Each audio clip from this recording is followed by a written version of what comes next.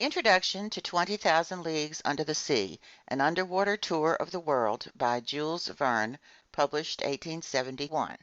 This recording is the English translation by Frederick P. Walter, published 1991, containing the unabridged text from the original French and offered up into the public domain.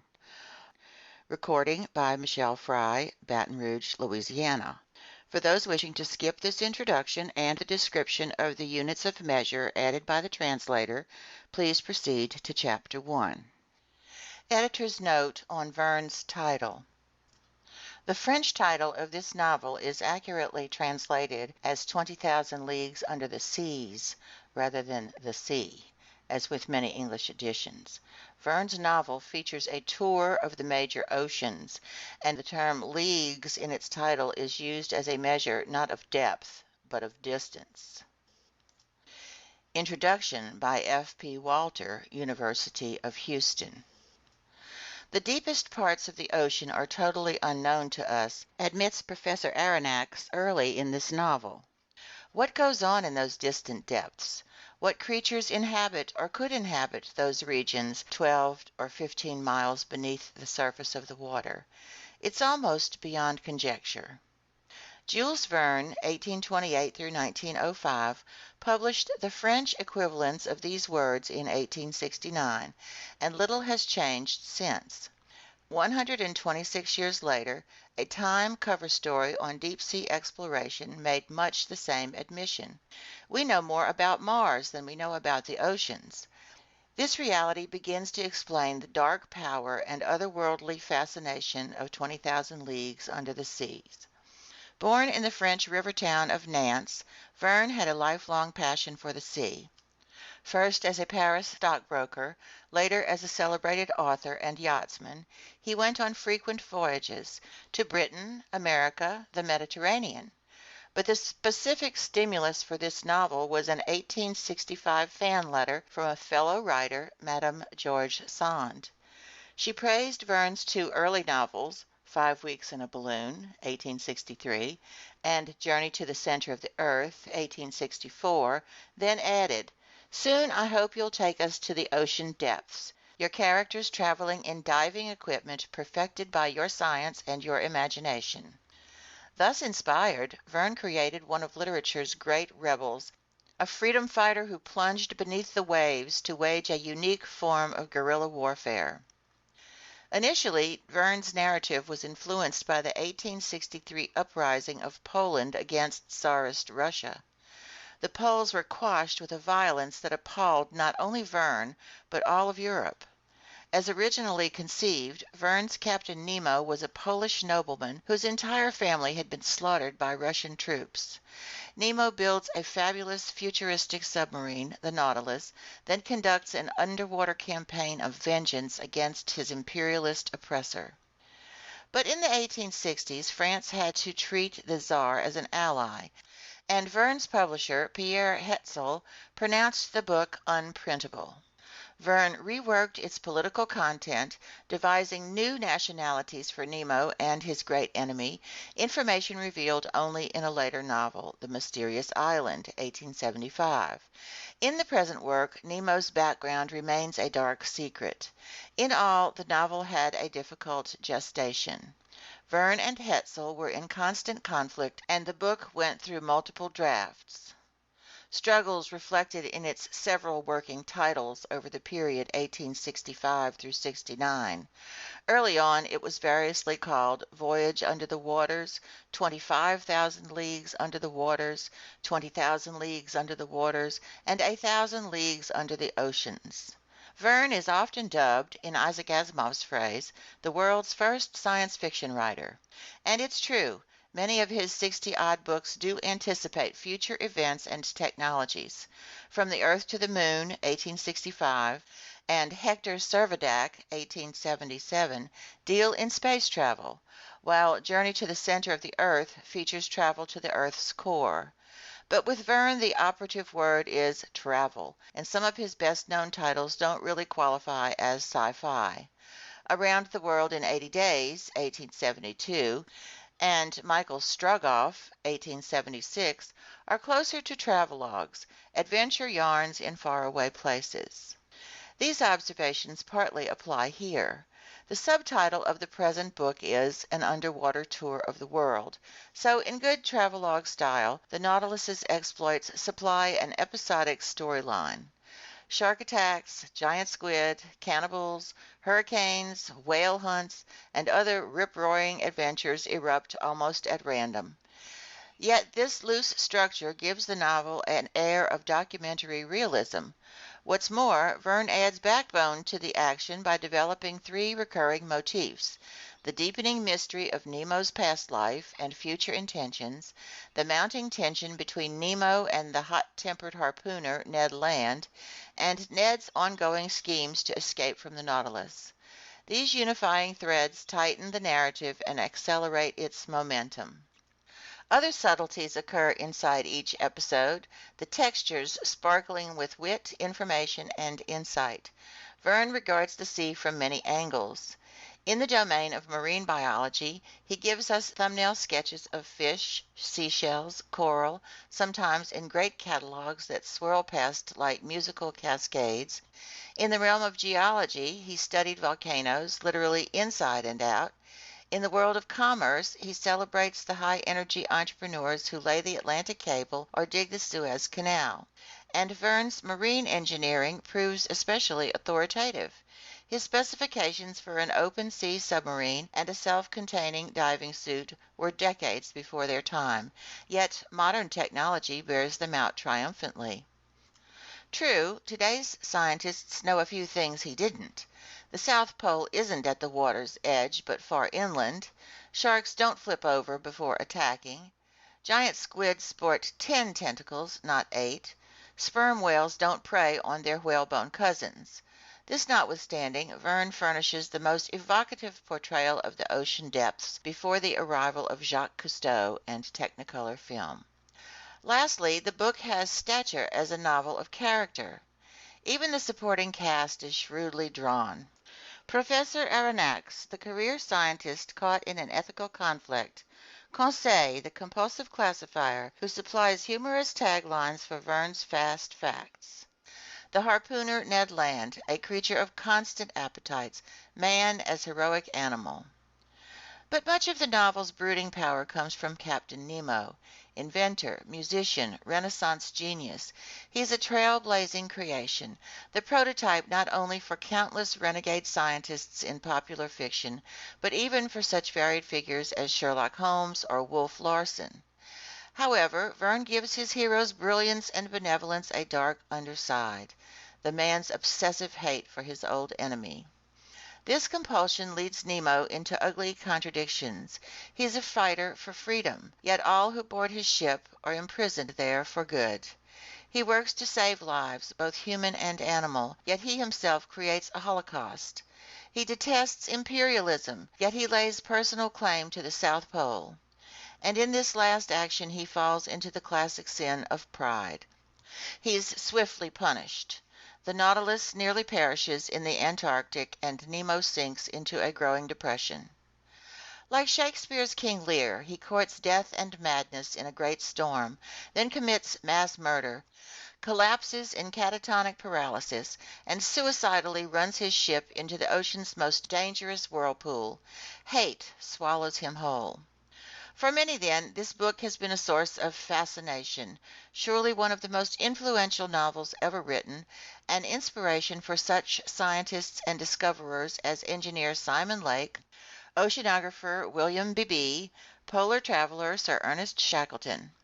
Likewise, Dr. Robert D. Ballard, finder of the sunken Titanic, confesses that this was his favorite book as a teenager, and Cousteau himself, most renowned of marine explorers, called it his shipboard Bible. The present translation is a faithful yet communicative rendering of the original French texts, published in Paris by J. Hetzel Assis. The hardcover first edition issued in the autumn of 1871, collated with the soft-cover editions of the first and second parts, issued separately in the autumn of 1869 and the summer of 1870. Although prior English versions have often been heavily abridged, this new translation is complete to the smallest substantive detail.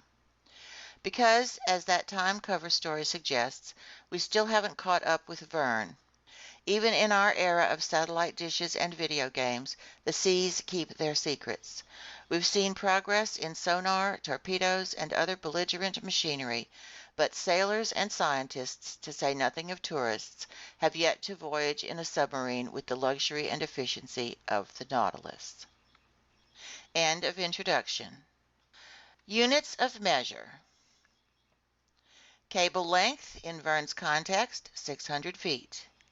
Centigrade, 0 degrees centigrade equals freezing water. 37 degrees centigrade equals human body temperature. 100 degrees centigrade equals boiling water. Fathom, 6 feet. Gram, roughly 1/28th of an ounce. Milligram, roughly 1/28,000th of an ounce. Kilogram, or kilo, roughly 2.2 pounds. Hectare, roughly 2.5 acres. Knot, 1.15 miles per hour. League, in Verne's context, 2.16 miles. Liter, roughly 1 quart. Meter, roughly 1 yard 3 inches. Millimeter, roughly 1/25th of an inch. Centimeter, roughly 2/5 of an inch. Decimeter, roughly 4 inches. Kilometer, roughly 6/10 of a mile. Myriameter, roughly 6.2 miles. Ton, metric, roughly 2,200 pounds. End of units of measure. End of section.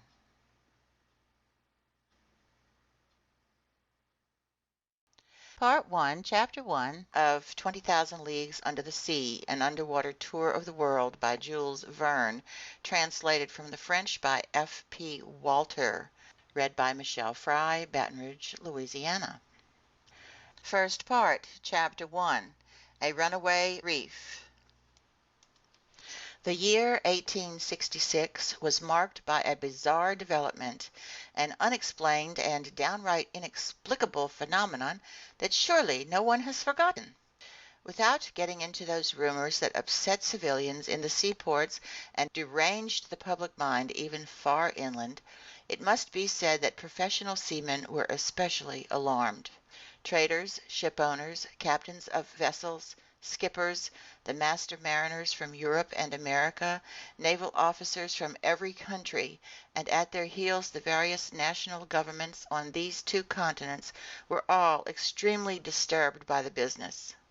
In essence, over a period of time, several ships had encountered an enormous thing at sea, a long, spindle-shaped object, sometimes giving off a phosphorescent glow, infinitely bigger and faster than any whale. The relevant data on this apparition, as recorded in various logbooks, agreed pretty closely as to the structure of the object or creature in question, its unprecedented speed of movement, its startling locomotive power, and the unique vitality with which it seemed to be gifted. If it was cetacean, it exceeded in bulk any whale previously classified by science.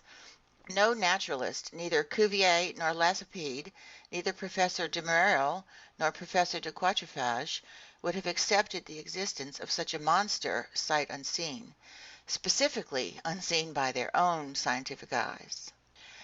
Striking an average of observations taken at different times, rejecting those timid estimates that gave the object a length of 200 feet, and ignoring those exaggerated views that saw it as a mile wide and 3 long, you could still assert that this phenomenal creature greatly exceeded the dimensions of anything then known to ichthyologists, if it existed at all. Now then, it did exist, this was an undeniable fact. And since the human mind dotes on objects of wonder, you can understand the worldwide excitement caused by this unearthly apparition. As for relegating it to the realm of fiction, that charge had to be dropped. In essence, on July 20th, 1866, the steamer Governor Higginson from the Calcutta and Bernash Steam Navigation Company encountered this moving mass 5 miles off the eastern shores of Australia. Captain Baker at first thought he was in the presence of an unknown reef. He was even about to fix its exact location, when two waterspouts shot out of this inexplicable object and sprang hissing into the air some 150 feet. So, unless this reef was subject to the intermittent eruptions of a geyser, the Governor Higginson had fair and honest dealings with some aquatic mammal, until then unknown, that could spurt from its blowholes waterspouts mixed with air and steam. Similar events were likewise observed in Pacific seas on July 23rd of the same year by the Christopher Columbus from the West India and Pacific Steam Navigation Company. Consequently, this extraordinary cetacean could transfer itself from one locality to another with startling swiftness, since within an interval of just 3 days, the Governor Higginson and the Christopher Columbus had observed it at two positions on the charts separated by a distance of more than 700 nautical leagues.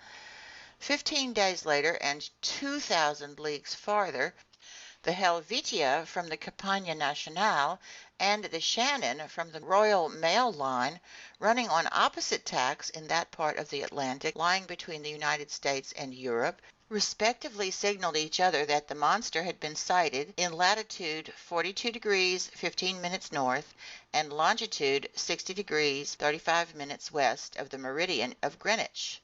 From their simultaneous observations, they were able to estimate the mammal's minimum length at more than 350 English feet. Author's note, about 106 meters. This was because both the Shannon and the Helvetia were of smaller dimensions, although each measured 100 meters stem to stern. Now then, the biggest whales, those rorqual whales that frequent the waterways of the Aleutian Islands, have never exceeded a length of 56 meters, if they reach even that. One after another, reports arrived that would profoundly affect public opinion. New observations taken by the transatlantic liner Perrier, the Inman line's Etna running afoul of the monster, an official report drawn up by officers on the French frigate Normandy, dead earnest reckonings obtained by the General Staff of Commodore Fitz-James aboard the Lord Clyde.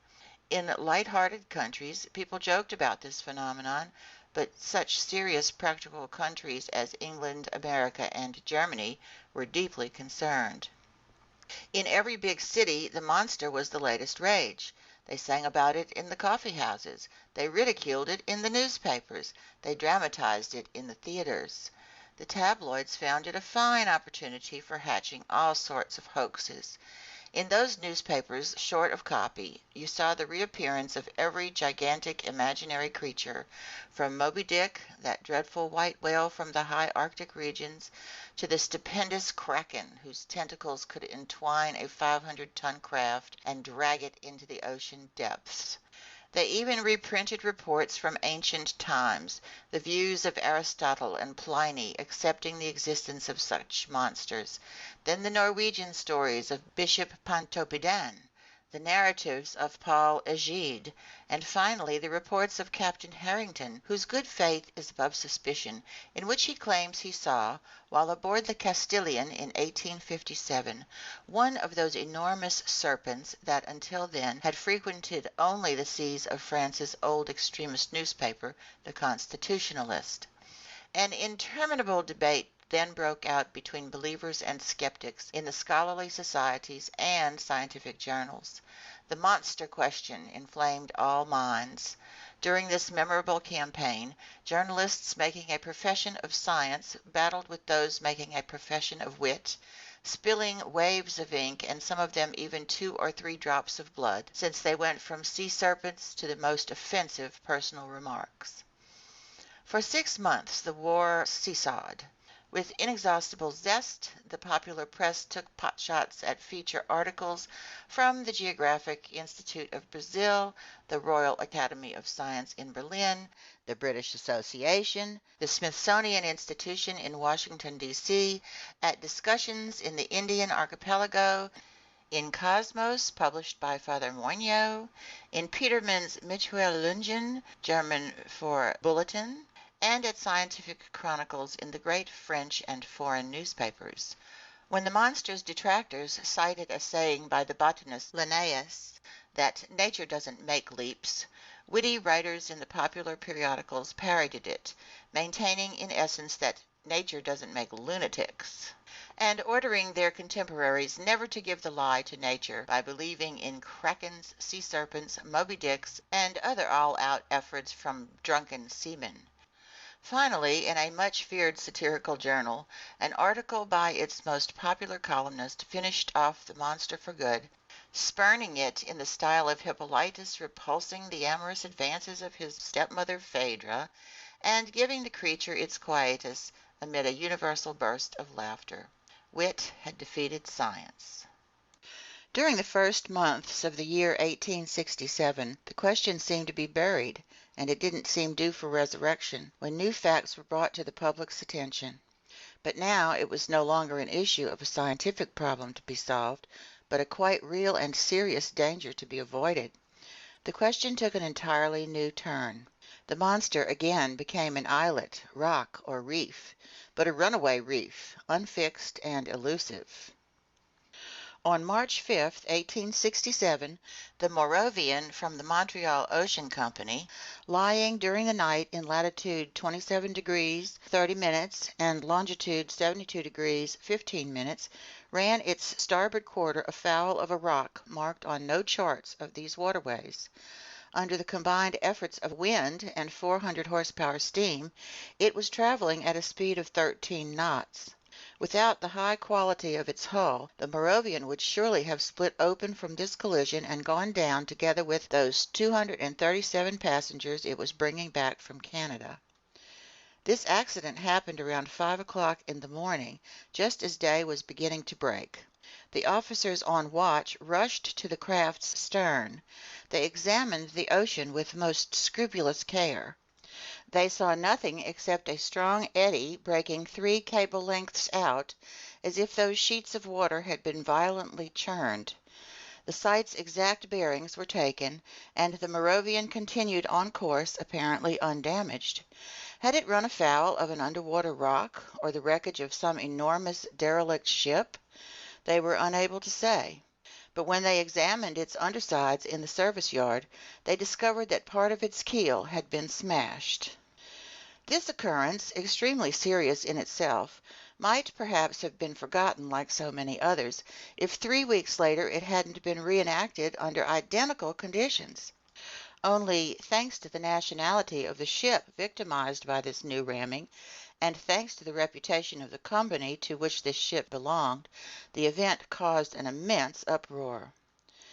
No one is unaware of the name of that famous English shipowner, Cunard.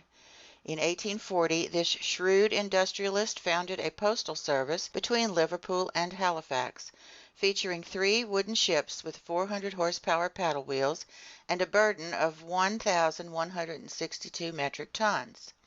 8 years later, the company's assets were increased by 4 650 horsepower ships at 1,820 metric tons, and in 2 more years by 2 other vessels of still greater power and tonnage.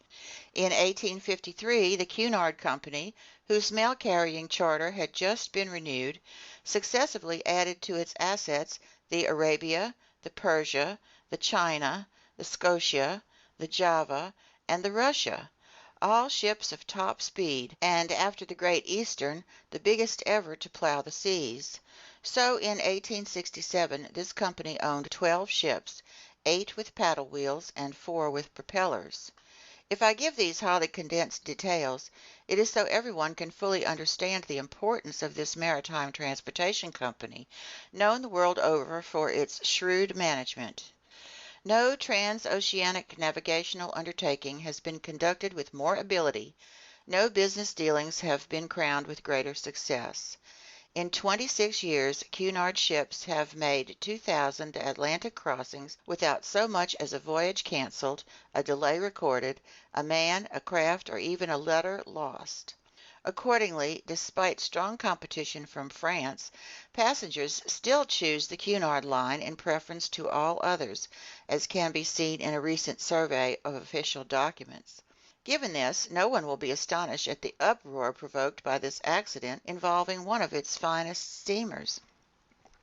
On April 13, 1867, with a smooth sea and moderate breeze, the Scotia lay in longitude 15 degrees 12 minutes and latitude 45 degrees 37 minutes. It was traveling at a speed of 13.43 knots under the thrust of its 1,000-horsepower engines. Its paddle wheels were churning the sea with perfect steadiness. It was then drawing 6.7 meters of water and displacing 6,624 cubic meters. At 4:17 in the afternoon, during a high tea for passengers gathered in the main lounge, a collision occurred, scarcely noticeable on the whole, affecting the Scotia's hull in that quarter a little astern of its port paddle wheel. The Scotia hadn't run afoul of something, it had been fouled, and by a cutting or perforating instrument rather than a blunt one. This encounter seemed so minor that nobody on board would have been disturbed by it had it not been for the shouts of crewmen in the hold, who climbed on deck yelling, "We're sinking! We're sinking!" At first the passengers were quite frightened, but Captain Anderson hastened to reassure them. In fact, there could be no immediate danger. Divided into 7 compartments by watertight bulkheads, the Scotia could brave any leak with impunity. Captain Anderson immediately made his way into the hold. He discovered that the 5th compartment had been invaded by the sea, and the speed of this invasion proved that the leak was considerable. Fortunately, this compartment didn't contain the boilers, because their furnaces would have been abruptly extinguished. Captain Anderson called an immediate halt, and one of his sailors dived down to assess the damage. Within moments they had located a hole 2 meters in width on the steamer's underside. Such a leak could not be patched, and with its paddle wheels half swamped, the Scotia had no choice but to continue its voyage. By then it lay 300 miles from Cape Clear, and after 3 days of delay that filled Liverpool with acute anxiety, it entered the company docks. The engineers then proceeded to inspect the Scotia, which had been put in dry dock. They couldn't believe their eyes. 2½ meters below its waterline there gaped a symmetrical gash in the shape of an isosceles triangle. This breach in the sheet iron was so perfectly formed, no punch could have done a cleaner job of it. Consequently, it must have been produced by a perforating tool of uncommon toughness. Plus, after being launched with prodigious power and then piercing 4 centimeters of sheet iron, this tool had needed to withdraw itself by a backward motion truly inexplicable. This was the last straw, and it resulted in arousing public passions all over again. Indeed, from this moment on, any maritime casualty without an established cause was charged to the monster's account. This outrageous animal had to shoulder responsibility for all derelict vessels, whose numbers are unfortunately considerable, since out of those 3,000 ships whose losses are recorded annually at the Marine Insurance Bureau, the figure for steam or sailing ships supposedly lost with all hands, in the absence of any news, amounts to at least 200. Now then, justly or unjustly, it was the monster who stood accused of their disappearance, and since, thanks to it, travel between the various continents had become more and more dangerous, the public spoke up and demanded straight out that at all cost the seas be purged of this fearsome cetacean. End of Chapter 1.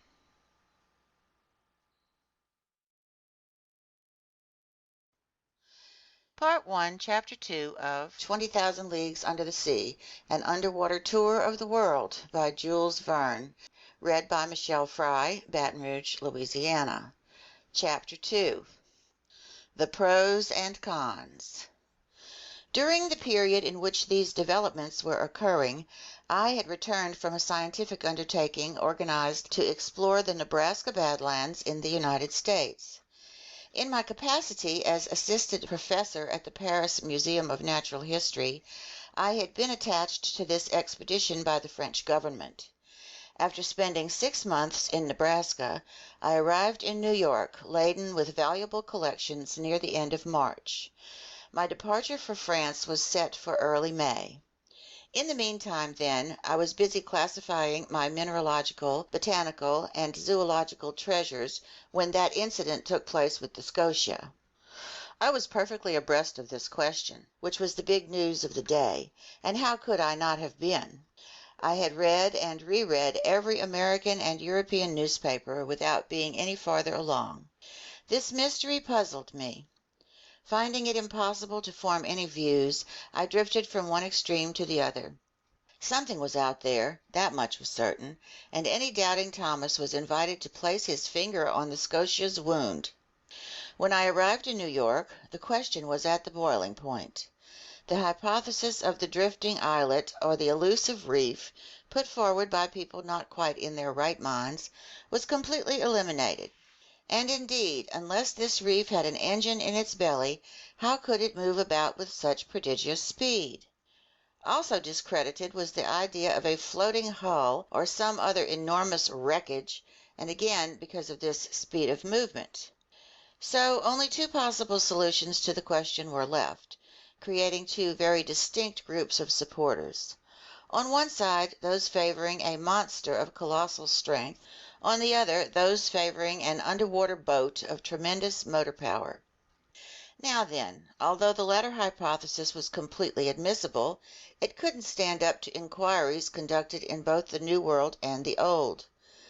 That a private individual had such a mechanism at his disposal was less than probable. Where and when had he built it, and how could he have built it in secret? Only some government could own such an engine of destruction, and in these disaster-filled times, when men taxed their ingenuity to build increasingly powerful aggressive weapons, it was possible that, unknown to the rest of the world, some nation could have been testing such a fearsome machine. The Chesapeake rifle led to the torpedo, and the torpedo has led to this underwater battering ram, which in turn will lead to the world putting its foot down. At least I hope it will. But this hypothesis of a war machine collapsed in the face of formal denials from the various governments. Since the public interest was at stake and transoceanic travel was suffering, the sincerity of these governments could not be doubted. Besides, how could the assembly of this underwater boat have escaped public notice?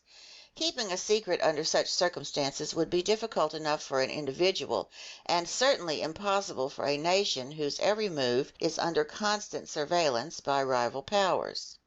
So, after inquiries conducted in England, France, Russia, Prussia, Spain, Italy, America, and even Turkey, the hypothesis of an underwater monitor was ultimately rejected. And so the monster surfaced again, despite the endless witticisms heaped on it by the popular press, and the human imagination soon got caught up in the most ridiculous ichthyological fantasies. After I arrived in New York, several people did me the honor of consulting me on the phenomenon in question. In France I had published a 2-volume work, in quarto, entitled The Mysteries of the Great Ocean Depths. Well received in scholarly circles, this book had established me as a specialist in this pretty obscure field of natural history. My views were in demand. As long as I could deny the reality of the business, I confined myself to a flat no comment. But soon, pinned to the wall, I had to explain myself straight out, and in this vein the Honorable Pierre Aronnax, professor at the Paris Museum, was summoned by the New York Herald to formulate his views no matter what. I complied. Since I could no longer hold my tongue, I let it wag. I discussed the question in its every aspect, both political and scientific, and this is an excerpt from the well-padded article I published in the issue of April 30th. Therefore, I wrote, after examining these different hypotheses one by one, we are forced, every other supposition having been refuted, to accept the existence of an extremely powerful marine animal. The deepest parts of the ocean are totally unknown to us. No soundings have been able to reach them. What goes on in those distant depths? What creatures inhabit or could inhabit those regions 12 or 15 miles beneath the surface of the water? What is the constitution of these animals? It's almost beyond conjecture. However, the solution to this problem submitted to me can take the form of a choice between two alternatives. Either we know every variety of creature populating our planet, or we do not. If we do not know every one of them, if nature still keeps ichthyological secrets from us, nothing is more admissible than to accept the existence of fish or cetaceans of new species or even new genera, animals with basically cast-iron constitution that inhabit strata beyond the reach of our soundings, and which some development or other, an urge or whim if you prefer, can bring to the upper level of the ocean for long intervals. If, on the other hand, we do know every living species, we must look for the animal in question among those marine creatures already catalogued, and in this event I would be inclined to accept the existence of a giant narwhal. The common narwhal, or sea unicorn, often reaches a length of 60 feet. Increase its dimensions 5-fold or even 10-fold, then give this cetacean a strength in proportion to its size, while enlarging its offensive weapons, and you have the animal we are looking for. It would have the proportions determined by the officers of the Shannon, the instrument needed to perforate the Scotia, and the power to pierce a steamer's hull. In essence, the narwhal is armed with a sort of ivory sword, or lance, as certain naturalists have expressed it. It's a king-sized tooth as hard as steel. Some of these teeth have been found buried in the bodies of baleen whales, which the narwhal attacks with invariable success. Others have been wrenched, not without difficulty, from the undersides of vessels that narwhals have pierced clean through, as a gimlet pierces a wine barrel. The museum at the Faculty of Medicine in Paris owns one of these tusks with a length of 2.25 meters and a width at its base of 48 centimeters. All right, then. Imagine this weapon to be 10 times stronger and the animal 10 times more powerful. Launch it at a speed of 20 miles per hour, multiply its mass times its velocity, and you get just the collision we need to cause the specified catastrophe. So, until information becomes more abundant, I plumb for the sea unicorn of colossal dimensions, no longer armed with a mere lance, but with an actual spur, like ironclad frigates or those warships called rams, whose mass and motor power it would possess simultaneously. This inexplicable phenomenon is thus explained away, unless it's something else entirely, which, despite everything that has been cited, studied, explored, and experienced, is still possible. These last words were cowardly of me, but as far as I could, I wanted to protect my professorial dignity and not lay myself open to laughter from the Americans, who, when they do laugh, laugh raucously. I had left myself a loophole, yet deep down I had accepted the existence of the monster. My article was hotly debated, causing a fine old uproar. It rallied a number of supporters. Moreover, the solution it proposed allowed for free play of the imagination. The human mind enjoys impressive visions of unearthly creatures. Now then, the sea is precisely their best medium, the only setting suitable for the breeding and growing of such giants, next to which such land animals as elephants or rhinoceroses are mere dwarfs. The liquid masses support the largest known species of mammals, and perhaps conceal mollusks of incomparable size or crustaceans too frightful to contemplate, such as 100-meter lobsters or crabs weighing 200 metric tons. Why not? Formerly, in prehistoric days, land animals, quadrupeds, apes, reptiles, birds, were built on a gigantic scale. Our Creator cast them using a colossal mold that time has gradually made smaller. With its untold depths, couldn't the sea keep alive such huge specimens of life from another age, this sea that never changes while the land masses undergo almost continuous alteration? Couldn't the heart of the ocean hide the last remaining varieties of these titanic species, for whom years are centuries, and centuries millennia? But I mustn't let these fantasies run away with me. Enough of these fairy tales that time has changed for me into harsh realities. I repeat, opinion had crystallized as to the nature of this phenomenon, and the public accepted without argument the existence of a prodigious creature that had nothing in common with the fabled sea serpent. Yet, if some saw it purely as a scientific problem to be solved, more practical people, especially in America and England, were determined to purge the ocean of this daunting monster to ensure the safety of transoceanic travel. The industrial and commercial newspapers dealt with the question chiefly from this viewpoint. The Shipping and Mercantile Gazette, the Lloyd's List, France's Packet Boat, and Maritime and Colonial Review, all the rags devoted to insurance companies who threatened to raise their premium rates, were unanimous on this point. Public opinion being pronounced, the states of the Union were the first in the field. In New York, preparations were underway for an expedition designed to chase this narwhal. A high-speed frigate, the Abraham Lincoln, was fitted out for putting to sea as soon as possible. The naval arsenals were unlocked for Commander Farragut, who pressed energetically forward with the arming of his frigate. But, as it always happens, just when a decision had been made to chase the monster put in no further appearances. For 2 months nobody heard a word about it. Not a single ship encountered it. Apparently the Unicorn had gotten wise to these plots being woven around it. People were constantly babbling about the creature, even via the Atlantic cable. Accordingly, the wags claimed that this slippery rascal had waylaid some passing telegram and was making the most of it. So the frigate was equipped for a far-off voyage and armed with fearsome fishing gear, but nobody knew where to steer it. And impatience grew until on June the 2nd, word came that the Tampico, a steamer on the San Francisco line sailing from California to Shanghai, had sighted the animal again, 3 weeks before in the northerly seas of the Pacific. This news caused intense excitement. Not even a 24-hour breather was granted to Commander Farragut. His provisions were loaded on board. His coal bunkers were overflowing. Not a crewman was missing from his post. To cast off, he needed only to fire and stoke his furnaces. Half a day's delay would have been unforgivable. But Commander Farragut wanted nothing more than to go forth. I received a letter 3 hours before the Abraham Lincoln left its Brooklyn pier. The letter read as follows. Pierre Aronnax, Professor at the Paris Museum, Fifth Avenue Hotel, New York. Sir, if you would like to join the expedition on the Abraham Lincoln, the government of the Union will be pleased to regard you as France's representative in this undertaking. Commander Farragut has a cabin at your disposal.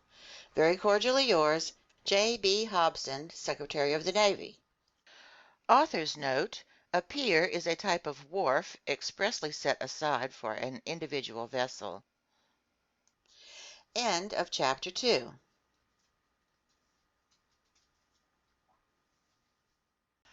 Part 1, Chapter 3 of 20,000 Leagues Under the Sea, An Underwater Tour of the World, by Jules Verne.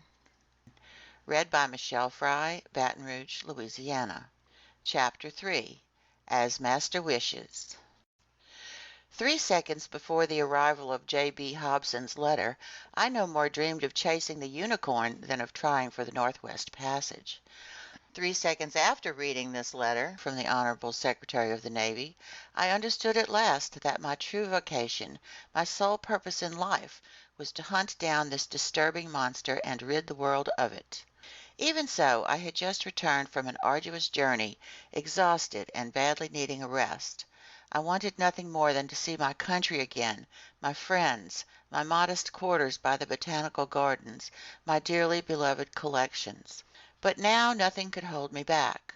I forgot everything else, and without another thought of exhaustion, friends, or collections, I accepted the American government's offer. Besides, I mused, all roads lead home to Europe, and our Unicorn may be gracious enough to take me toward the coast of France. That fine animal may even let itself be captured in European seas as a personal favor to me, and I'll bring back to the Museum of Natural History at least half a meter of its ivory lance. But in the meantime I would have to look for this narwhal in the northern Pacific Ocean, which meant returning to France by way of the Antipodes. "Conseil!" I called in an impatient voice.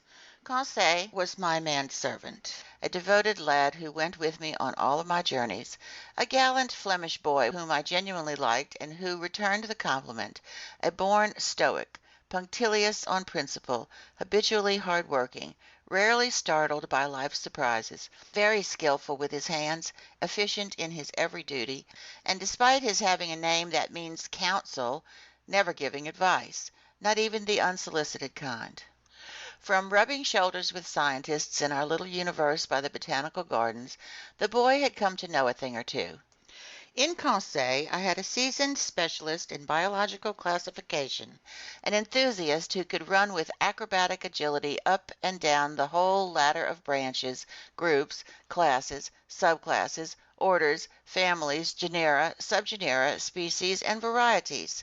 But there his science came to a halt. Classifying was everything to him, so he knew nothing else. Well versed in the theory of classification, he was poorly versed in its practical application, and I doubt that he could tell a sperm whale from a baleen whale. And yet, what a fine, gallant lad.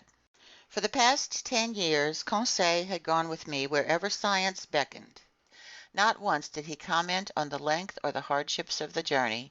Never did he object to buckling up his suitcase for any country whatever, China or the Congo, no matter how far off it was.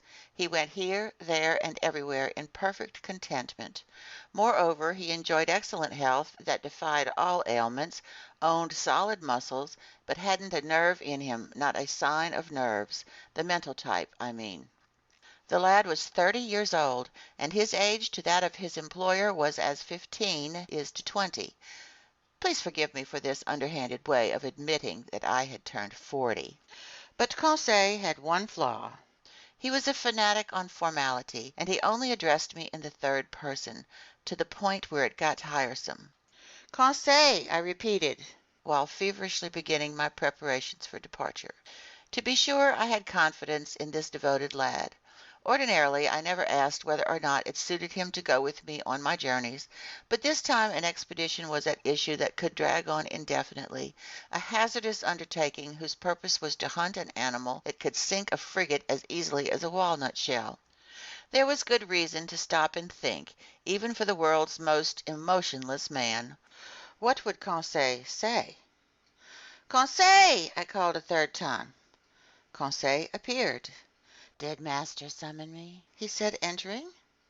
"Yes, my boy. Get my things ready. Get yours ready. We're departing in 2 hours." "As master wishes," Conseil replied serenely. "We haven't a moment to lose. Pack as much into my trunk as you can. My traveling kit, my suits, shirts, and socks. Don't bother counting. Just squeeze it all in. And hurry." "What about master's collections?" Conseil ventured to observe. "We'll deal with them later." "What? The Archaeotherium, Hyracotherium, Oreodonts, Cheiriopotamus, and master's other fossil skeletons?" "The hotel will keep them for us." "What about master's live Barbarossa?" "They'll feed it during our absence. Anyhow, we'll leave instructions to ship the whole menagerie to France." "Then we aren't returning to Paris?" Conseil asked. "Yes, we are, certainly," I replied evasively, "but after we make a detour." "Whatever detour master wishes." "Oh, it's nothing really. A route slightly less direct, that's all. We're leaving on the Abraham Lincoln." "As master thinks best," Conseil replied placidly. "You see, my friend, it's an issue of the monster, the notorious narwhal. We're going to rid the seas of it. The author of a 2-volume work in quarto on the mysteries of the great ocean depths has no excuse for not setting sail with Commander Farragut. It's a glorious mission, but also a dangerous one. We don't know where it will take us. These beasts can be quite unpredictable. But we're going just the same. We have a commander who's game for anything." "What master does, I'll do," Conseil replied. "But think it over, because I don't want to hide anything from you. This is one of those voyages from which people don't always come back." "As master wishes." A quarter of an hour later our trunks were ready. Conseil did them in a flash, and I was sure the lad hadn't missed a thing, because he classified shirts and suits as expertly as birds and mammals. The hotel elevator dropped us off in the main vestibule on the mezzanine. I went down a short stair leading to the ground floor. I settled my bill at that huge counter that was always under siege by a considerable crowd. I left instructions for shipping my containers of stuffed animals and dried plants to Paris, France. I opened a line of credit sufficient to cover the Barbarossa, and Conseil at my heels, I jumped into a carriage. For a fare of 20 francs, the vehicle went down Broadway to Union Square, took Fourth Avenue to its junction with Bowery Street, turned into Catherine Street, and halted at Pier 34.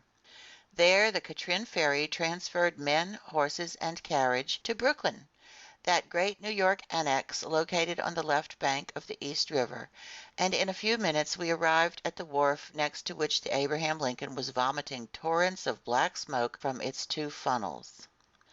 Our baggage was immediately carried to the deck of the frigate. I rushed aboard. I asked for Commander Farragut.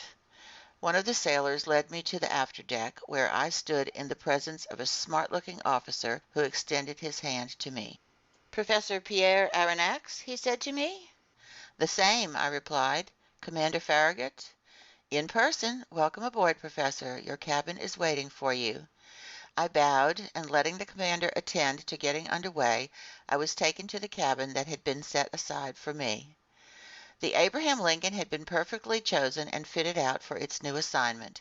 It was a high-speed frigate, furnished with superheating equipment that allowed the tension of its steam to build to 7 atmospheres. Under this pressure, the Abraham Lincoln reached an average speed of 18.3 miles per hour, a considerable speed, but still not enough to cope with our gigantic cetacean. The frigate's interior accommodations complemented its nautical virtues. I was well satisfied with my cabin, which was located in the stern and opened into the officers' mess. "We'll be quite comfortable here," I told Conseil. "With all due respect to master," Conseil replied, "as comfortable as a hermit crab inside the shell of a whelk." I left Conseil to the proper stowing of our luggage and climbed on deck to watch the preparations for getting under way.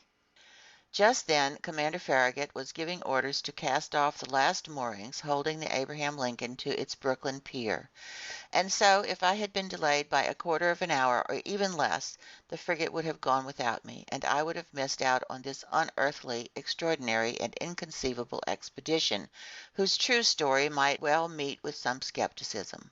But Commander Farragut did not want to waste a single day or even a single hour in making for those seas where the animal had just been sighted. He summoned his engineer. "Are we up to pressure?" he asked the man. "Aye, sir," the engineer replied. "Go ahead, then," Commander Farragut called. At this order, which was relayed to the engine by means of a compressed air device, the mechanics activated the startup wheel. Steam rushed whistling into the gaping valves. Long horizontal pistons groaned and pushed the tie rods of the drive shaft. The blades of the propeller churned the waves with increasing speed, and the Abraham Lincoln moved out majestically amid a spectator-laden escort of some 100 ferries and tenders. Author's note: tenders are small steamboats that assist the big liners. The wharves of Brooklyn and every part of New York bordering the East River were crowded with curiosity seekers. Departing from 500,000 throats, 3 cheers burst forth in succession. Thousands of handkerchiefs were waving above these tightly packed masses, hailing the Abraham Lincoln until it reached the waters of the Hudson River at the tip of the long peninsula that forms New York City. The frigate then went along the New Jersey coast, the wonderful right bank of this river, all loaded down with country homes, and passed by the forts to salutes from their biggest cannons. The Abraham Lincoln replied by 3 times lowering and hoisting the American flag, whose 39 stars gleamed from the gaff of the mizzen sail. Then changing speed to take the buoy-marked channel that curved into the inner bay, formed by the spit of Sandy Hook, it hugged this sand-covered strip of land where thousands of spectators acclaimed us one more time. The escort of boats and tenders still followed the frigate and only left us when we came abreast of the lightship, whose 2 signal lights marked the entrance of the Narrows to Upper New York Bay. 3 o'clock then sounded. The harbor pilot went down in his dinghy and rejoined a little schooner waiting for him to leeward. The furnaces were stoked, The propeller churned the waves more swiftly, the frigate skirted the flat, yellow coast of Long Island, and at 8 o'clock in the evening, after the lights of Fire Island had vanished into the northwest, we ran at full steam onto the dark waters of the Atlantic. End of chapter 3.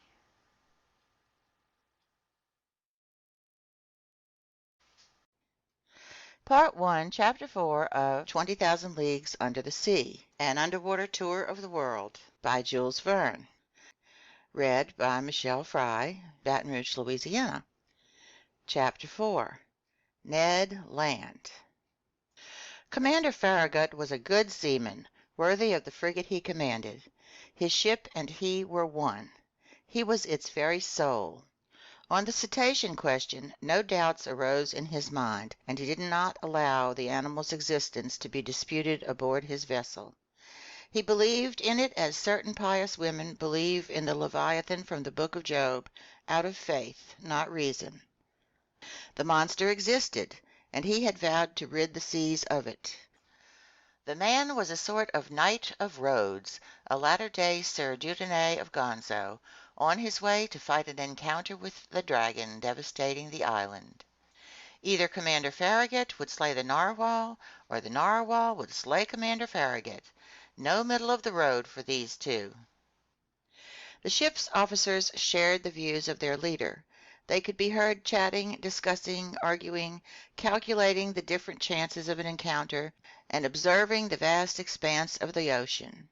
Voluntary watches from the cross trees of the top-gallant sail were self-imposed by more than one who would have cursed such toil under any other circumstances. As often as the sun swept over its daily arc, the masts were populated with sailors whose feet itched and couldn't hold still on the planking of the deck below, and the Abraham Lincoln's stem-post hadn't even cut the suspected waters of the Pacific. As for the crew, they only wanted to encounter the unicorn, harpoon it, haul it on board, and carve it up. They surveyed the sea with scrupulous care.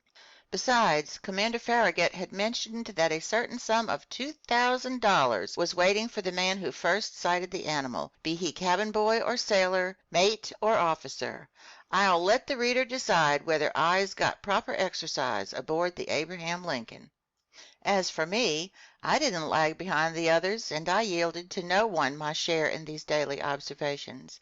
Our frigate would have had 50 good reasons for renaming itself the Argus, after that mythological beast with 100 eyes. The lone rebel among us was Conseil, who seemed utterly uninterested in the question exciting us, and was out of step with the general enthusiasm on board. As I said, Commander Farragut had carefully equipped his ship with all the gear needed to fish for the gigantic cetacean.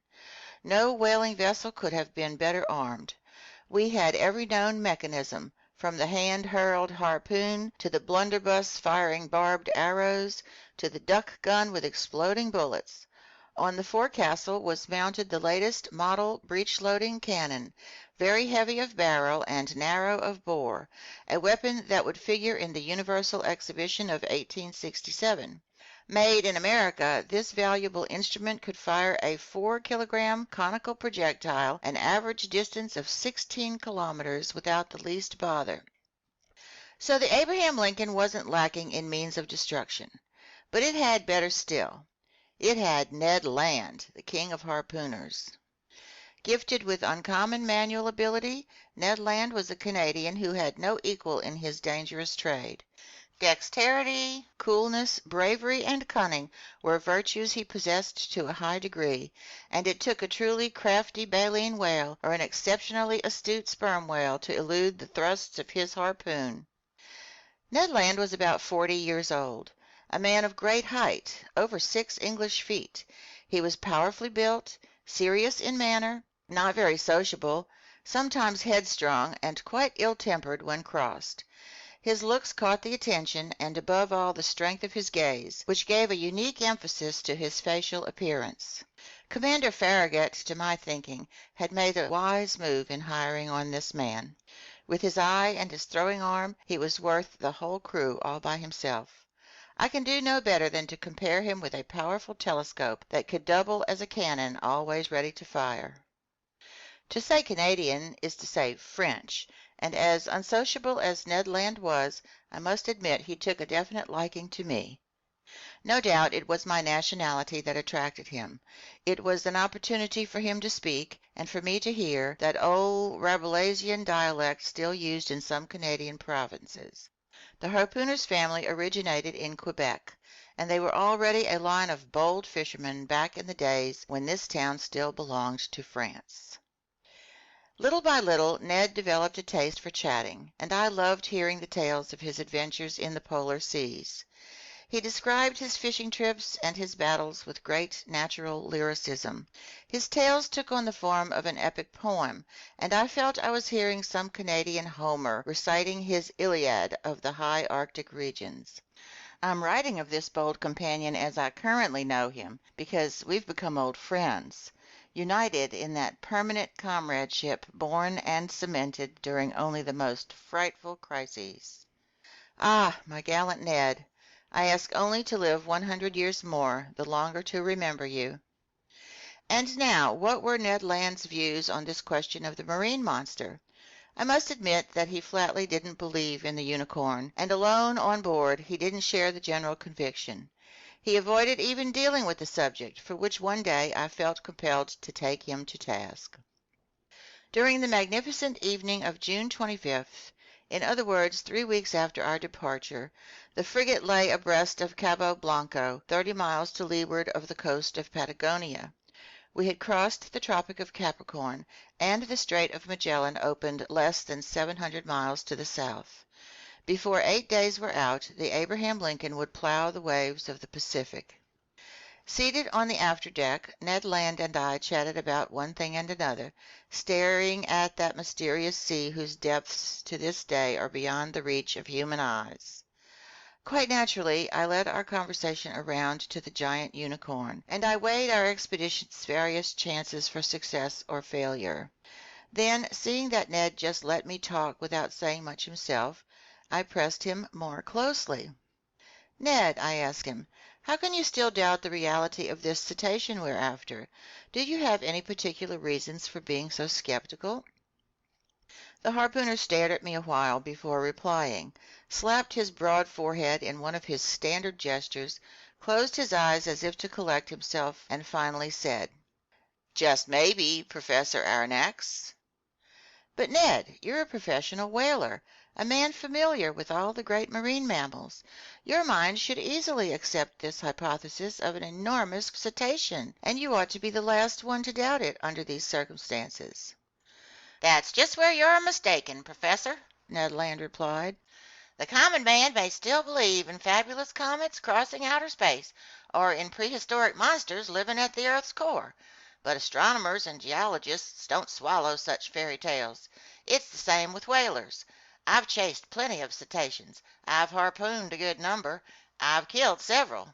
But no matter how powerful and well armed they were, neither their tails or their tusks could puncture the sheet iron plates of a steamer." "Even so, Ned, people mention vessels that narwhal tusks have run clean through."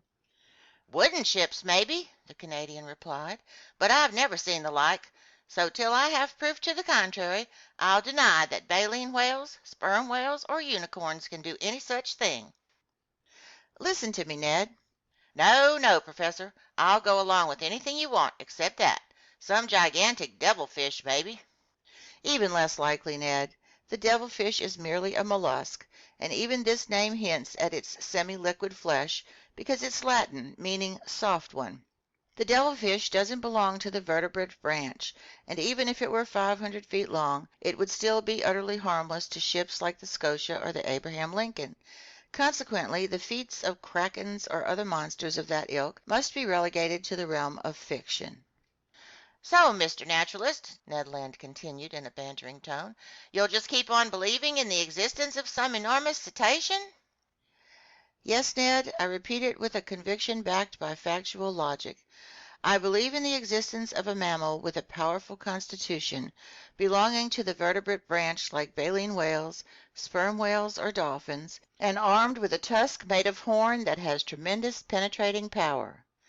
Huh, the harpooner put in, shaking his head with an attitude of a man who doesn't want to be convinced. Note well, my fine Canadian, I went on, if such an animal exists, if it lives deep in the ocean, if it frequents the liquid strata located miles beneath the surface of the water, it needs to have a constitution so solid it defies all comparison. And why this powerful constitution? Ned asked. Because it takes incalculable strength just to live in those deep strata and withstand their pressure. Oh, really? Ned said, tipping me a wink. Oh, really, and I can prove it to you with a few simple figures. Bosh, Ned replied. You can make figures do anything you want. In business, Ned, but not in mathematics. Listen to me. Let's accept that the pressure of one atmosphere is represented by the pressure of a column of water 32 feet high. In reality, such a column of water wouldn't be quite so high because here we're dealing with salt water, which is denser than fresh water. Well then, when you dive under the waves, Ned, for every 32 feet of water above you, your body is tolerating the pressure of one more atmosphere. In other words, 1 more kilogram per each square centimeter on your body's surface. So it follows that at 320 feet down, this pressure is equal to 10 atmospheres, to 100 atmospheres at 3,200 feet, and to 1,000 atmospheres at 32,000 feet. That is, at about 2.5 vertical leagues down, which is tantamount to saying that if you could reach such a depth in the ocean, each square centimeter on your body's surface would be experiencing 1,000 kilograms of pressure. Now, my gallant Ned, do you know how many square centimeters you have on your bodily surface? I haven't the foggiest notion, Professor Aronnax. About 17,000. As many as that? Yes, and since the atmosphere's pressure actually weighs slightly more than 1 kilogram per square centimeter, your 17,000 square centimeters are tolerating 17,568 kilograms at this very moment. Without my noticing it? Without your noticing it. And if you aren't crushed by so much pressure, it's because the air penetrates the interior of your body with equal pressure. When the inside and outside pressures are in perfect balance, they neutralize each other and allow you to tolerate them without discomfort. But in the water, it's another story. Yes, I see, Ned replied, growing more interested, because the water surrounds me but doesn't penetrate me. Precisely, Ned. So at 32 feet beneath the surface of the sea, you'll undergo a pressure of 17,568 kilograms. At 320 feet, or 10 times greater pressure, it's 175,680 kilograms. At 3,200 feet, or 100 times greater pressure, it's 1,756,800 kilograms. Finally, at 32,000 feet, or 1,000 times greater pressure, it's 17,568,000 kilograms. In other words, you'd be squashed as flat as if you'd just been yanked from between the plates of a hydraulic press. Fire and brimstone, Ned put in. All right then, my fine harpooner. If vertebrates several hundred meters long and proportionate in bulk live at such depths, their surface areas make up millions of square centimeters, and the pressure they undergo must be assessed in billions of kilograms. Calculate, then, how much resistance of bone structure and strength of constitution they'd need in order to withstand such pressures. They'd need to be manufactured, Ned Land replied, from sheet iron plates 8 inches thick, like ironclad frigates. Right, Ned. And then picture the damage such a mass could inflict if it were launched with the speed of an express train against a ship's hull. Yes, indeed. Maybe, the Canadian replied, staggered by these figures, but still not willing to give in. Well, have I convinced you? You've convinced me of one thing, Mr. Naturalist, that deep in the sea, such animals would need to be just as strong as you say, if they exist. But if they don't exist, my stubborn harpooner, how do you explain the accident that happened to the Scotia? It's maybe, Ned said, hesitating. Go on. Because it just couldn't be true, the Canadian replied, unconsciously echoing a famous catchphrase of the scientist Arago. But this reply proved nothing other than how bullheaded the harpooner could be. That day I pressed him no further. The Scotia's accident was undeniable. Its hole was real enough that it had to be plugged up, and I don't think a hole's existence can be more emphatically proven. Now then, this hole did not make itself, and since it hadn't resulted from underwater rocks or underwater machines, it must have been caused by the perforating tool of some animal. Now, for all the reasons put forward to this point, I believed that this animal was a member of the branch Vertebrata, class Mammalia, group Pisciforma, and finally order Cetacea. As for the family in which it would be placed, baleen whale, sperm whale, or dolphin, the genus to which it belonged, and the species in which it would find its proper home, these questions had to be left for later. To answer them called for dissecting this unknown monster. To dissect it called for catching it. To catch it called for harpooning it, which was Ned Land's business. To harpoon it called for sighting it, which was the crew's business, and to sight it called for encountering it, which was a chancy business. End of Part 1, Chapter 4.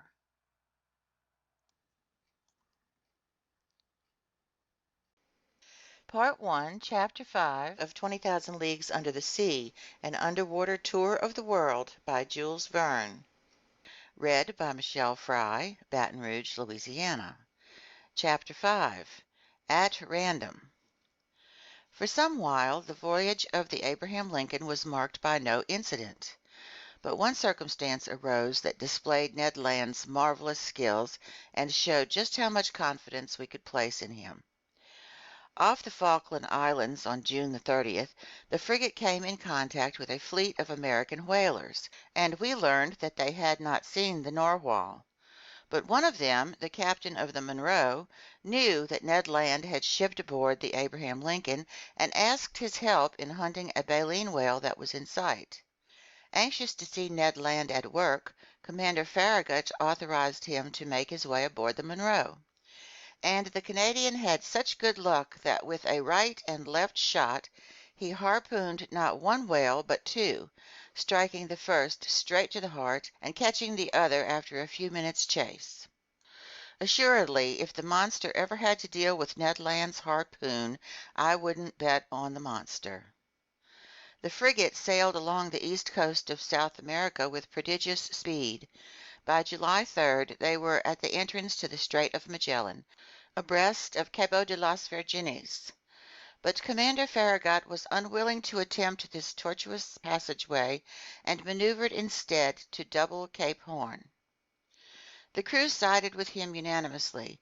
Indeed, were we likely to encounter the narwhal in such a cramped strait? Many of our sailors swore that the monster couldn't negotiate this passageway, simply because he is too big for it. Near 3 o'clock in the afternoon on July 6th, 15 miles south of shore, the Abraham Lincoln doubled that solitary islet at the tip of the South American continent, that stray rock Dutch seamen had named Cape Horn after their hometown of Hoorn. Our course was set for the northwest, and the next day our frigate's propeller finally churned the waters of the Pacific. "Open your eyes! Open your eyes!" repeated the sailors of the Abraham Lincoln, and they opened amazingly wide. Eyes and spyglasses, a bit dazzled, it is true, by the vista of $2,000, didn't remain at rest for an instant. Day and night we observed the surface of the ocean, and those with nyctalopic eyes, whose ability to see in the dark increased their chances by 50%, had an excellent shot at winning the prize. As for me, I was hardly drawn by the lure of money, and yet was far from the least attentive on board. Snatching only a few minutes for meals and a few hours for sleep, come rain or come shine, I no longer left the ship's deck. Sometimes bending over the forecastle railings, sometimes leaning against the stern rail, I eagerly scouted that cotton-colored wake that whitened the ocean as far as the eye could see. And how many times I shared the excitement of general staff and crew when some unpredictable whale lifted its blackish back above the waves. In an instant the frigate's deck would become densely populated. The cowls over the companionways would vomit a torrent of sailors and officers. With panting chests and anxious eyes, we each would eye the cetacean's movements. I stared. I stared until I nearly went blind from a worn-out retina, while Conseil, as stoic as ever, kept repeating to me in a calm tone, "If master's eyes would kindly stop bulging, master will see farther." But what a waste of energy! The Abraham Lincoln would change course and race after the animal sighted, only to find an ordinary baleen whale or a common sperm whale that soon disappeared amid a chorus of curses. However, the weather held good. Our voyage was proceeding under the most favorable conditions. By then it was the bad season in these southernmost regions, because July in this zone corresponds to our January in Europe, but the sea remained smooth and easily visible over the vast perimeter. Ned Land still kept up the most tenacious skepticism. Beyond his spells on watch, he pretended that he never even looked at the surface of the waves, at least while no whales were in sight. And yet the marvelous power of his vision could have performed yeoman service. But this stubborn Canadian spent 8 hours out of every 12 reading or sleeping in his cabin. 100 times I chided him for his unconcern. "Bah!" he replied. "Nothing's out there, Professor Aronnax, and if there is some animal, what chance would we have of spotting it? Can't you see we're just wandering around at random? People say they've sighted this slippery beast again in the Pacific high seas. I'm truly willing to believe it, but 2 months have already gone by since then, and judging by your narwhal's personality, it hates growing moldy from hanging out too long in the same waterways. It's blessed with a terrific gift for getting around. Now, Professor, you know even better than I that nature doesn't violate good sense, and she wouldn't give some naturally slow animal the ability to move swiftly if it hadn't a need to use that talent. So, if the beast does exist, it's already long gone." I had no reply to this. Obviously, we were just groping blindly, but how else could we go about it? All the same, our chances were automatically pretty limited. Yet everyone still felt confident of success, and not a sailor on board would have bet against the narwhal's appearing, and soon. On July 20th we cut the Tropic of Capricorn at longitude 105 degrees, and by the 27th of the same month we had cleared the equator on the 110th meridian. These bearings determined, the frigate took a more decisive westward heading, and tackled the seas of the Central Pacific. Commander Farragut felt, and with good reason, that it was best to stay in deep waters and keep his distance from continents or islands, whose neighborhoods the animal always seemed to avoid. No doubt, our boatswain said, because there isn't enough water for him. So the frigate kept well out when passing the Tuamotu, Marquesas, and Hawaiian Islands, then cut the Tropic of Cancer at longitude 132 degrees and headed for the seas of China. We were finally in the area of the monster's latest antics, and in all honesty, shipboard conditions became life-threatening. Hearts were pounding hideously, gearing up for futures full of incurable aneurysms. The entire crew suffered from a nervous excitement that is beyond me to describe. Nobody ate, nobody slept. 20 times a day some error in perception, or the optical illusions of some sailor perched in the crosstrees, would cause intolerable anguish, and this emotion, repeated 20 times over, kept us in a state of irritability so intense that a reaction was bound to follow.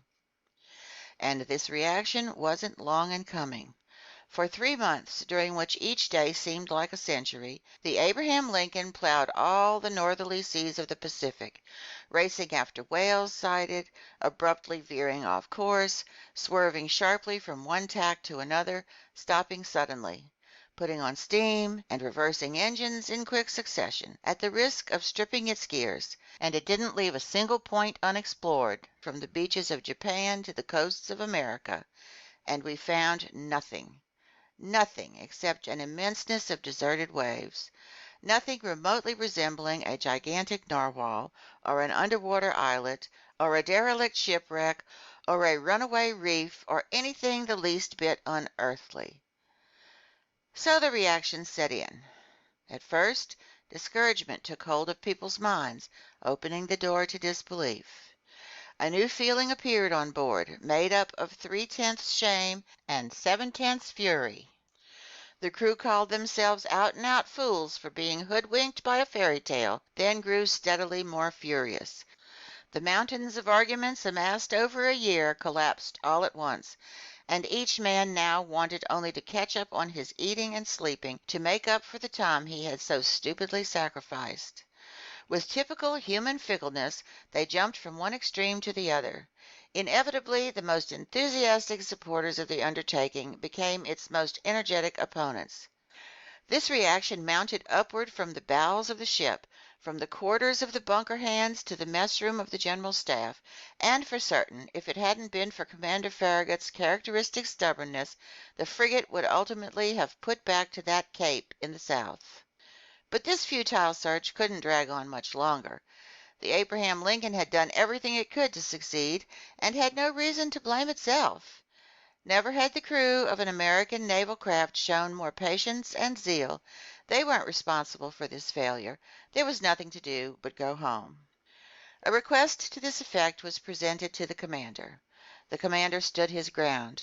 His sailors couldn't hide their discontent, and their work suffered because of it.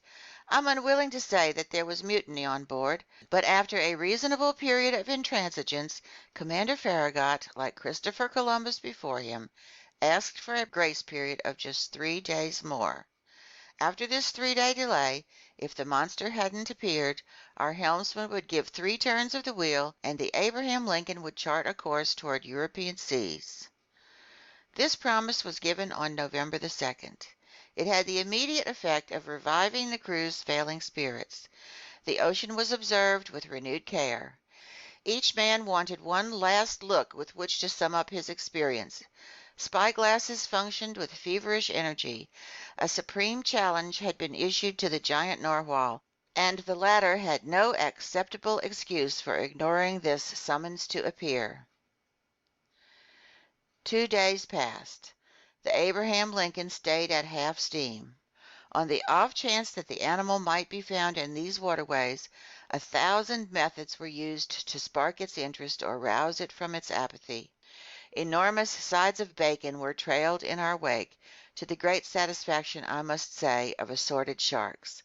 While the Abraham Lincoln heaved to, its longboats radiated in every direction around it and didn't leave a single point of the sea unexplored. But the evening of November the 4th arrived with this underwater mystery still unsolved. At noon the next day, November the 5th, the agreed-upon delay expired. After a position fix, true to his promise, Commander Farragut would have to set his course for the southeast and leave the northerly regions of the Pacific decisively behind. By then the frigate lay in latitude 31 degrees 15 minutes north and longitude 136 degrees 42 minutes east. The shores of Japan were less than 200 miles to our leeward. Night was coming on. 8 o'clock had just struck. Huge clouds covered the moon's disk, then in its first quarter. The sea undulated placidly beneath the frigate's stem post. Just then I was in the bow, leaning over the starboard rail. Conseil, stationed beside me, stared straight ahead. Roosting in the shrouds, the crew examined the horizon, which shrank and darkened little by little. Officers were probing the increasing gloom with their night glasses. Sometimes the murky ocean sparkled beneath moonbeams that darted between the fringes of 2 clouds. Then all traces of light vanished into the darkness. Observing Conseil, I discovered that, just barely, the gallant lad had fallen under the general influence. At least, so I thought. Perhaps his nerves were twitching with curiosity for the first time in history. "Come on, Conseil," I told him. "Here's your last chance to pocket that $2,000. "If master will permit me saying so," Conseil replied. I never expected to win that prize, and the Union government could have promised $100,000 and been none the poorer. You're right, Conseil. It turned out to be a foolish business after all, and we jumped into it too hastily. What a waste of time! What a futile expense of emotion! 6 months ago we could have been back in France. In Master's little apartment, Conseil answered. In Master's museum.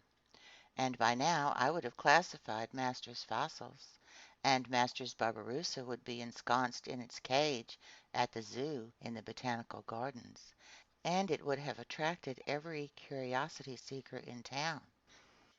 Quite so, Conseil, and what's more, I imagine that people will soon be poking fun at us.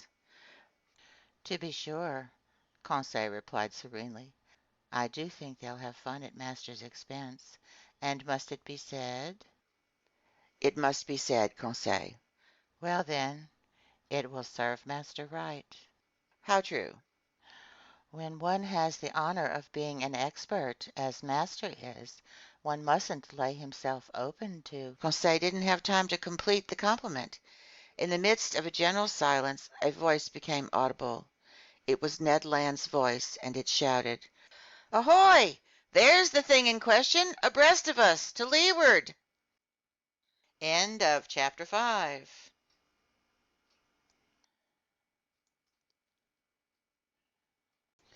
Part 1, Chapter 6 of 20,000 Leagues Under the Sea, An Underwater Tour of the World by Jules Verne.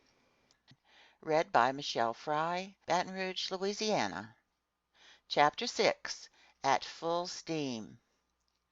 At this shout, the entire crew rushed toward the harpooner, commander, officers, mates, sailors, cabin boys, down to engineers, leaving their machinery, and stokers neglecting their furnaces. The order was given to stop, and the frigate merely coasted. By then the darkness was profound, and as good as the Canadian's eyes were, I still wondered how he could see and what he had seen. My heart was pounding fit to burst. But Ned Land was not mistaken, and we all spotted the object his hand was indicating. 2 cable lengths off the Abraham Lincoln's starboard quarter, the sea seemed to be lit up from underneath. This was no mere phosphorescent phenomena. That much was unmistakable. Submerged some fathoms below the surface of the water, the monster gave off that very intense but inexplicable glow that several captains had mentioned in their reports. This magnificent radiance had to come from some force with a great illuminating capacity.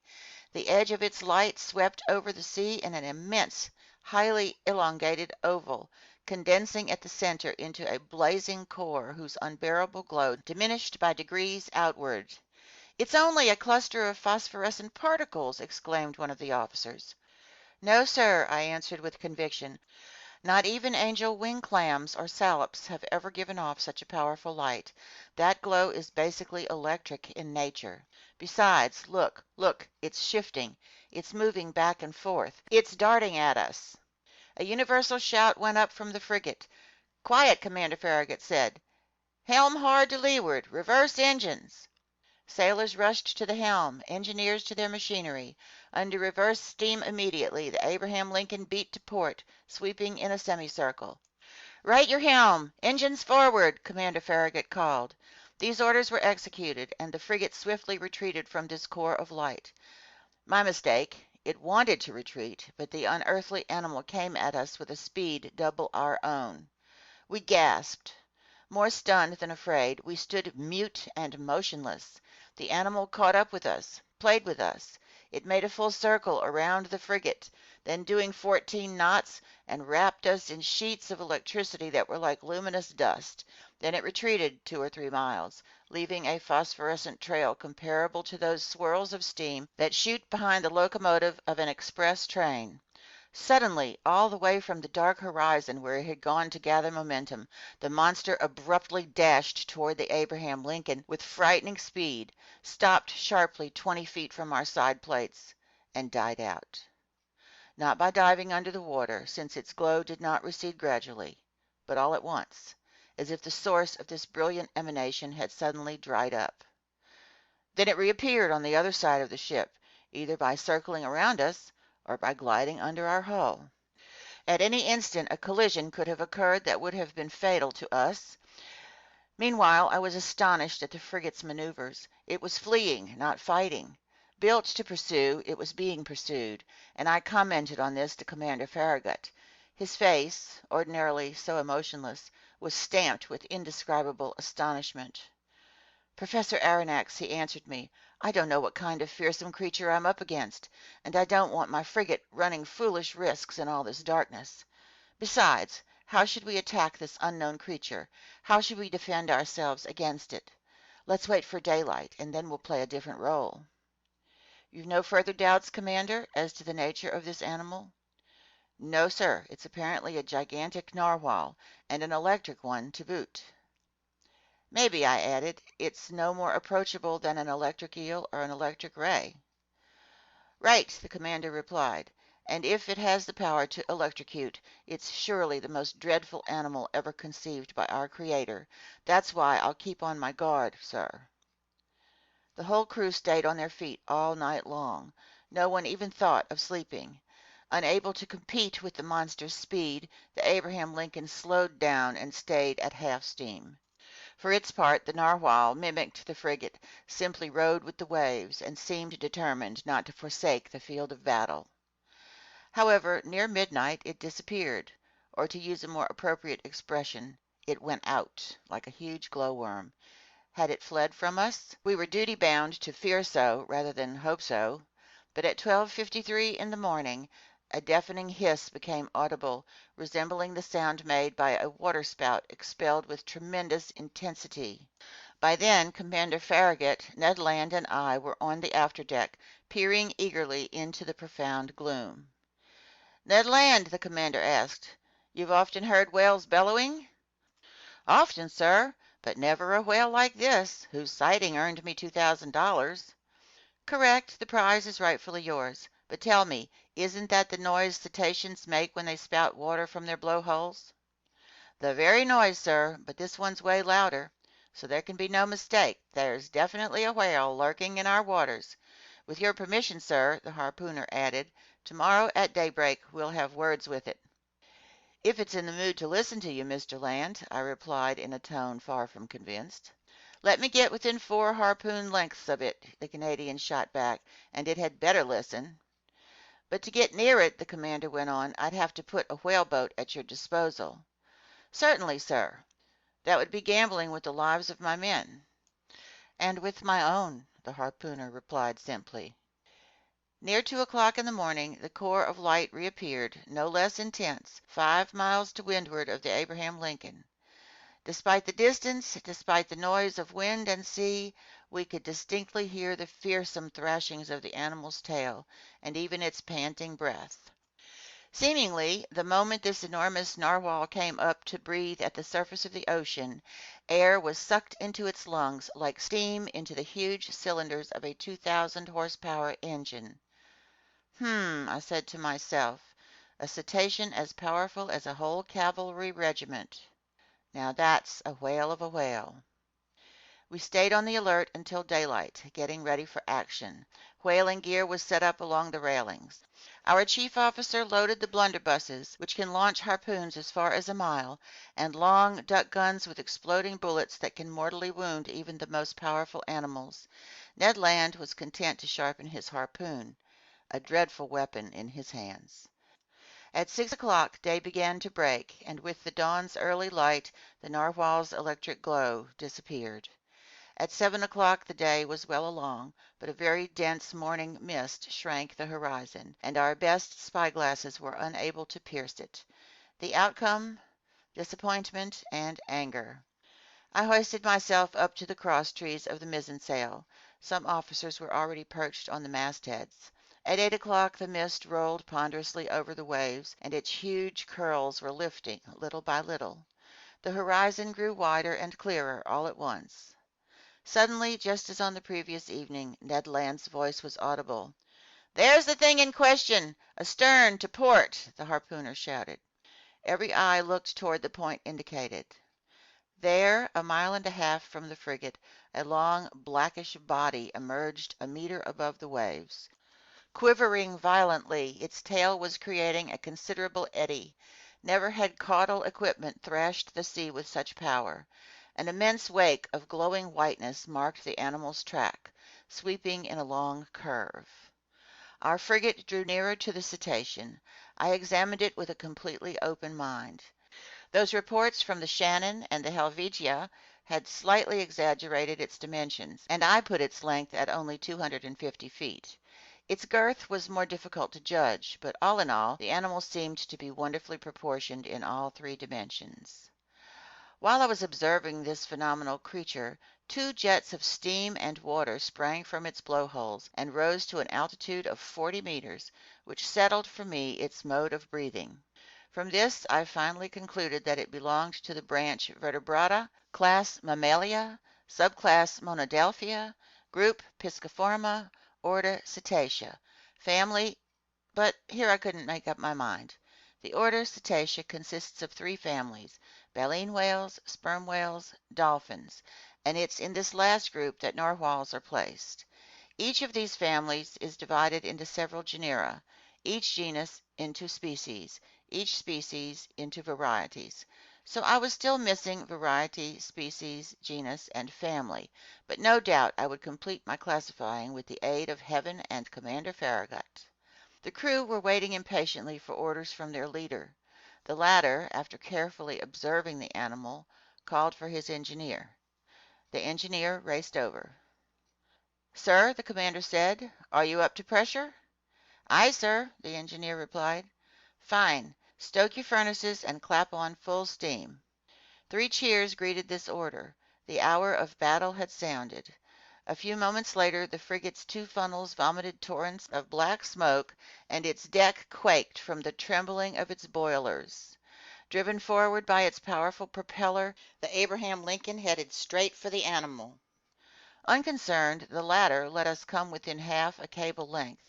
Then, not bothering to dive, it got up a little speed, retreated, and was content to keep its distance. This chase dragged on for 3/4 of an hour without the frigate gaining 2 fathoms on the cetacean. At this rate, it was obvious that we would never catch up with it.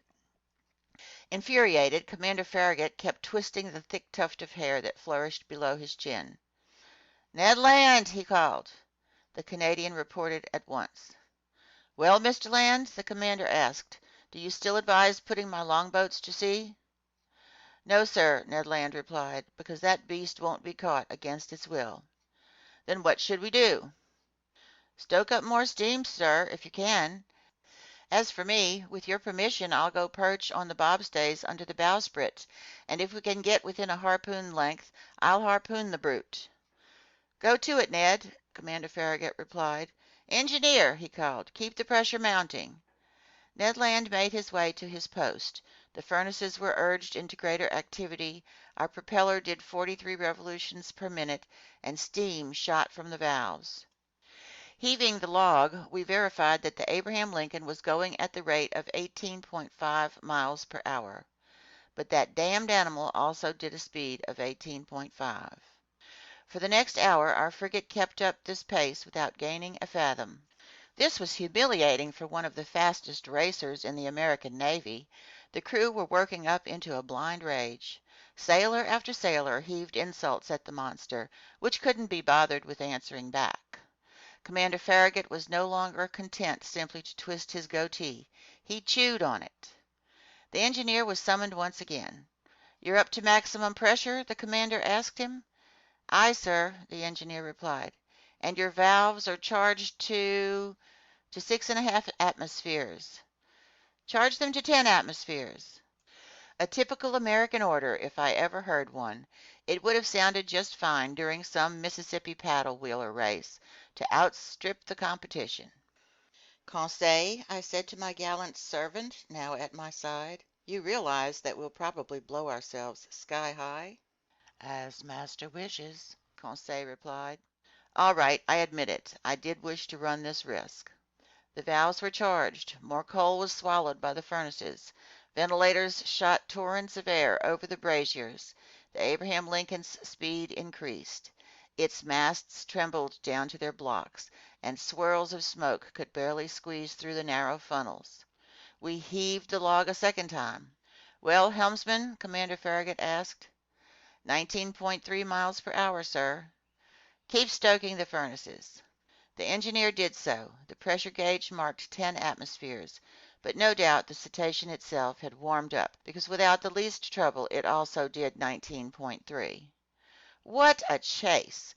No, I can't describe the excitement that shook my very being. Ned Land stayed at his post, harpoon in hand. Several times the animal let us approach. "We're overhauling it!" the Canadian would shout. Then, just as he was about to strike, the cetacean would steal off with a swiftness I could estimate at no less than 30 miles per hour. And even at our maximum speed, it took the liberty of thumbing its nose at the frigate by running a full circle around us. A howl of fury burst from every throat. By noon we were no farther along than at 8 o'clock in the morning. Commander Farragut then decided to use more direct methods. "Bah!" he said. "So that animal is faster than the Abraham Lincoln? All right. We'll see if it can outrun our conical shells. Mate, man the gun in the bow." Our forecastle cannon was immediately loaded and leveled. The cannoneer fired a shot, but his shell passed some feet above the cetacean, which stayed a half-mile off. "Over to somebody with better aim," the commander shouted, "and $500 to the man who can pierce that infernal beast." Calm of eye, cool of feature, an old, gray-bearded gunner, I can see him to this day, approached the cannon, put it in position, and took aim for a good while. There was a mighty explosion, mingled with cheers from the crew. The shell reached its target. It hit the animal, but not in the usual fashion. It bounced off that rounded surface and vanished into the sea 2 miles out. "Oh, drat!" said the old gunner in his anger. "That rascal must be covered with 6-inch armor plate." "Curse the beast!" Commander Farragut shouted. The hunt was on again, and Commander Farragut leaned over to me, saying, "I'll chase that animal till my frigate explodes."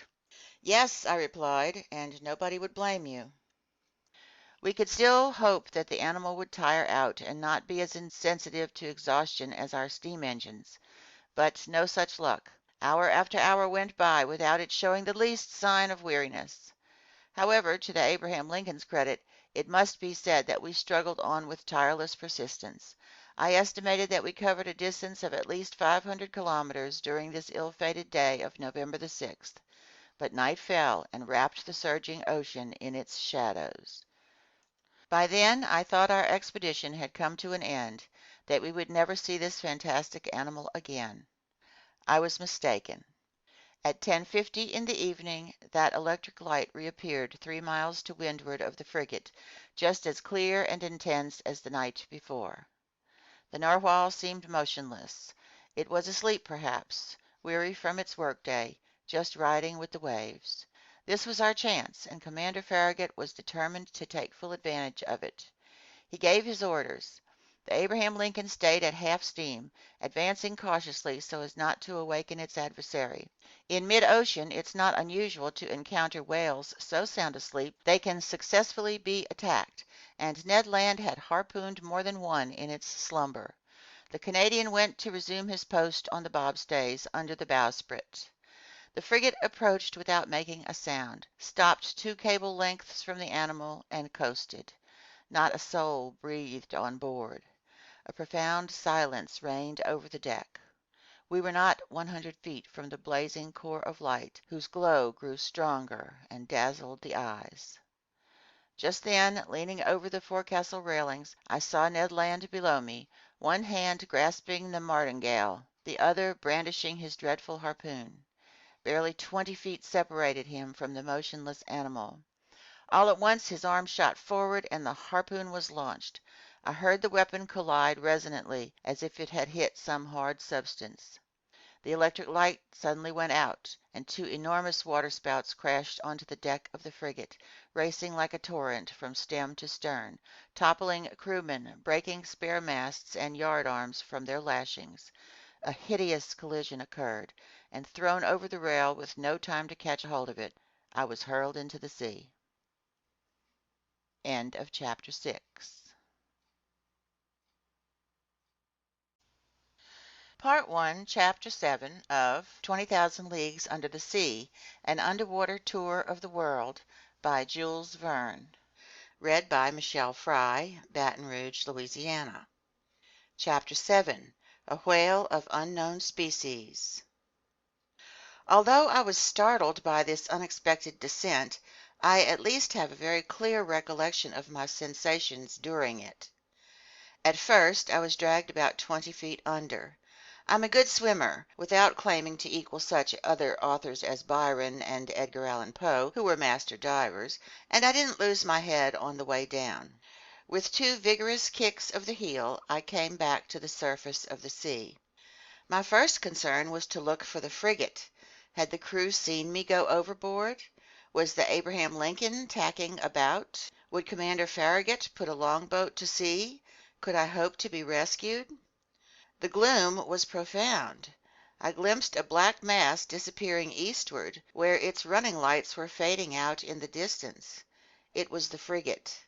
I felt I was done for. "Help! Help!" I shouted, swimming desperately toward the Abraham Lincoln. My clothes were weighing me down. The water glued them to my body. They were paralyzing my movements. I was sinking.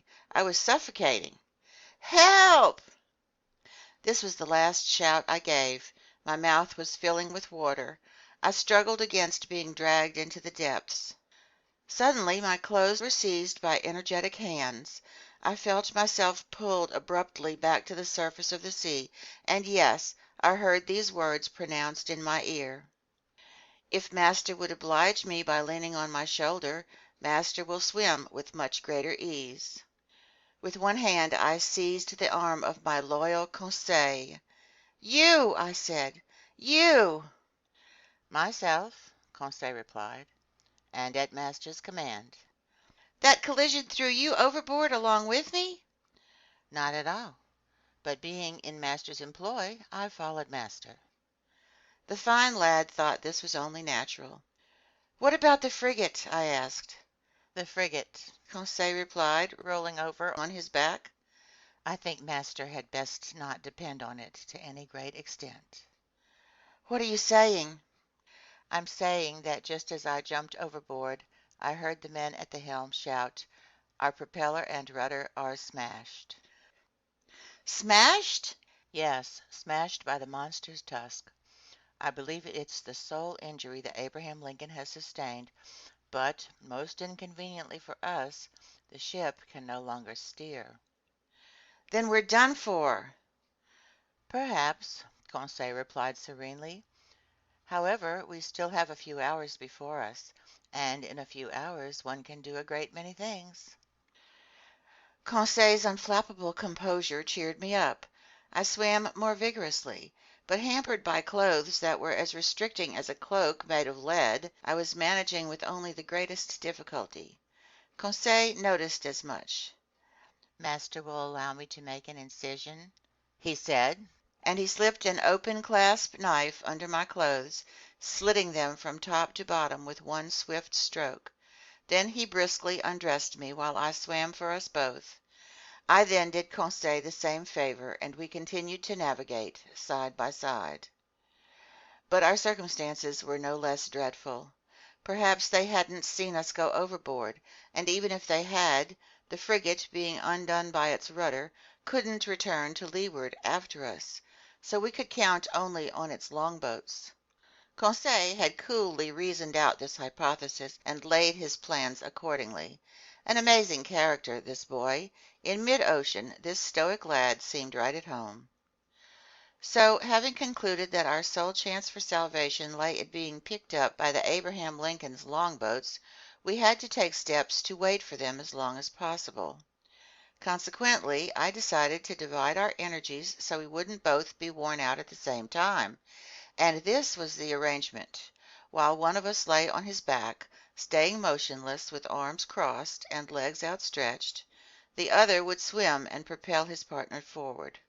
This towing role was to last no longer than 10 minutes, and by relieving each other in this way, we could stay afloat for hours, perhaps even until daybreak. Slim chance, but hope springs eternal in the human breast. Besides, there were two of us.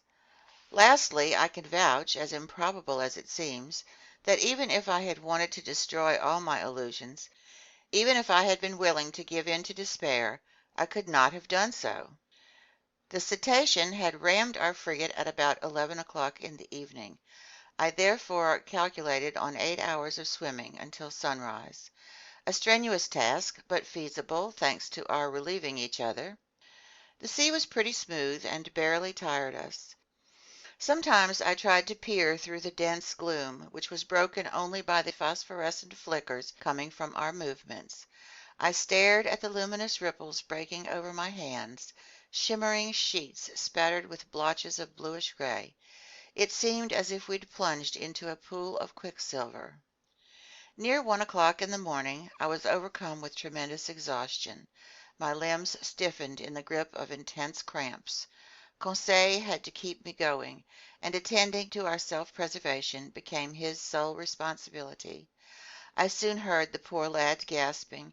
His breathing became shallow and quick. I didn't think he could stand such exertions for much longer. Go on, I told him. Leave master behind, he replied. Never. I'll drown before he does. Just then, past the fringes of a large cloud that the wind was driving eastward, the moon appeared. The surface of the sea glistened under its rays. That kindly light rekindled our strength. I held up my head again.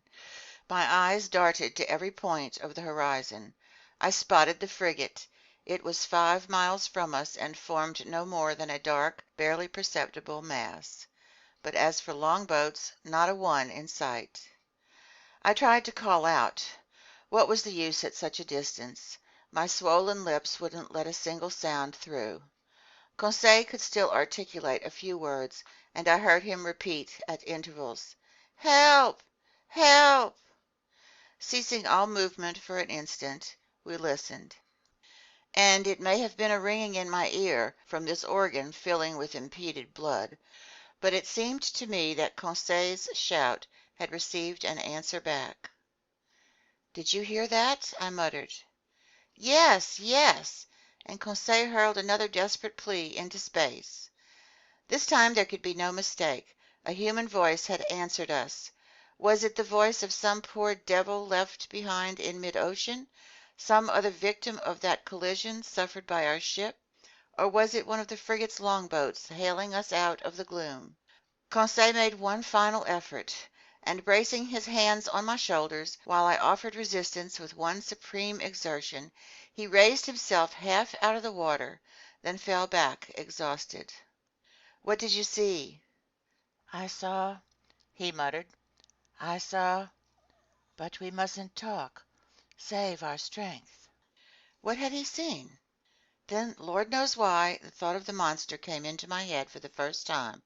But even so, that voice. Gone are the days when Jonahs took refuge in the bellies of whales. Nevertheless, Conseil kept towing me. Sometimes he looked up, stared straight ahead, and shouted a request for directions, which was answered by a voice that was getting closer and closer. I could barely hear it. I was at the end of my strength. My fingers gave out. My hands were no help to me. My mouth opened convulsively, filling with brine. Its coldness ran through me. I raised my head one last time. Then I collapsed. Just then something hard banged against me. I clung to it. Then I felt myself being pulled upward, back to the surface of the water. My chest caved in, and I fainted. For certain, I came to quickly, because someone was massaging me so vigorously it left furrows in my flesh. I half opened my eyes. "Conseil," I muttered. "Did master ring for me?" Conseil replied. Just then, in the last light of a moon setting on the horizon, I spotted a face that wasn't Conseil's, but which I recognized at once. "Ned!" I exclaimed. "In person, sir, and still after his prize," the Canadian replied. "You were thrown overboard after the frigate's collision?" "Yes, Professor, but I was luckier than you, and right away I was able to set foot on this floating islet." "Islet?" "Or in other words, on our gigantic narwhal. Explain yourself, Ned. It's just that I soon realized why my harpoon got blunted and couldn't puncture its hide. Why, Ned, why? Because, Professor, this beast is made of boilerplate steel. At this point in my story, I need to get a grip on myself, reconstruct exactly what I experienced, and make doubly sure of everything I write.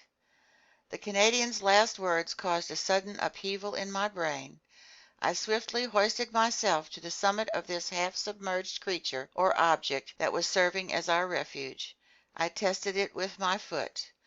Obviously, it was some hard, impenetrable substance, not the soft matter that makes up the bodies of our big marine mammals. But this hard substance could have been a bony carapace, like those that covered some prehistoric animals, and I might have left it at that and classified this monster among such amphibious reptiles as turtles or alligators. Well, no. The blackish back supporting me was smooth and polished, with no overlapping scales.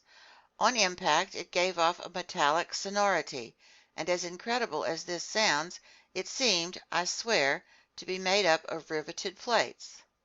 No doubts were possible. This animal, this monster, this natural phenomenon that had puzzled the whole scientific world, that had muddled and misled the minds of seamen in both hemispheres, was, there could be no escaping it, an even more astonishing phenomenon, a phenomenon made by the hand of man.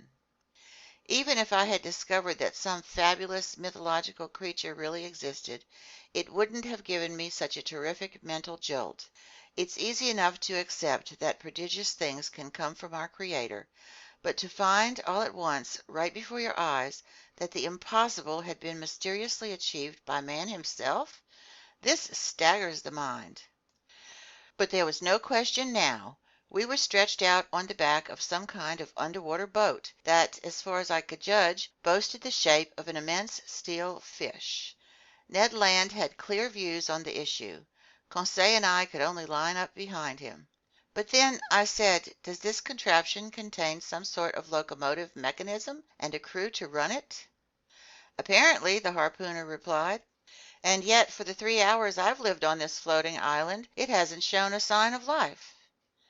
This boat hasn't moved at all? No, Professor Aronnax, it just rides with the waves, but otherwise it hasn't stirred. But we know that it's certainly gifted with great speed.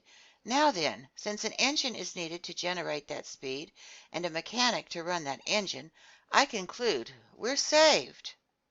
"Huh!" Ned Land put in, his tone denoting reservations. Just then, as if to take my side in the argument, a bubbling began astern of this strange submersible, whose drive mechanism was obviously a propeller, and the boat started to move. We barely had time to hang on to its topside, which emerged about 80 centimeters above water. Fortunately, its speed was not excessive. "So long as it navigates horizontally," Ned Land muttered, "I've no complaints. But if it gets the urge to dive, I wouldn't give $2 for my hide." The Canadian might have quoted a much lower price. So it was imperative to make contact with whatever beings were confined inside the plating of this machine. I searched its surface for an opening or a hatch, a manhole, to use the official term, but the lines of rivets had been firmly driven into the sheet iron joints and were straight and uniform. Moreover, the moon then disappeared and left us in profound darkness. We had to wait for daylight to find some way of getting inside this underwater boat. So our salvation lay totally in the hands of the mysterious helmsman steering this submersible, and if it made a dive, we were done for. But aside from this occurring, I didn't doubt the possibility of our making contact with them. In fact, if they didn't produce their own air, they inevitably had to make periodic visits to the surface of the ocean to replenish their oxygen supply. Hence, the need for some opening that put the boat's interior in contact with the atmosphere. As for any hope of being rescued by Commander Farragut, that had to be renounced completely. We were being swept westward, and I estimate that our comparatively moderate speed reached 12 miles per hour. The propeller churned the waves with mathematical regularity, sometimes emerging above the surface and throwing phosphorescent spray to great heights. Near 4 o'clock in the morning, the submersible picked up speed. We could barely cope with this dizzying rush, and the waves battered us at close range. Fortunately, Ned's hands came across a big mooring ring fastened to the topside of this sheet iron back, and we all held on for dear life. Finally, this long night was over. My imperfect memories won't let me recall my every impression of it. A single detail comes back to me. Several times during various lulls of wind and sea, I thought I heard indistinct sounds, a sort of elusive harmony produced by distant musical chords. What was the secret behind this underwater navigating whose explanation the whole world had sought in vain? What beings lived inside this strange boat? What mechanical force allowed it to move about with such prodigious speed? Daylight appeared. The morning mists surrounded us, but they soon broke up. I was about to proceed with a careful examination of the hull, whose topside formed a sort of horizontal platform, when I felt it sinking little by little. "Oh, damnation!" Ned Land shouted, stamping his foot on the resonant sheet iron. "Open up there, you antisocial navigators!" But it was difficult to make yourself heard above the deafening beats of the propeller. Fortunately, this submerging movement stopped. From inside the boat there suddenly came noises of iron fastenings pushed roughly aside. One of the steel plates flew up. A man appeared, gave a bizarre yell, and instantly disappeared. A few moments later, 8 strapping fellows appeared silently, their faces like masks, and dragged us down into their fearsome machine. End of chapter 7.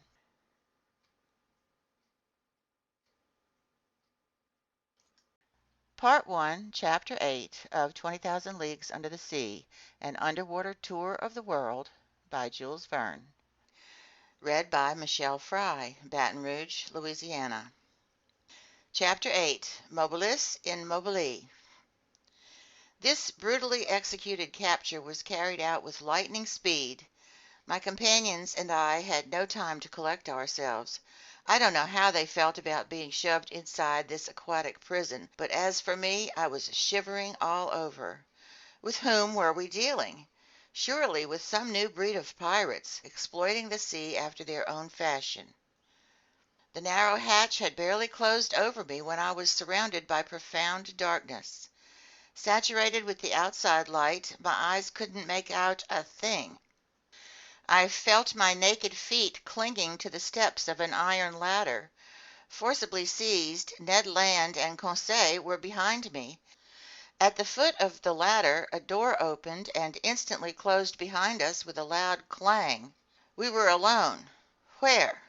I couldn't say, could barely even imagine.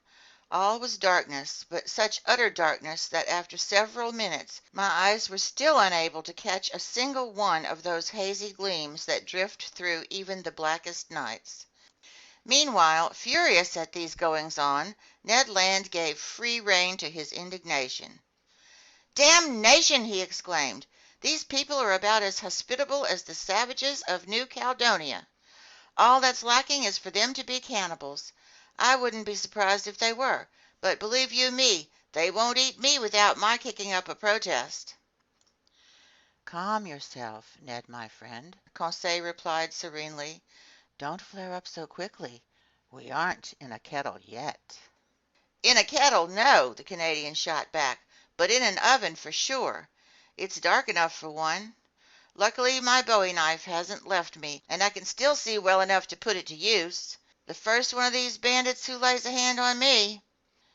Author's note: a bowie knife is a wide-bladed dagger that Americans are forever carrying around. "Don't be so irritable, Ned," I then told the harpooner, "and don't ruin things for us with pointless violence. Who knows whether they might be listening to us? Instead, let's try to find out where we are." I started moving, groping my way. After 5 steps I encountered an iron wall made of riveted boiler plate. Then, turning around, I bumped into a wooden table next to which several stools had been set. The floor of this prison lay hidden beneath thick hempen matting that deadened the sound of footsteps. Its naked walls didn't reveal any trace of a door or window. Going around the opposite way, Conseil met up with me, and we returned to the middle of this cabin, which had to be 20 feet long by 10 wide. As for its height, not even Ned Land with his great stature was able to determine it. Half an hour had already gone by without our situation changing, when our eyes were suddenly spirited from utter darkness into blinding light. Our prison lit up all at once. In other words, it filled with luminescent matter so intense that at first I couldn't stand the brightness of it. From its glare and whiteness I recognized the electric glow that had played around this underwater boat like some magnificent phosphorescent phenomenon.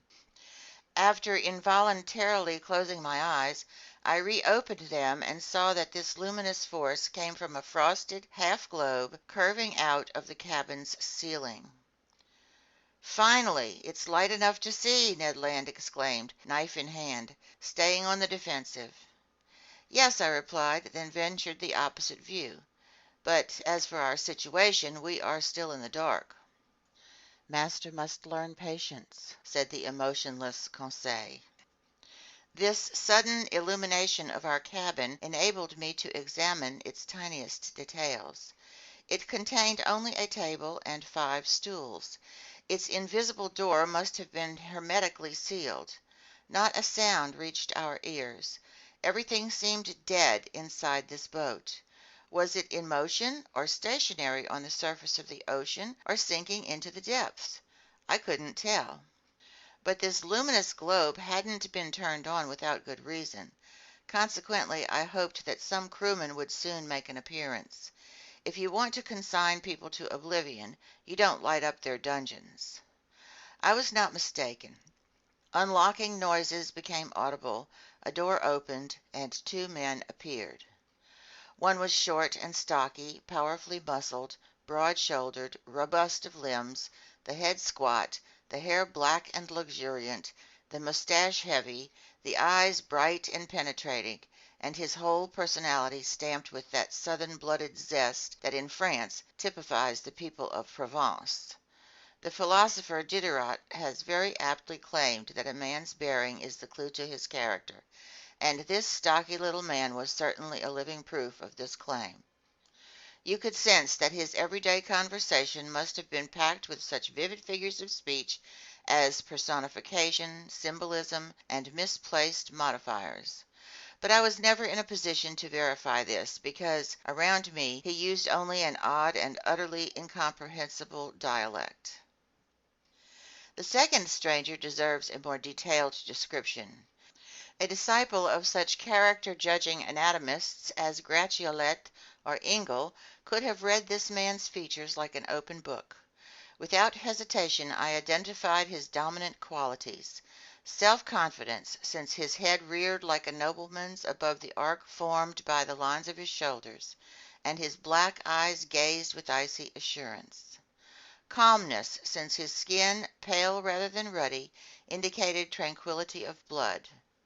Energy, shown by the swiftly knitting muscles of his brow.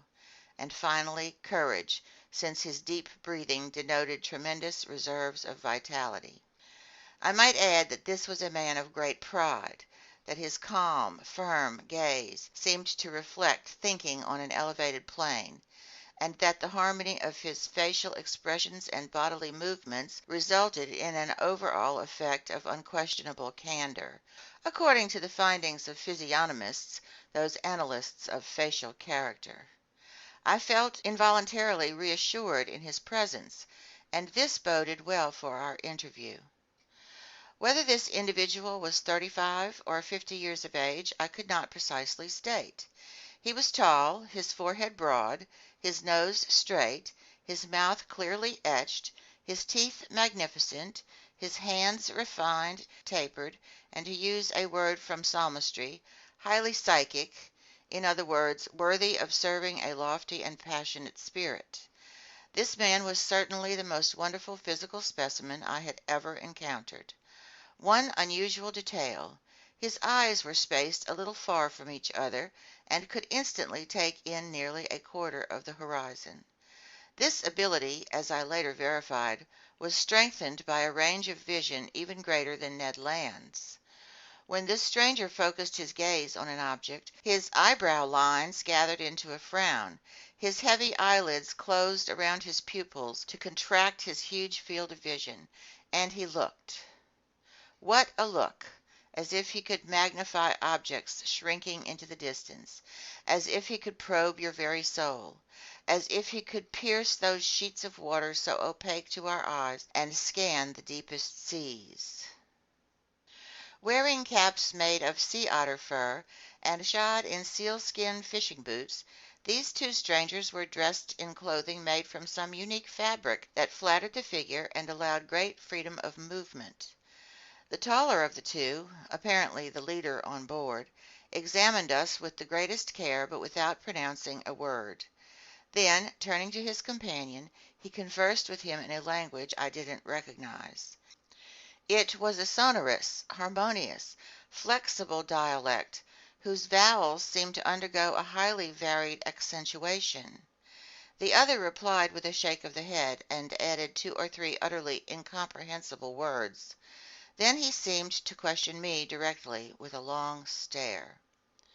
I replied in clear French that I wasn't familiar with his language, but he didn't seem to understand me, and this situation grew rather baffling. "Still, master should tell our story," Conseil said to me. "Perhaps these gentlemen will grasp a few words of it." I tried again, telling the tale of our adventures, clearly articulating my every syllable and not leaving out a single detail. I stated our names and titles.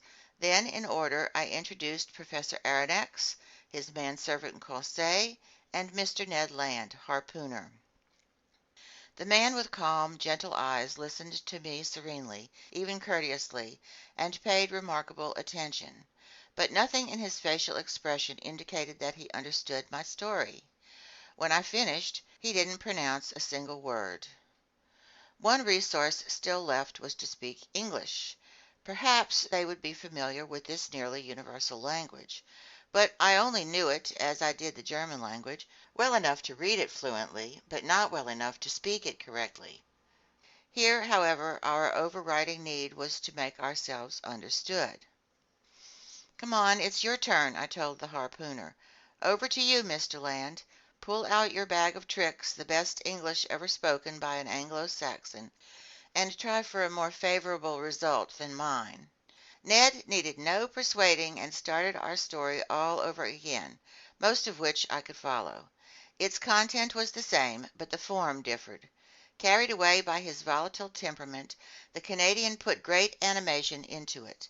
He complained vehemently about being imprisoned in defiance of his civil rights, asked by virtue of which law he was hereby detained, invoked writs of habeas corpus, threatened to press charges against anyone holding him in illegal custody, ranted, gesticulated, shouted, and finally conveyed by an expressive gesture that we were dying of hunger. This was perfectly true, but we had nearly forgotten the fact. Much to his amazement, the harpooner seemed no more intelligible than I had been. Our visitors didn't bat an eye.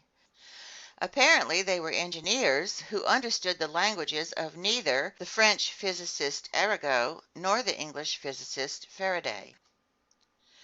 Thoroughly baffled after vainly exhausting our philological resources, I no longer knew what tactic to pursue, when Conseil told me, "If master will authorize me, I'll tell the whole business in German." "What, you know German?" I exclaimed. "Like most Flemish people, with all due respect to master." "On the contrary, my respect is due you. Go to it, my boy." And Conseil, in his serene voice, described for the third time the various vicissitudes of our story. But despite our narrator's fine accent and stylish turns of phrase, the German language met with no success. Finally, as a last resort, I hauled out everything I could remember from my early school days, and I tried to narrate our adventures in Latin. Cicero would have plugged his ears and sent me to the scullery, but somehow I managed to pull through. with the same negative result. This last attempt ultimately misfiring, the two strangers exchanged a few words in their incomprehensible language and withdrew, not even favoring us with one of those encouraging gestures that are used in every country in the world. The door closed again. "This is outrageous!" Ned Land shouted, exploding for the 20th time. "I ask you, we speak French, English, German, and Latin to these rogues, and neither of them has the decency to even answer back." "Calm down, Ned," I told the seething harpooner. "Anger won't get us anywhere." "But, Professor," our irascible companion went on, "can't you see that we could die of hunger in this iron cage?" "Bah!" Conseil put in philosophically. "We can hold out a good while yet." "My friends," I said, "we mustn't despair. We've gotten out of tighter spots. So please do me the favor of waiting a bit before you form your views on the commander and crew of this boat." "My views are fully formed," Ned Land shot back. "They are rogues." "Oh, good. And from what country?" "Roguedom." My gallant Ned, as yet that country isn't clearly marked on maps of the world, but I admit that the nationality of these two strangers is hard to make out. Neither English, French, nor German, that's all we can say. But I'm tempted to think that the commander and his chief officer were born in the low latitudes. There must be southern blood in them. But as to whether they are Spaniards, Turks, Arabs, or East Indians, their physical characteristics don't give me enough to go on. And as for their speech, it's utterly incomprehensible. "That's the nuisance in not knowing every language," Conseil replied, "or the drawback in not having one universal language." "Which would all go out the window," Ned Land replied. "Don't you see, these people have a language all to themselves, a language they've invented just to cause despair in decent people who ask for a little dinner. Why, in every country on earth, when you open your mouth, snap your jaws, smack your lips and teeth, isn't that the world's most understandable message? From Quebec to the Tuamotu Islands, from Paris to the Antipodes, doesn't it mean 'I'm hungry? Give me a bite to eat'?" "Oh," Conseil put in, "there are some people so unintelligent by nature." As he was saying these words, the door opened. A steward entered. He brought us some clothes, jackets, and sailor's pants, made out of a fabric whose nature I didn't recognize. I hurried to change into them, and my companions followed suit. Author's note: a steward is a waiter on board a steamer. Meanwhile, our silent steward, perhaps a deaf-mute, set the table and laid 3 place settings. "There's something serious afoot," Conseil said, "and it bodes well." "Bah!" replied the rancorous harpooner. "What the devil do you suppose they eat around here? Turtle livers, loin of shark, dogfish steaks?" "We'll soon find out," Conseil said. Overlaid with silver dish covers, various platters had been neatly positioned on the tablecloth, and we sat down to eat. Assuredly, we were dealing with civilized people, and if it hadn't been for this electric light flooding over us, I would have thought we were in the dining room of the Hotel Adelphi in Liverpool or the Grand Hotel in Paris. However, I feel compelled to mention that bread and wine were totally absent. The water was fresh and clear, but it was still water, which wasn't what Ned Land had in mind. Among the foods we were served, I was able to identify various daintily dressed fish, but I couldn't make up my mind about certain otherwise excellent dishes, and I couldn't even tell whether their contents belonged to the vegetable or the animal kingdom. As for the tableware, it was elegant and in perfect taste. Each utensil, spoon, fork, knife, and plate bore on its reverse a letter encircled by a Latin motto, and here is its exact duplicate: Mobilis in Mobili. N. Moving within the moving element. It was a highly appropriate motto for this underwater machine, so long as the preposition in is translated as within and not upon. The letter N was no doubt the initial of the name of that mystifying individual in command beneath the seas. Ned and Conseil had no time for such musings. They were wolfing down their food, and without further ado I did the same. By now I felt reassured about our fate, and it seemed obvious that our hosts didn't intend to let us die of starvation. But all earthly things come to an end. All things must pass, even the hunger of people who haven't eaten for 15 hours. Our appetites appeased, we felt an urgent need for sleep, a natural reaction after that interminable night of fighting for our lives. "He, gods, I'll sleep soundly," Conseil said. "Me, I'm out like a light," Ned Land replied.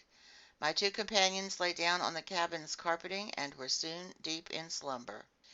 As for me, I gave in less readily to this intense need for sleep. Too many thoughts had piled up in my mind, too many insoluble questions had arisen, too many images were keeping my eyelids open. Where were we? What strange power was carrying us along? I felt, or at least I thought I did, the submersible sinking toward the sea's lower strata. Intense nightmares besieged me.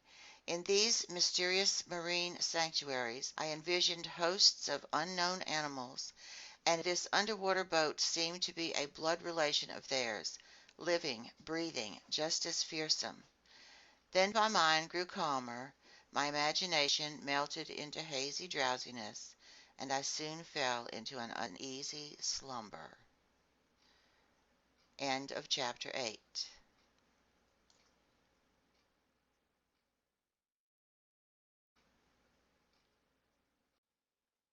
Part 1, Chapter 9 of 20,000 Leagues Under the Sea, An Underwater Tour of the World by Jules Verne. Recorded by Michele Fry, Baton Rouge, Louisiana. Chapter 9, The Tantrums of Ned Land. I have no idea how long this slumber lasted, but it must have been a good while since we were completely over our exhaustion. I was the first one to wake up. My companions weren't yet stirring and still lay in their corners like inanimate objects. I had barely gotten up from my passably hard mattress when I felt my mind clear, my brain go on the alert. So I began a careful re-examination of our cell. Nothing had changed in its interior arrangements. The prison was still a prison, and its prisoners still prisoners. But taking advantage of our slumber, the steward had cleared the table. Consequently, nothing indicated any forthcoming improvement in our situation, and I seriously wondered if we were doomed to spend the rest of our lives in this cage. This prospect seemed increasingly painful to me because, even though my brain was clear of its obsessions from the night before, I was feeling an odd short-windedness in my chest. It was becoming hard for me to breathe. The heavy air was no longer sufficient for the full play of my lungs. Although our cell was large, we obviously had used up most of the oxygen it contained. In essence, over an hour's time, a single human being consumes all the oxygen found in 100 liters of air, at which point that air has become charged with a nearly equal amount of carbon dioxide and is no longer fit for breathing. So it was now urgent to renew the air in our prison, and no doubt the air in this whole underwater boat as well. Here a question popped into my head. How did the commander of this aquatic residence go about it? Did he obtain air using chemical methods, releasing the oxygen contained in potassium chlorate by heating it, meanwhile absorbing the carbon dioxide with potassium hydroxide? If so, he would have to keep up some kind of relationship with the shore to come by the materials needed for such an operation. Did he simply limit himself to storing the air in high-pressure tanks and then dispense it according to his crew's needs? Perhaps. Or, proceeding in a more convenient, more economical, and consequently more probable fashion, was he satisfied with merely returning to breathe at the surface of the water like a cetacean, renewing his oxygen supply every 24 hours? In any event, whatever his method was, it seemed prudent to me that he use this method without delay. In fact, I had already resorted to speeding up my inhalations in order to extract from the cell what little oxygen it contained, when suddenly I was refreshed by a current of clean air, scented with a salty aroma. It had to be a sea breeze, life-giving and charged with iodine. I opened my mouth wide, and my lungs glutted themselves on the fresh particles. At the same time I felt a swaying, a rolling of moderate magnitude but definitely noticeable. This boat, this sheet iron monster, had obviously just risen to the surface of the ocean, there to breathe in good whale fashion. So the ship's mode of ventilation was finally established. When I had absorbed a chestful of this clean air, I looked for the conduit, the air carrier, if you prefer, that allowed this beneficial influx to reach us, and I soon found it. Above the door opened an air vent that let in the fresh current of oxygen, renewing the thin air in our cell. I had gotten to this point in my observations when Ned and Conseil woke up almost simultaneously, under the influence of this reviving air purification. They rubbed their eyes, stretched their arms, and sprang to their feet. "Did master sleep well?" Conseil asked me with his perennial good manners. "Extremely well, my gallant lad," I replied. "And how about you, Mr. Ned Land?" "Like a log, Professor, but I must be imagining things because it seems like I'm breathing a sea breeze." A seaman couldn't be wrong on this topic, and I told the Canadian what had gone on while he slept. "Good," he said. "That explains perfectly all that bellowing we heard when our so-called narwhal lay in sight of the Abraham Lincoln." "Perfectly, Mr. Land. It was catching its breath." "Only I've no idea what time it is, Professor Aronnax, unless maybe it's dinner time."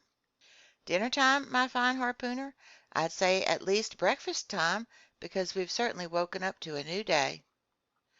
"Which indicates," Conseil replied, "that we've spent 24 hours in slumber." "That's my assessment," I replied. "I won't argue with you," Ned Land answered. "But dinner or breakfast, that steward will be plenty welcome whether he brings the one or the other." "The one and the other," Conseil said. "Well put," the Canadian replied. "We deserve 2 meals, and, speaking for myself, I'll do justice to them both."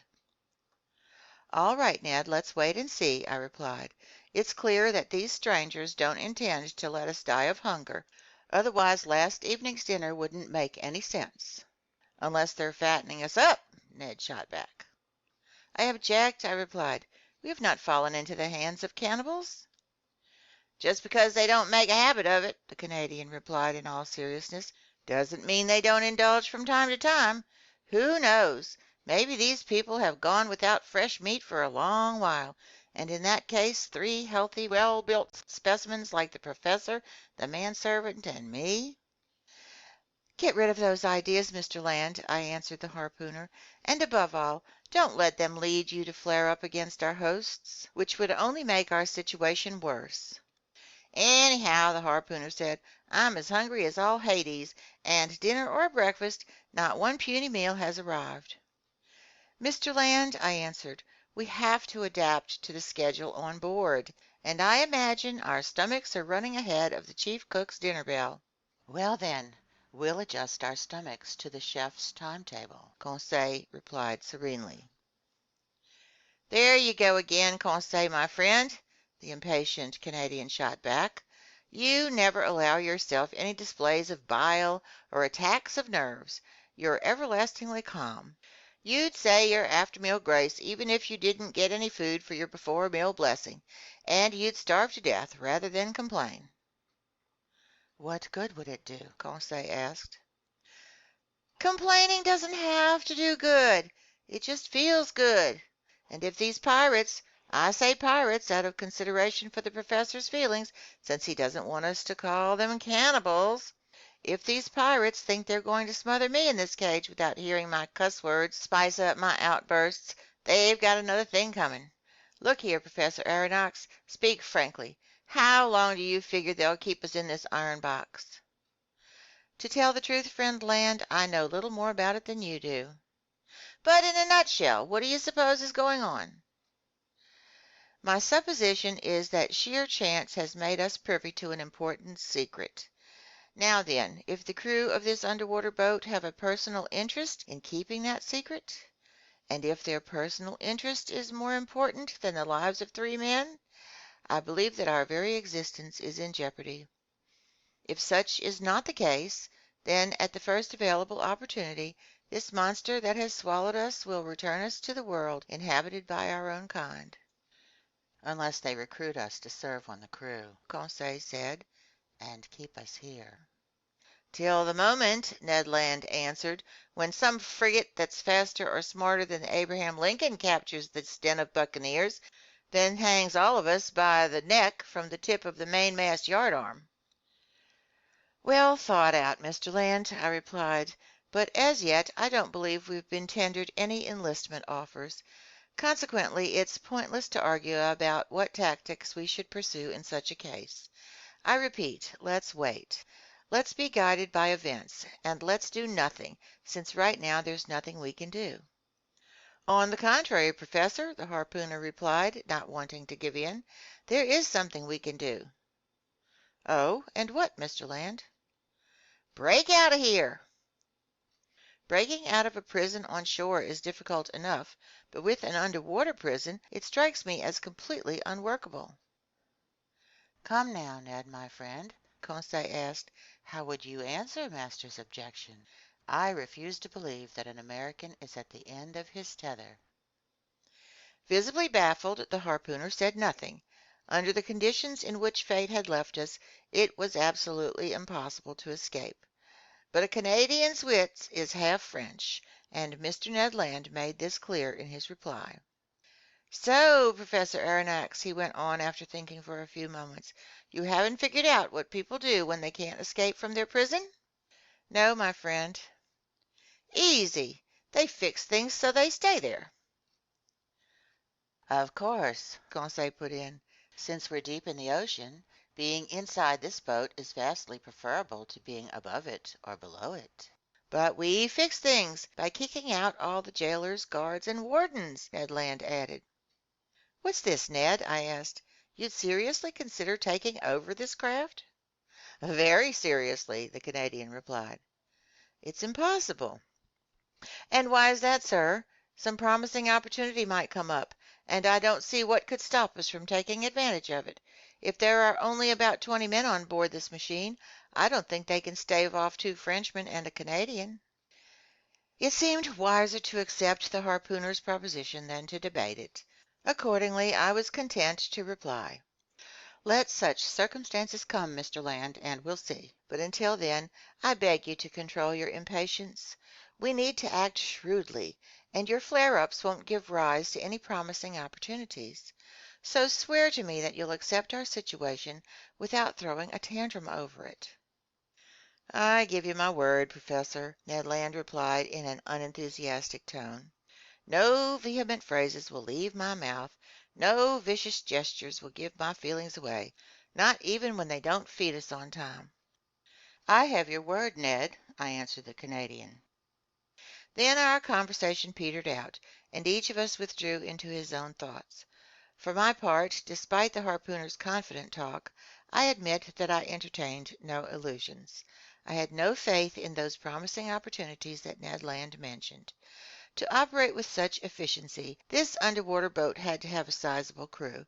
So if it came to a physical contest, we would be facing an overwhelming opponent. Besides, before we could do anything, we had to be free, and that we definitely were not. I didn't see any way out of this sheet-iron, hermetically sealed cell. And if the strange commander of this boat did have a secret to keep, which seemed rather likely, he would never give us freedom of movement aboard his vessel. Now then, would he resort to violence in order to be rid of us, or would he drop us off one day on some remote coast? There lay the unknown. All these hypotheses seemed extremely plausible to me, and to hope for freedom through use of force, you had to be a harpooner. I realized, moreover, that Ned Land's brooding was getting him madder by the minute. Little by little, I heard those aforesaid cuss words welling up in the depths of his gullet, and I saw his movements turn threatening again. He stood up, pacing in circles like a wild beast in a cage, striking the walls with his foot and fist. Meanwhile the hours passed. Our hunger nagged unmercifully, and this time the steward did not appear. Which amounted to forgetting our castaway status for much too long, if they really had good intentions toward us. Tortured by the growling of his well-built stomach, Ned Land was getting more and more riled, and despite his word of honor, I was in real dread of an explosion when he stood in the presence of one of the men on board. For 2 more hours Ned Land's rage increased. The Canadian shouted and pleaded, but to no avail. The sheet iron walls were deaf. I didn't hear a single sound inside this dead-seeming boat. The vessel hadn't stirred, because I obviously would have felt its hull vibrating under the influence of the propeller. It had undoubtedly sunk into the watery deep, and no longer belonged to the outside world. All this dismal silence was terrifying. As for our neglect, our isolation in the depths of this cell, I was afraid to guess at how long it might last. Little by little, hopes I had entertained after our interview with the ship's commander were fading away. The gentleness of the man's gaze, the generosity expressed in his facial features, the nobility of his bearing, all vanished from my memory.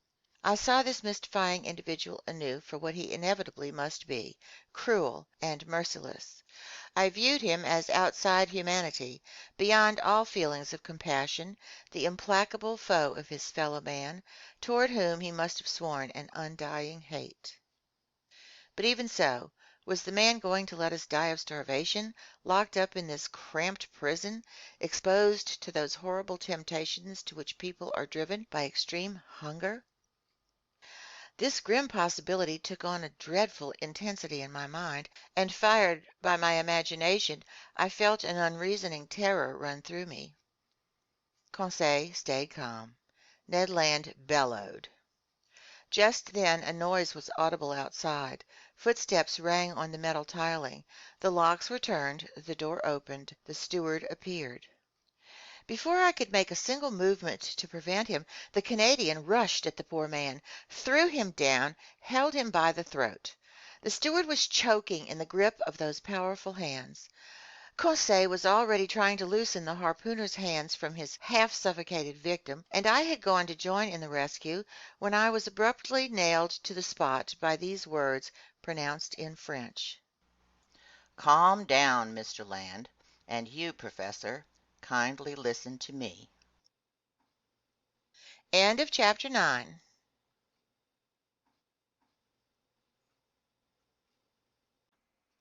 Part 1, Chapter 10 of 20,000 Leagues Under the Sea, An Underwater Tour of the World by Jules Verne. Recorded by Michele Fry, Baton Rouge, Louisiana.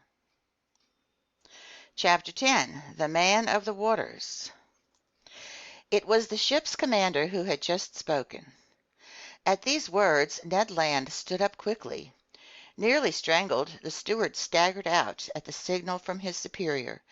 But such was the commander's authority aboard his vessel, not one gesture gave away the resentment that this man must have felt toward the Canadian. In silence we waited for the outcome of this scene. Conseil, in spite of himself, seemed almost fascinated. I was stunned. Arms crossed, leaning against a corner of the table, the commander studied us with great care. Was he reluctant to speak further? Did he regret those words he had just pronounced in French? You would have thought so. After a few moments of silence, which none of us would have dreamed of interrupting, "Gentlemen," he said in a calm, penetrating voice, "I speak French, English, German, and Latin with equal fluency. Hence I could have answered you as early as our initial interview. But first I wanted to make your acquaintance and then think things over. Your 4 versions of the same narrative, perfectly consistent by and large, established your personal identities for me.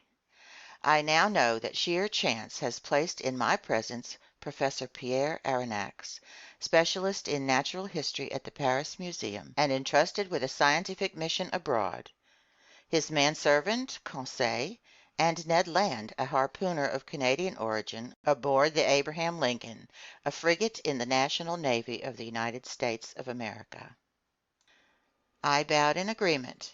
The commander hadn't put a question to me, so no answer was called for. This man expressed himself with perfect ease and without a trace of an accent. His phrasing was clear, his words well chosen, his facility in elocution remarkable. And yet, to me, he didn't have the feel of a fellow countryman. He went on with the conversation as follows. No doubt, sir, you've felt I waited rather too long before paying you this second visit. After discovering your identities, I wanted to weigh carefully what policy to pursue towards you. I had great difficulty deciding. Some extremely inconvenient circumstances have brought you into the presence of a man who has cut himself off from humanity. Your coming has disrupted my whole existence. Unintentionally, I said. Unintentionally, the stranger replied, raising his voice a little. Was it unintentionally that the Abraham Lincoln hunted me on every sea? Was it unintentionally that you traveled aboard that frigate? Was it unintentionally that your shells bounced off my ship's hull? Was it unintentionally that Mr. Ned Land hit me with his harpoon? I detected a controlled irritation in these words, but there was a perfectly natural reply to these charges, and I made it. Sir, I said, you're surely unaware of the discussions that have taken place in Europe and America with yourself as the subject. You don't realize that various accidents, caused by collisions with your underwater machine, have aroused public passions on those two continents. I'll spare you the innumerable hypotheses with which we've tried to explain this inexplicable phenomenon, whose secret is yours alone. But please understand that the Abraham Lincoln chased you over the Pacific high seas in belief it was hunting some powerful marine monster, which had to be purged from the ocean at all cost. A half smile curled the commander's lips.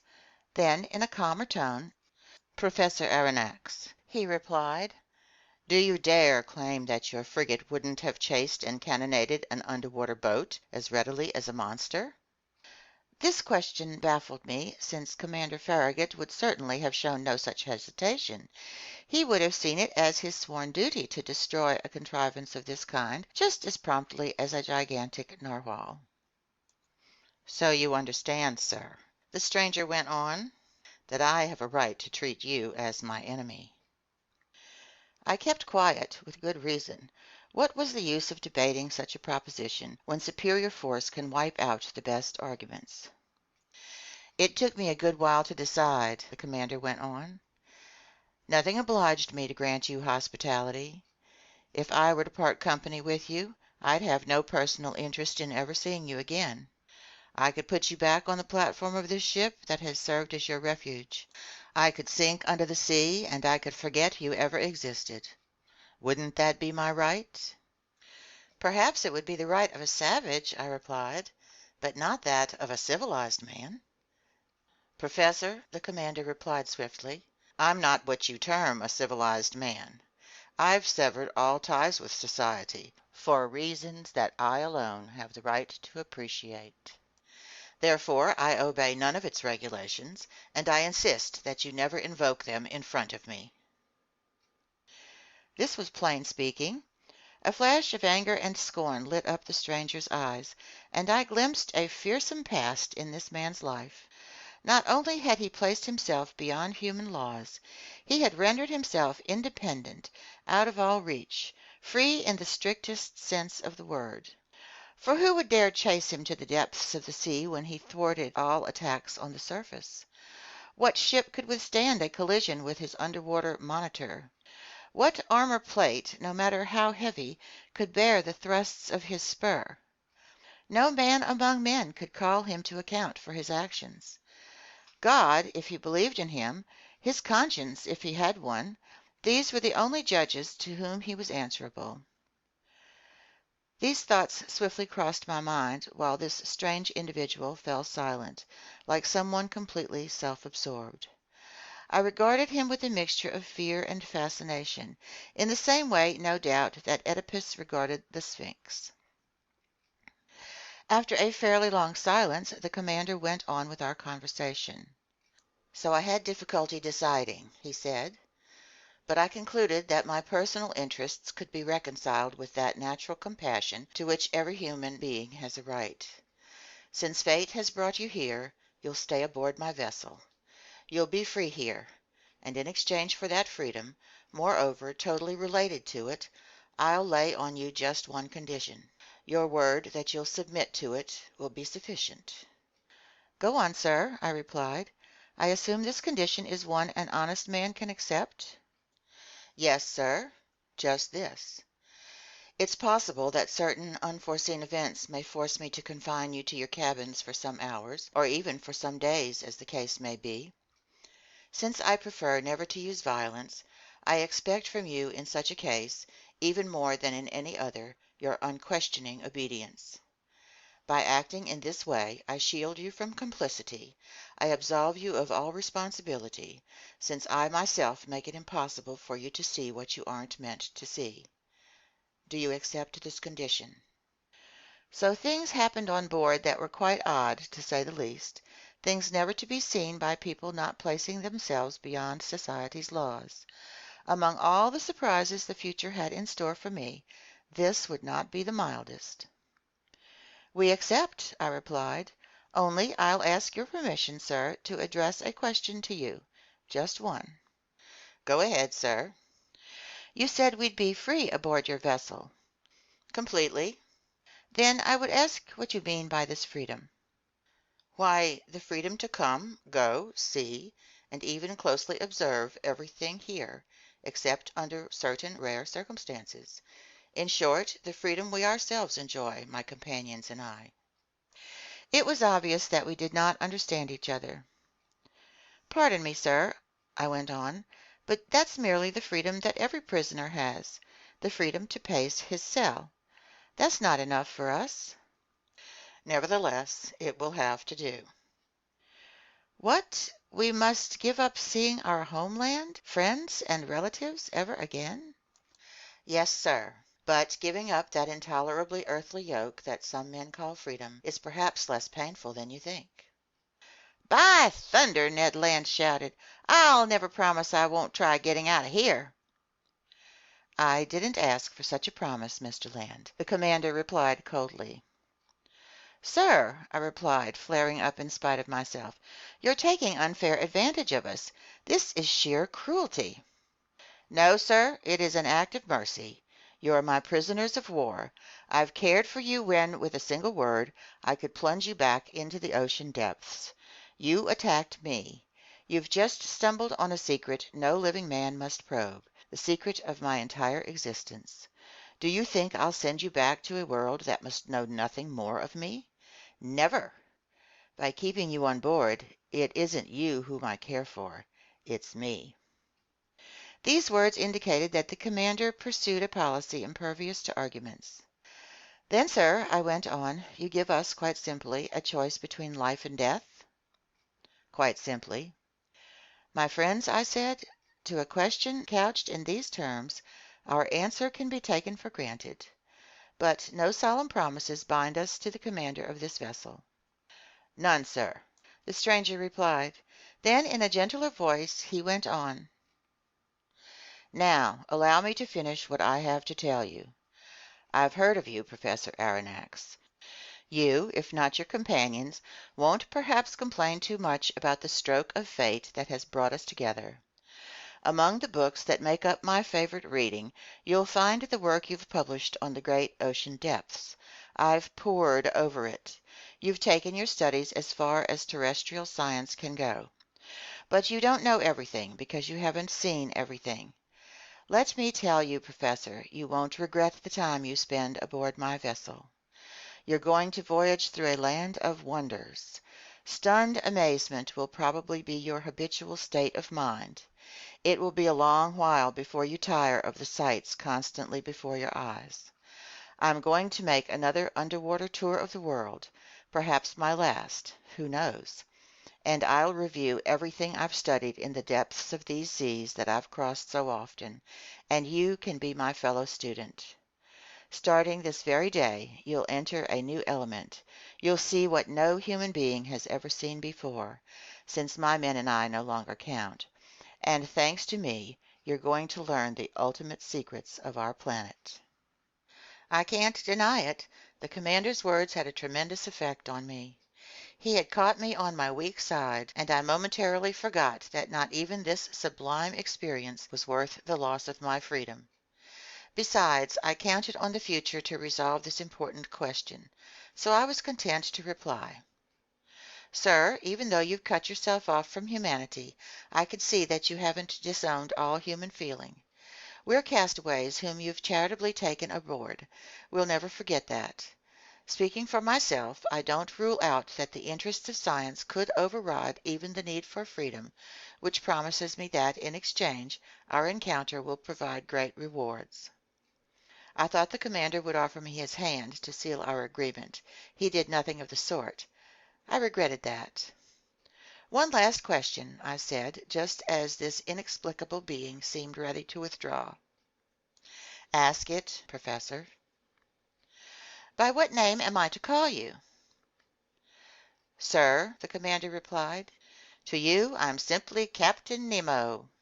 To me, you and your companions are simply passengers on the Nautilus. Editor's note: in Latin, Nemo means no one. Captain Nemo called out. A steward appeared. The captain gave him his orders in that strange language I couldn't even identify. Then, turning to the Canadian at Conseil, a meal is waiting for you in your cabin, he told them. Kindly follow this man. That's an offer I can't refuse, the harpooner replied. After being confined for over 30 hours, he and Conseil were finally out of this cell. And now, Professor Aronnax, our own breakfast is ready. Allow me to lead the way. Yours to command, Captain. I followed Captain Nemo, and as soon as I passed through the doorway, I went down a kind of electrically lit passageway that resembled a gangway on a ship. After a stretch of some 10 meters, a second door opened before me.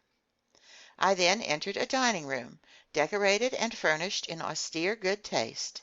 Inlaid with ebony trim, tall oaken sideboards stood at both ends of this room, and sparkling on their shelves were staggered rows of earthenware, porcelain, and glass of incalculable value. There, silver-plated dinnerware gleamed under rays pouring from light fixtures in the ceiling, whose glare was softened and tempered by delicately painted designs. In the center of this room stood a table, richly spread. Captain Nemo indicated the place I was to occupy.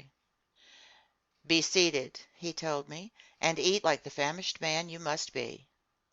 Our breakfast consisted of several dishes whose contents were all supplied by the sea, and some foods whose nature and derivation were unknown to me.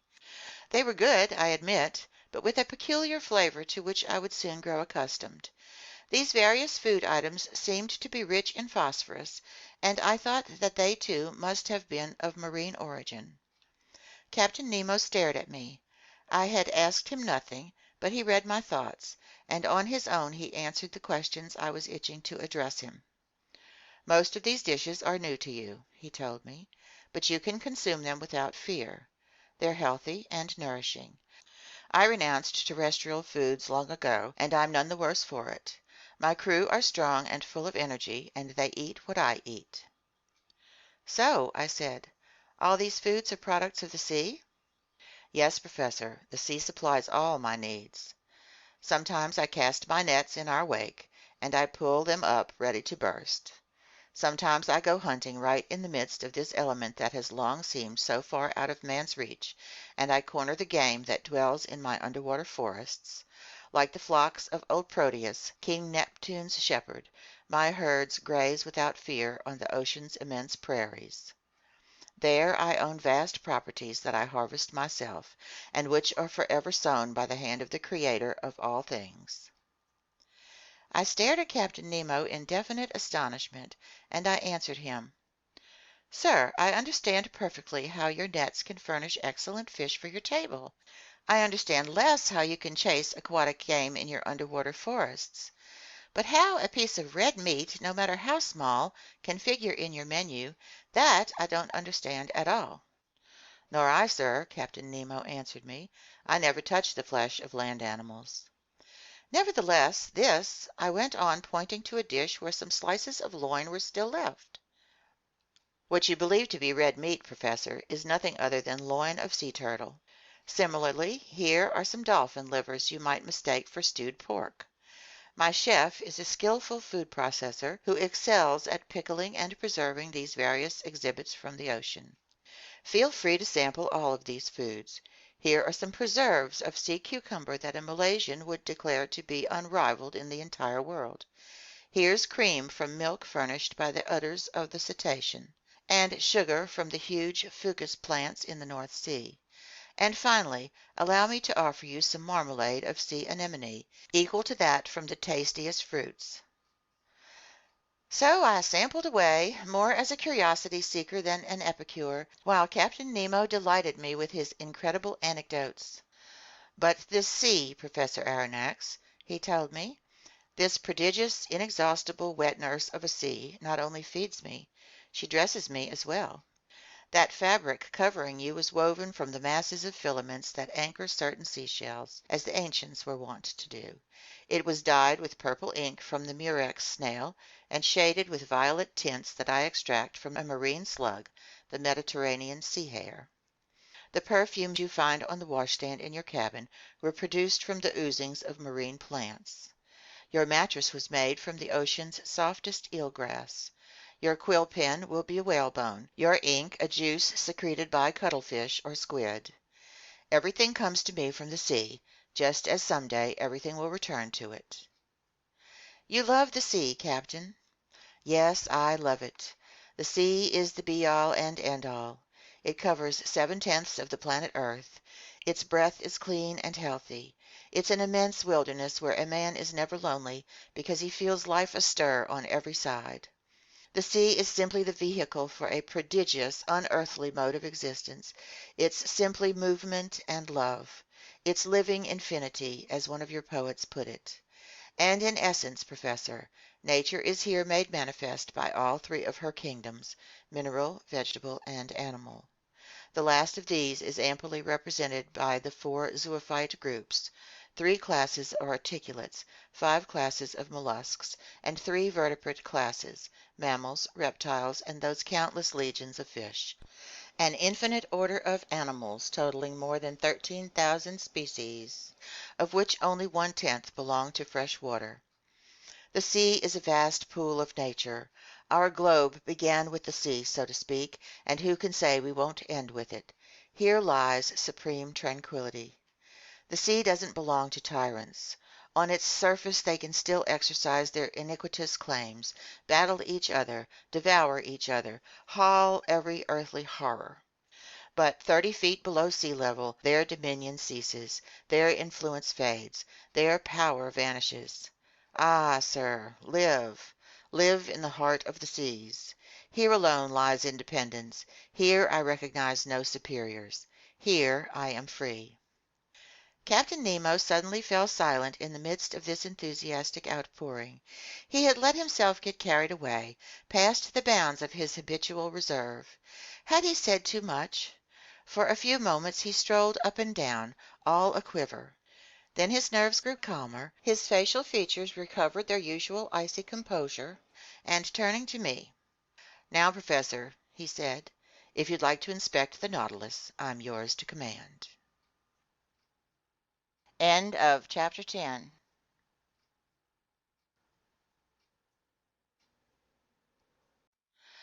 Part 1, Chapter 11 of 20,000 Leagues Under the Sea, an underwater tour of the world by Jules Verne. Recorded by Michele, Baton Rouge, Louisiana. Chapter 11, The Nautilus. Captain Nemo stood up. I followed him.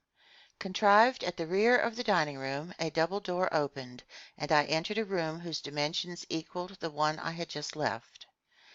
It was a library. Tall black rosewood bookcases, inlaid with copperwork, held on their wide shelves a large number of uniformly bound books.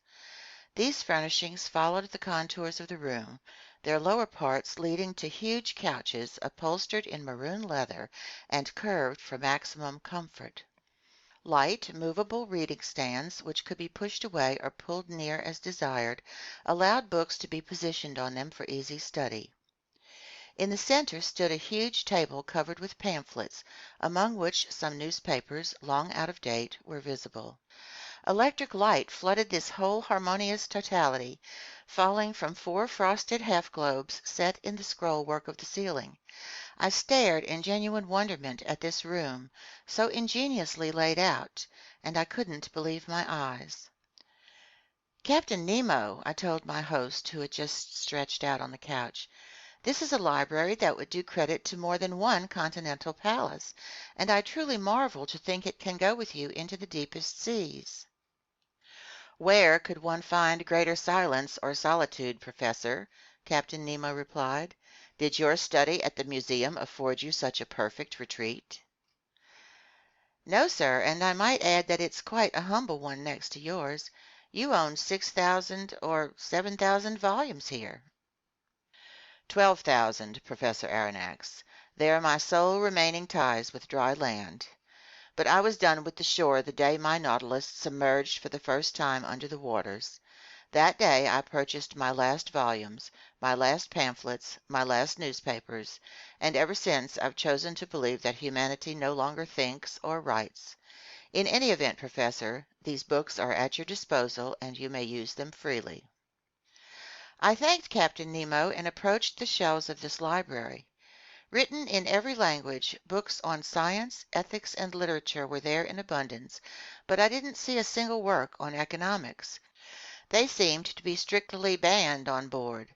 One odd detail, all these books were shelved indiscriminately without regard to the language in which they were written, and this jumble proved that the Nautilus's captain could read fluently whatever volumes he chanced to pick up. Among these books I noted masterpieces by the greats of ancient and modern times, in other words, all of humanity's finest achievements in history, poetry, fiction, and science, from Homer to Victor Hugo, from Xenophon to Michele, from Rabelais to Madame George Sand. But science in particular represented the major investment of this library. Books on mechanics, ballistics, hydrography, meteorology, geography, geology, etc., held a place there no less important than works on natural history, and I realized that they made up the captain's chief reading.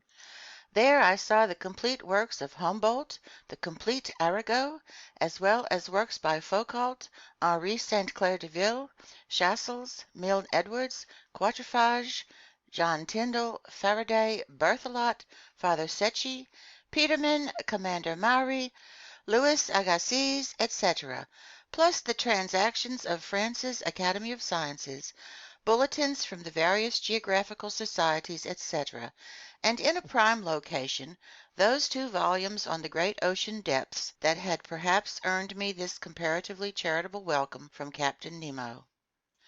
Among the works of Joseph Bertrand, his book entitled The Founders of Astronomy even gave me a definite date, and since I knew it had appeared in the course of 1865, I concluded that the fitting out of the Nautilus hadn't taken place before then.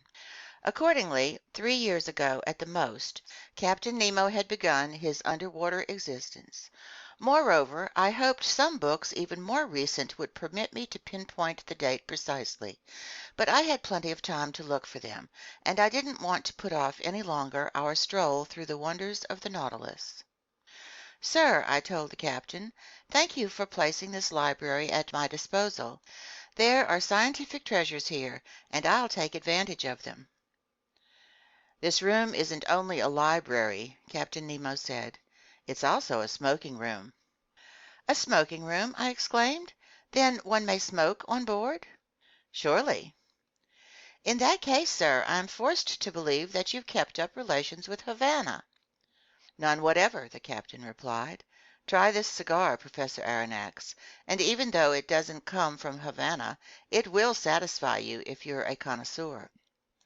I took the cigar offered me, whose shape recalled those from Cuba, but it seemed to be made of gold leaf. I lit it at a small brazier supported by an elegant bronze stand, and I inhaled my first whiffs with the relish of a smoker who hasn't had a puff in days. "It's excellent," I said, "but it's not from the tobacco plant." "Right," the captain replied. "This tobacco comes from neither Havana nor the Orient. It's a kind of nicotine-rich seaweed that the ocean supplies me, albeit sparingly. Do you still miss your Cubans, sir?"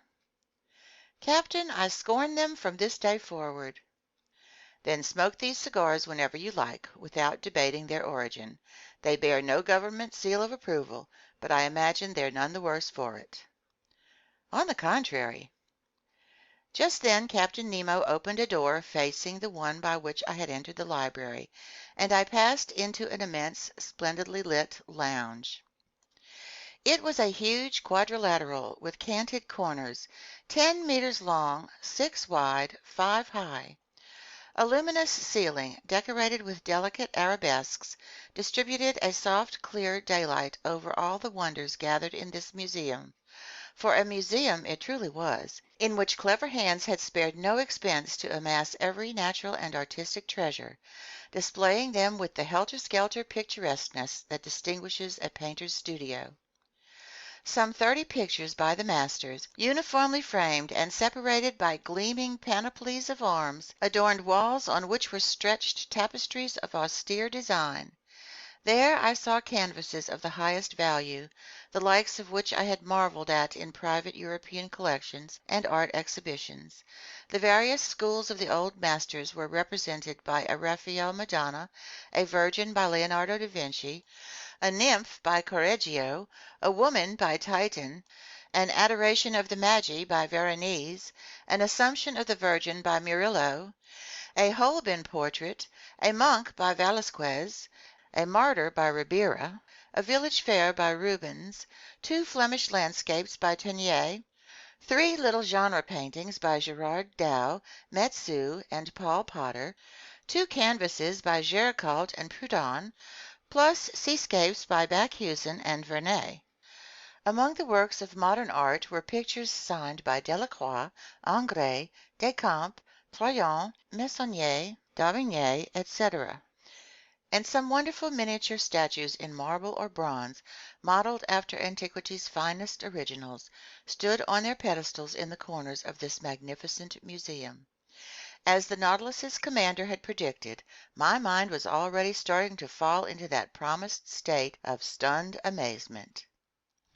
"Professor," this strange man then said, "you must excuse the informality with which I receive you, and the disorder reigning in this lounge." "Sir," I replied, "without prying into who you are, might I venture to identify you as an artist?"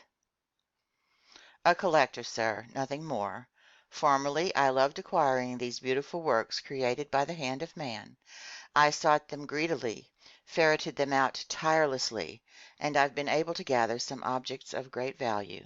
They are my last mementos of those shores that are now dead for me. In my eyes, your modern artists are already as old as the ancients. They've existed for 2,000 or 3,000 years, and I mix them up in my mind. The masters are ageless." "What about these composers?" I said, pointing to sheet music by Weber, Rossini, Mozart, Beethoven, Haydn, Meyerbeer, Harold, Wagner, Auber, Gounod, Victor Massé, and a number of others, scattered over a full-size piano organ, which occupied one of the wall panels in this lounge. "These composers," Captain Nemo answered me, "are the contemporaries of Orpheus, because in the annals of the dead all chronological differences fade, and I'm dead, Professor, quite as dead as those friends of yours sleeping 6 feet under." Captain Nemo fell silent and seemed lost in reverie. I regarded him with intense excitement, silently analyzing his strange facial expression. Leaning his elbow on the corner of a valuable mosaic table, he no longer saw me. He had forgotten my very presence. I didn't disturb his meditations, but continued to pass in review the curiosities that enriched this lounge. After the works of art, natural rarities predominated. They consisted chiefly of plants, shells, and other exhibits from the ocean that must have been Captain Nemo's own personal findings. In the middle of the lounge, a jet of water, electrically lit, fell back into a basin made from a single giant clam. The delicately festooned rim of this shell, supplied by the biggest mollusk in the class Acephala, measured about 6 meters in circumference, so it was even bigger than those fine giant clams given to King Francois I by the Republic of Venice, and which the Church of Saint Sulpice in Paris had made into 2 gigantic holy water fonts. Around this basin, inside elegant glass cases fastened with copper bands, there were classified and labeled the most valuable marine exhibits ever put before the eyes of a naturalist. My professorial glee may easily be imagined. The zoophyte branch offered some very unusual specimens from its 2 groups, the polyps and the echinoderms.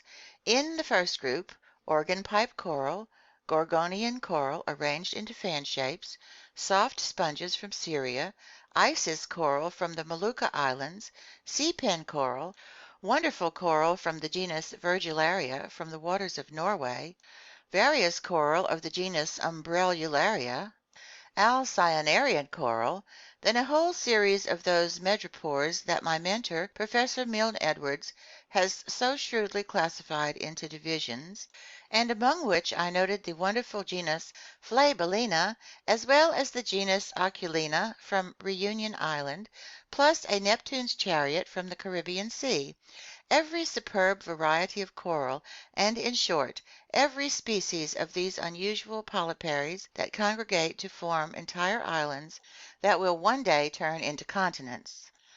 Among the echinoderms, notable for being covered with spines, starfish, feather stars, sea lilies, free-swimming crinoids, brittle stars, sea urchins, sea cucumbers, etc., represented a complete collection of the individuals in this group.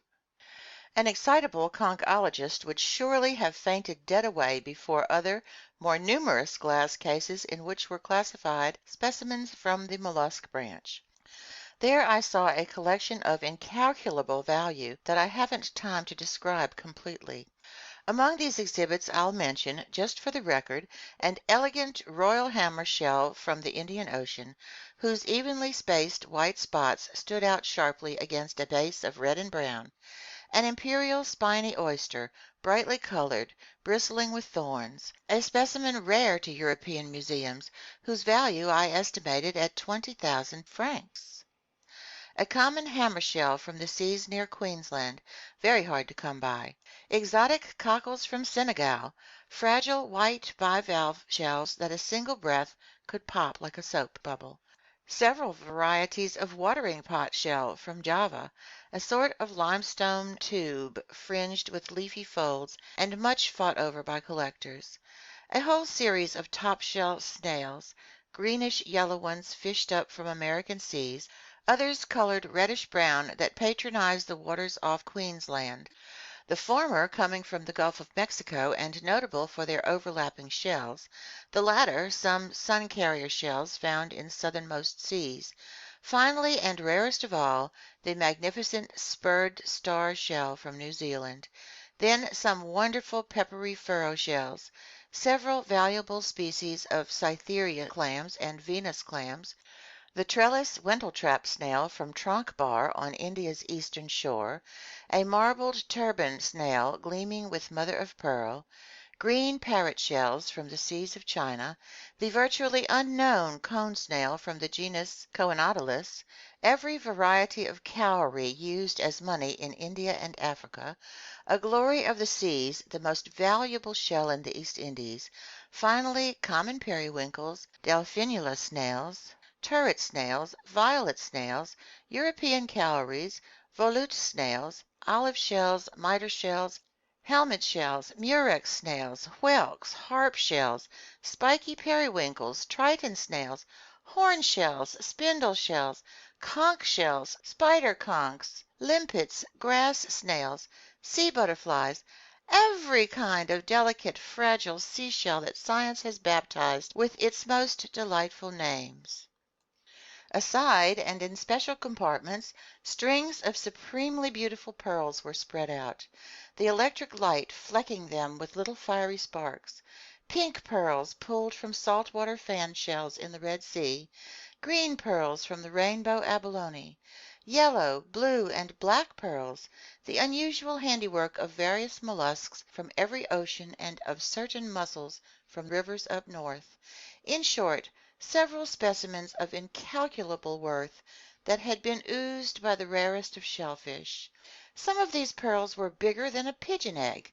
They more than equaled the one that the explorer Tavernier sold the Shah of Persia for 3,000,000 francs, and they surpassed that other pearl owned by the Imam of Muscat, which I had believed to be unrivaled in the entire world.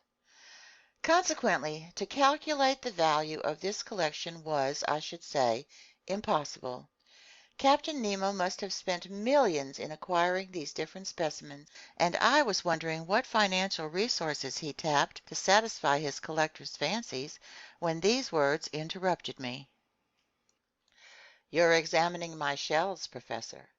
They are indeed able to fascinate a naturalist, but for me they have an added charm, since I've collected every one of them with my own 2 hands, and not a sea on the globe has escaped my investigations."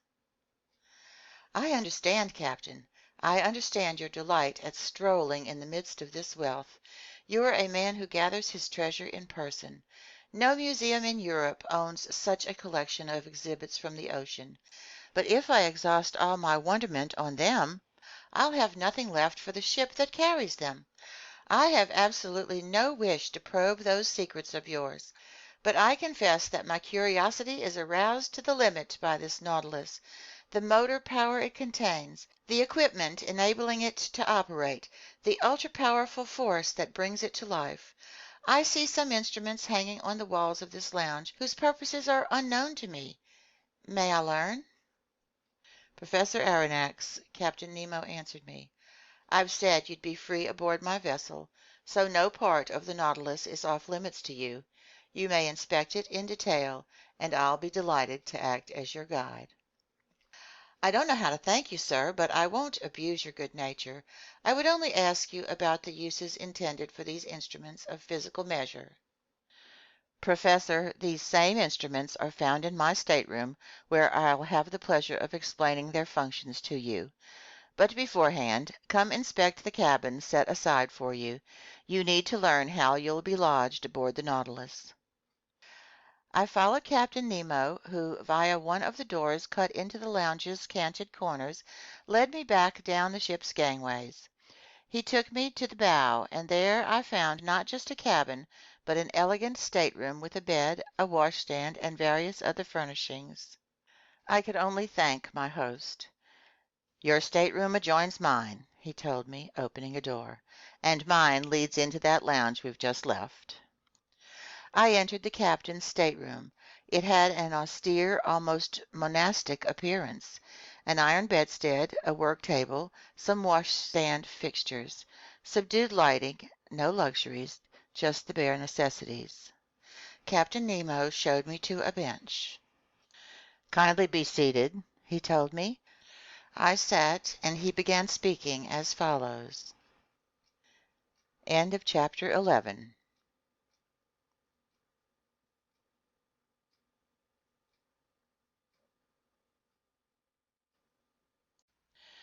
Part 1, Chapter 12 of 20,000 Leagues Under the Sea, an underwater tour of the world by Jules Verne. Recording by Michele, Baton Rouge, Louisiana. Chapter 12. Everything Through Electricity. "Sir," Captain Nemo said, showing me the instruments hanging on the walls of his stateroom. "These are the devices needed to navigate the Nautilus. Here, as in the lounge, I always have them before my eyes, and they indicate my position and exact heading in the midst of the ocean.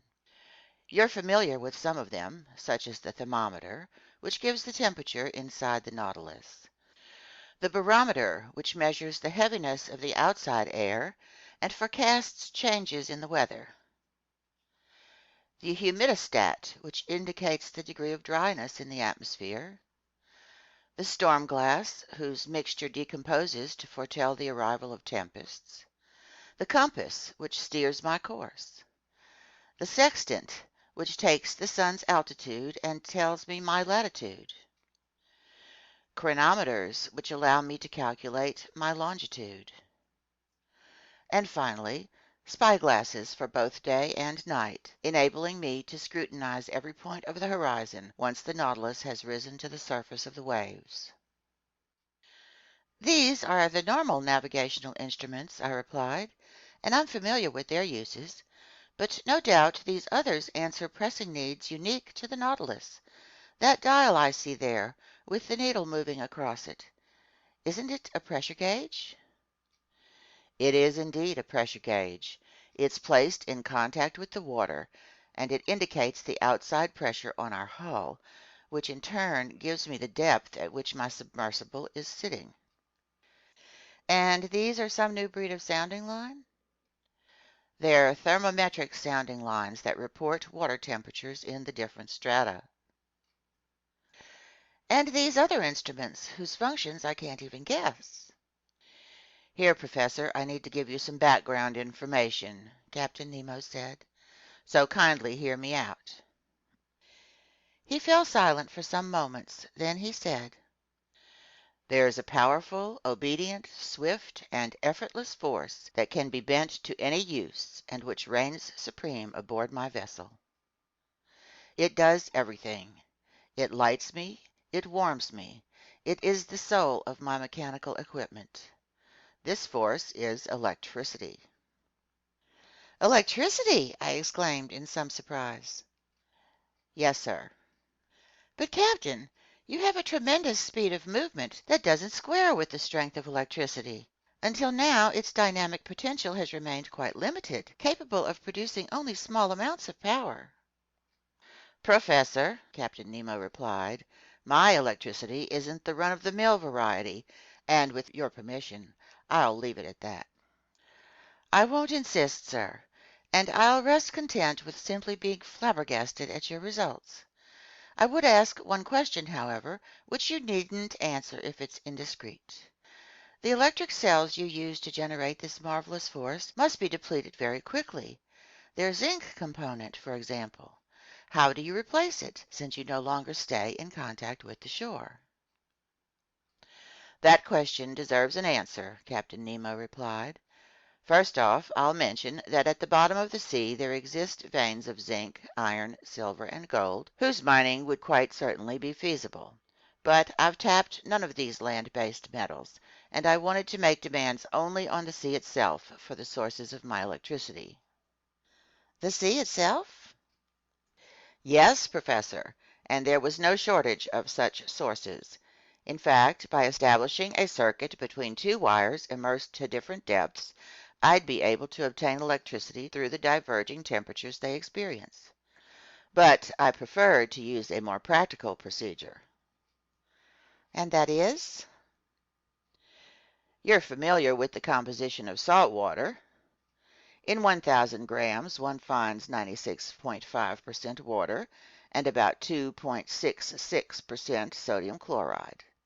Then small quantities of magnesium chloride, potassium chloride, magnesium bromide, sulfate of magnesia, calcium sulfate, and calcium carbonate.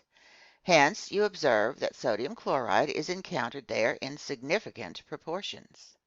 Now then, it's this sodium that I extract from salt water and with which I compose my electric cells." "Sodium?" "Yes, sir. Mixed with mercury, it forms an amalgam that takes the place of zinc in Bunsen cells. The mercury is never depleted. Only the sodium is consumed, and the sea itself gives me that. Beyond this, I'll mention that sodium batteries have been found to generate the greater energy, and their electromotor strength is twice that of zinc batteries." Captain, I fully understand the excellence of sodium under the conditions in which you're placed. The sea contains it, fine, but it still has to be produced, in short, extracted. And how do you accomplish this? Obviously, your batteries could do the extracting, but if I'm not mistaken, the consumption of sodium needed by your electric equipment would be greater than the quantity you'd extract. It would come about, then, that in the process of producing your sodium, you'd use up more than you'd make. Accordingly, Professor, I don't extract it with batteries. Quite simply, I utilize the heat of coal from the earth. From the earth, I said, my voice going up on the word. We'll say coal from the seafloor, if you prefer, Captain Nemo replied. And you can mine these veins of underwater coal? You'll watch me work them, Professor Aronnax. I only ask a little patience of you, since you'll have ample time to be patient. Just remember one thing. I owe everything to the ocean. It generates electricity, and electricity gives the Nautilus heat, light, motion, and, in a word, life itself. But not the air you breathe. Oh, I could produce the air needed on board, but it would be pointless, since I can rise to the surface of the sea whenever I like. However, even though electricity doesn't supply me with breathable air, it at least operates the powerful pumps that store it under pressure in special tanks, which, if need be, allows me to extend my stay in the lower strata for as long as I want.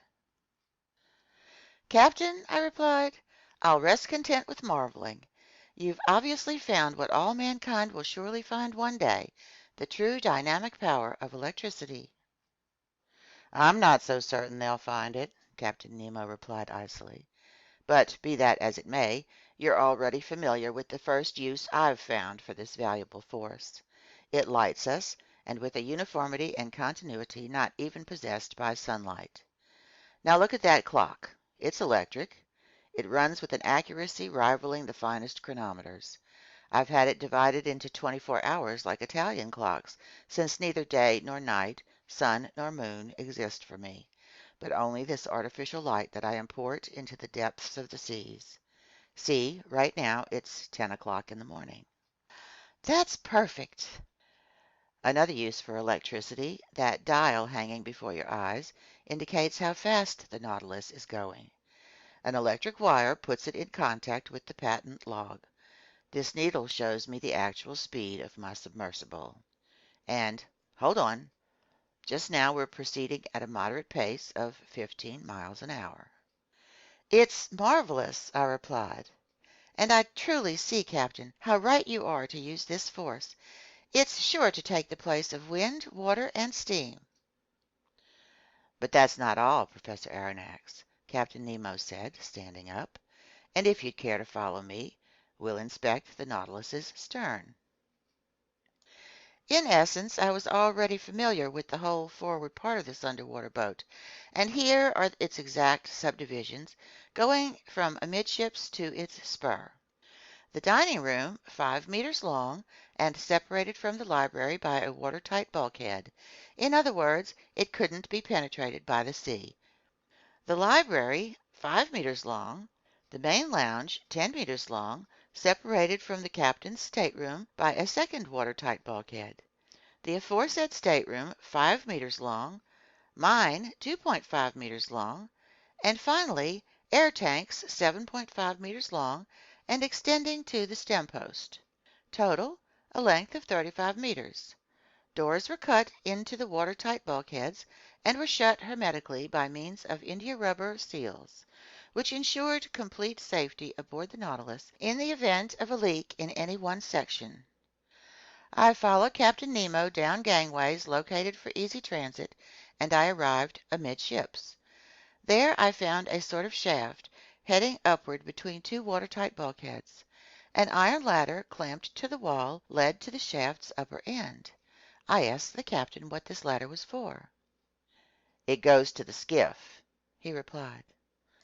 What, you have a skiff? I replied in some astonishment. Surely, an excellent longboat, light and unsinkable, which is used for excursions and fishing trips. But when you want to set out, Don't you have to return to the surface of the sea? By no means. The skiff is attached to the top side of the Nautilus's hull and is set in a cavity expressly designed to receive it. It's completely decked over, absolutely watertight, and held solidly in place by bolts. This ladder leads to a manhole cut into the Nautilus's hull and corresponding to a comparable hole cut in the side of the skiff. I insert myself through this double opening into the longboat. My crew close up the hole belonging to the Nautilus. I close up the one belonging to the skiff simply by screwing it into place. I undo the bolts holding the skiff to the submersible, and the longboat rises with prodigious speed to the surface of the sea. I then open the deck paneling, carefully closed until that point. I up mast and hoist sail, or I take out my oars, and I go for a spin. But how do you return to the ship? I don't, Professor Aronnax. The Nautilus returns to me. At your command? At my command. An electric wire connects me to the ship. I fire off a telegram, and that's that. Right, I said, tipsy from all these wonders. Nothing to it. After passing the well of the companionway that led to the platform, I saw a cabin 2 meters long in which Conseil and Ned Land, enraptured with their meal, were busy devouring it to the last crumb. Then a door opened into the galley, 3 meters long and located between the vessel's huge storage lockers. There, even more powerful and obedient than gas, electricity did most of the cooking. Arriving under the stoves, wires transmitted to platinum griddles a heat that was distributed and sustained with perfect consistency.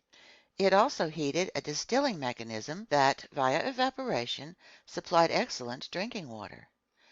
Next to this gallery was a bathroom, conveniently laid out, with faucets supplying hot or cold water at will.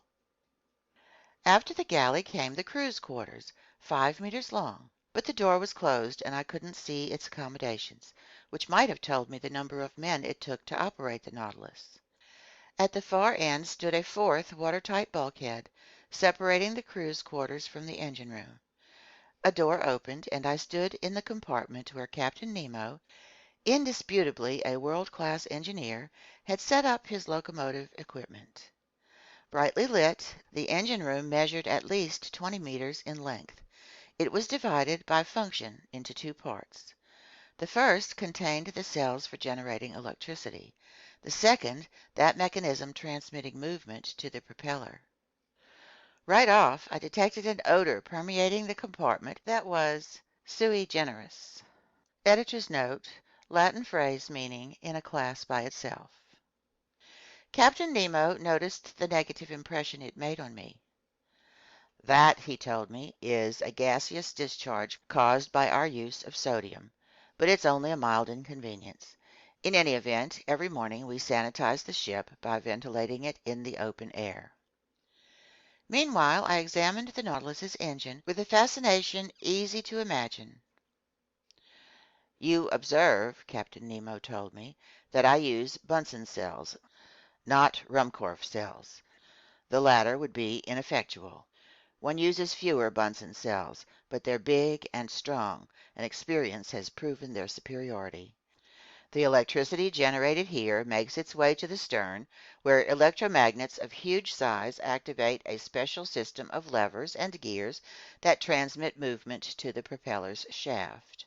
The latter has a diameter of 6 meters, a pitch of 7.5 meters, and can do up to 120 revolutions per minute. And that gives you a speed of 50 miles per hour. There lay a mystery, but I didn't insist on exploring it. How could electricity work with such power? Where did this nearly unlimited energy originate? Was it in the extraordinary voltage obtained from some new kind of induction coil? Could its transmission have been immeasurably increased by some unknown system of levers? This was the point I couldn't grasp. Author's note. And sure enough, there is now talk of such a discovery, in which a new set of levers generates considerable power. Did its inventor meet up with Captain Nemo? Captain Nemo, I said, I'll vouch for the results and not try to explain them. I've seen the Nautilus at work out in front of the Abraham Lincoln, and I know where I stand on its speed. But it isn't enough just to move. We have to see where we're going. We must be able to steer right or left, up or down. How do you reach the lower depths where you meet an increasing resistance that's assessed in hundreds of atmospheres? How do you rise back to the surface of the ocean? Finally, how do you keep your ship at whatever level suits you? Am I indiscreet in asking you all these things? Not at all, Professor, the captain answered me after a slight hesitation, since you'll never leave this underwater boat. Come into the lounge. It's actually our workroom, and there you'll learn the full story about the Nautilus. End of chapter 12.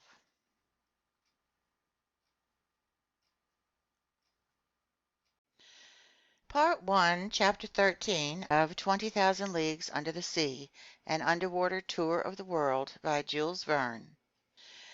Recorded by Michele Fry, Baton Rouge, Louisiana. Chapter 13. Some Figures.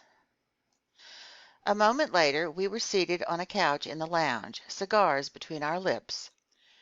The captain placed before my eyes a working drawing that gave the ground plan, cross-section, and side view of the Nautilus. Then he began his description as follows. Here, Professor Aronnax, are the different dimensions of this boat now transporting you. It's a very long cylinder with conical ends. It noticeably takes the shape of a cigar, a shape already adopted in London for several projects of the same kind. The length of this cylinder from end to end is exactly 70 meters, and its maximum breadth of beam is 8 meters. So it isn't quite built on the 10-to-1 ratio of your high-speed steamers, but its lines are sufficiently long, and their tapering gradual enough, so that the displaced water easily slips past and poses no obstacle to the ship's movements. These two dimensions allow you to obtain, via a simple calculation, the surface area and volume of the Nautilus. Its surface area totals 1,011.45 square meters. Its volume is 1,507.2 cubic meters, which is tantamount to saying that when it's completely submerged, it displaces 1,500 cubic meters of water, or weighs 1,500 metric tons. In drawing up plans for a ship meant to navigate underwater, I wanted it, when floating on the waves, to lie 9/10 below the surface and to emerge only 1/10. Consequently, under these conditions, it needed to displace only 9/10 of its volume.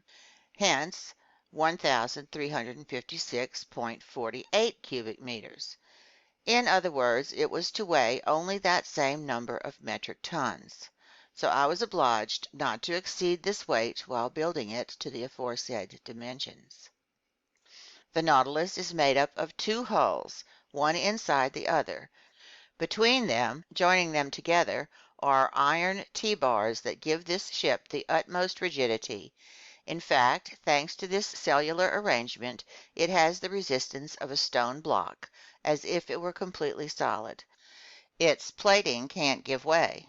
It's self-adhering and not dependent on the tightness of its rivets, and due to the perfect union of its materials, the solidarity of its construction allows it to defy the most violent seas. The two hulls are manufactured from boilerplate steel, whose relative density is 7.8 times that of water. The first hull has a thickness of no less than 5 centimeters and weighs 394.96 metric tons. My second hull, the outer cover, includes a keel 50 centimeters high by 25 wide, which by itself weighs 62 metric tons. This hull, The engine, the ballast, the various accessories and accommodations, plus the bulkheads and interior braces, have a combined weight of 961.52 metric tons, which, when added to 394.96 metric tons, gives us the desired total of 1,356.48 metric tons. Clear?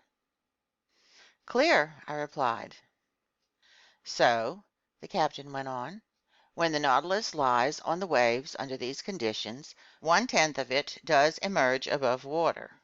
Now then, if I provide some ballast tanks equal in capacity to that 1/10, hence able to hold 150.72 metric tons, and if I fill them with water, the boat then displaces 1,507.2 metric tons, or it weighs that much, and it would be completely submerged. That's what comes about, Professor. These ballast tanks exist within easy access in the lower reaches of the Nautilus. I open some stopcocks, the tanks fill, the boat sinks, and it's exactly flush with the surface of the water. Fine, Captain, but now we come to a genuine difficulty. If you're able to lie flush with the surface of the ocean, that I understand. But lower down, while diving beneath that surface, isn't your submersible going to encounter a pressure and consequently undergo an upward thrust that must be assessed at 1 atmosphere per every 30 feet of water, hence at about 1 kilogram per each square centimeter? Precisely, sir. Then, unless you fill up the whole Nautilus, I don't see how you can force it down into the heart of these liquid masses. Professor, Captain Nemo replied, static objects mustn't be confused with dynamic ones, or we'll be open to serious error. Comparatively little effort is spent in reaching the ocean's lower regions, because all objects have a tendency to become sinkers. Follow my logic here? I'm all ears, Captain. When I wanted to determine the increase in weight the Nautilus needed to be given in order to submerge, I had only to take note of the proportionate reduction in volume that salt water experiences in deeper and deeper strata. That's obvious, I replied. Now then, if water isn't absolutely incompressible, at least it compresses very little. In fact, according to the most recent calculations, this reduction is only 0.0000436 per atmosphere, or per every 30 feet of depth. For instance, to go 1,000 meters down, I must take into account the reduction in volume that occurs under a pressure equivalent to that from a 1,000-meter column of water. In other words, under a pressure of 100 atmospheres. In this instance, the reduction would be 0.00436. Consequently, I'd have to increase my weight from 1,502.2 metric tons to 1,513.77. So the added weight would be only 6.57 metric tons. That's all? That's all, Professor Aronnax, and the calculation is easy to check. Now then, I have supplementary ballast tanks capable of shipping 100 metric tons of water, so I can descend to considerable depths. When I want to rise again and lie flush with the surface, all I have to do is expel the water, and if I desire that the Nautilus emerge above the waves to 1/10 of its total capacity, I empty all the ballast tanks completely. This logic, backed up by figures, left me without a single objection. I accept your calculations, Captain, I replied, and I'd be ill-mannered to dispute them since your daily experience bears them out. But at this juncture I have a hunch that we're still left with one real difficulty. What's that, sir? When you're at a depth of 1,000 meters, the Nautilus's plating bears a pressure of 100 atmospheres. If at this point you want to empty the supplementary ballast tanks in order to lighten your boat and rise to the surface, your pumps must overcome that pressure of 100 atmospheres, which is 100 kilograms per each square centimeter. This demands a strength that electricity alone can give me, Captain Nemo said swiftly.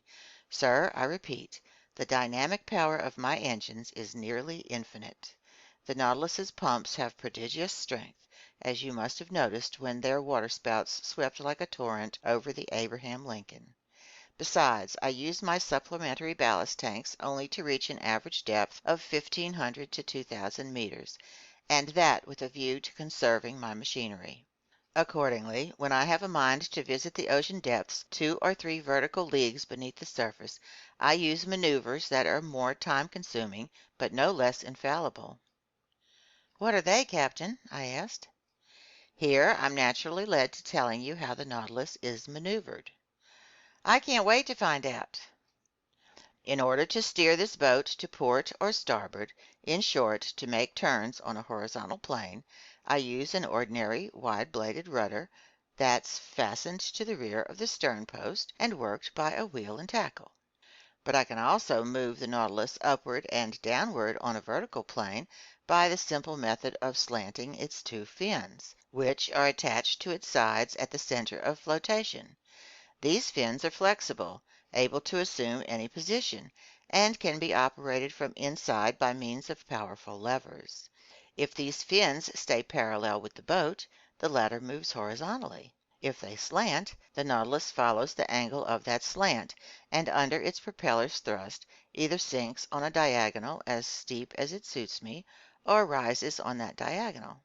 And similarly, if I want to return more swiftly to the surface, I throw the propeller in gear, and the water's pressure makes the Nautilus rise vertically, as an air balloon inflated with hydrogen lifts swiftly into the skies. "Bravo, Captain!" I exclaimed. "But in the midst of the waters, how can your helmsman follow the course you've given him?" My helmsman is stationed behind the windows of the pilot house, which protrudes from the top side of the Nautilus's hull and is fitted with biconvex glass. "Is glass capable of resisting such pressures?" "Perfectly capable. Though fragile on impact, crystal can still offer considerable resistance.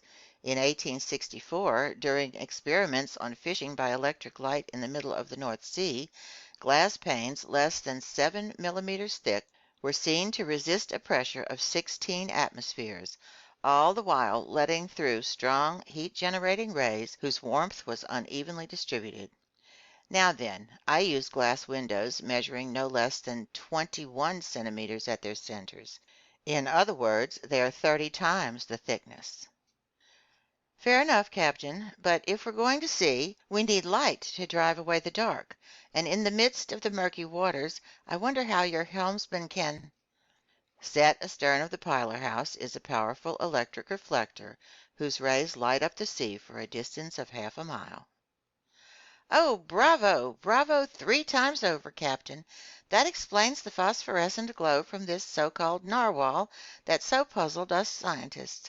Pertinent to this, I'll ask you if the Nautilus's running afoul of the Scotia, which caused such a great uproar, was the result of an accidental encounter."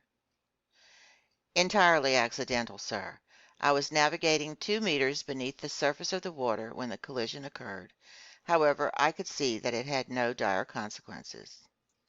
"None, sir. But as for your encounter with the Abraham Lincoln—" "Professor, that troubled me, because it's one of the best ships in the gallant American Navy.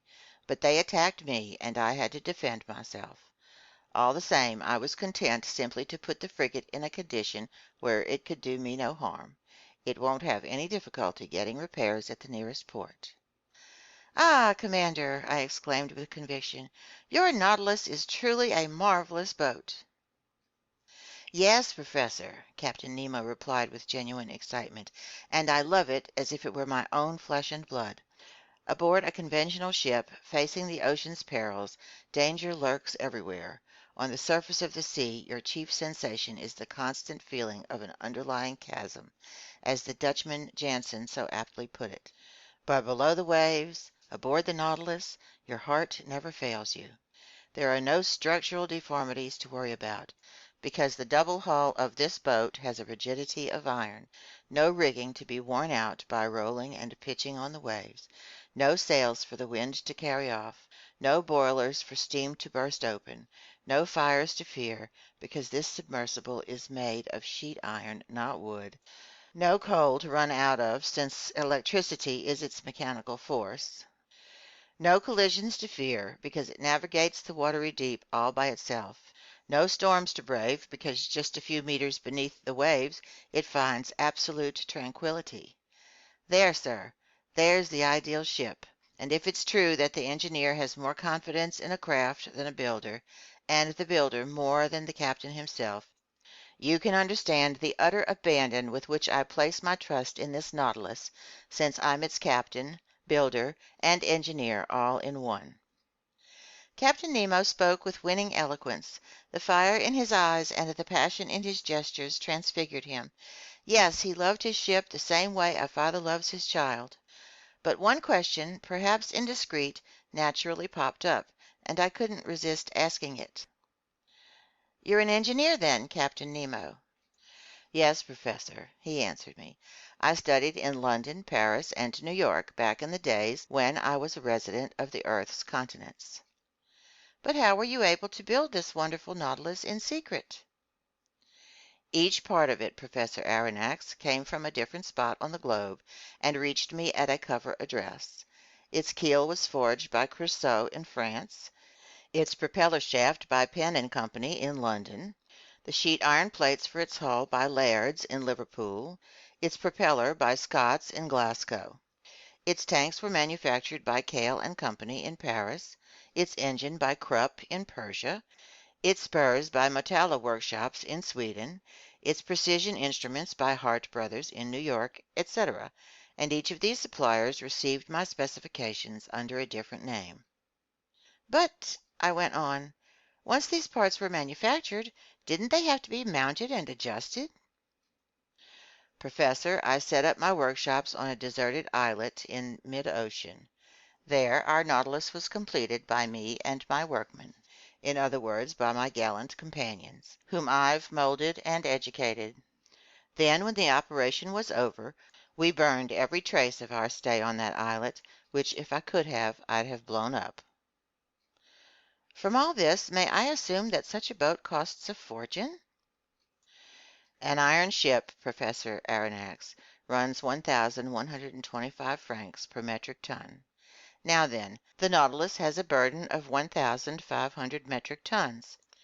Consequently, it cost 1,687,000 francs, hence 2,000,000 including its accommodations, and 4,000,000 francs or 5,000,000 francs with all the collections and works of art it contains." "One last question, Captain Nemo." "Ask, Professor." "You're rich, then?" "Infinitely rich, sir, and without any trouble. I could pay off the 10 billion franc French national debt." I gaped at the bizarre individual who had just spoken these words. Was he playing on my credulity? Time would tell. End of chapter 13.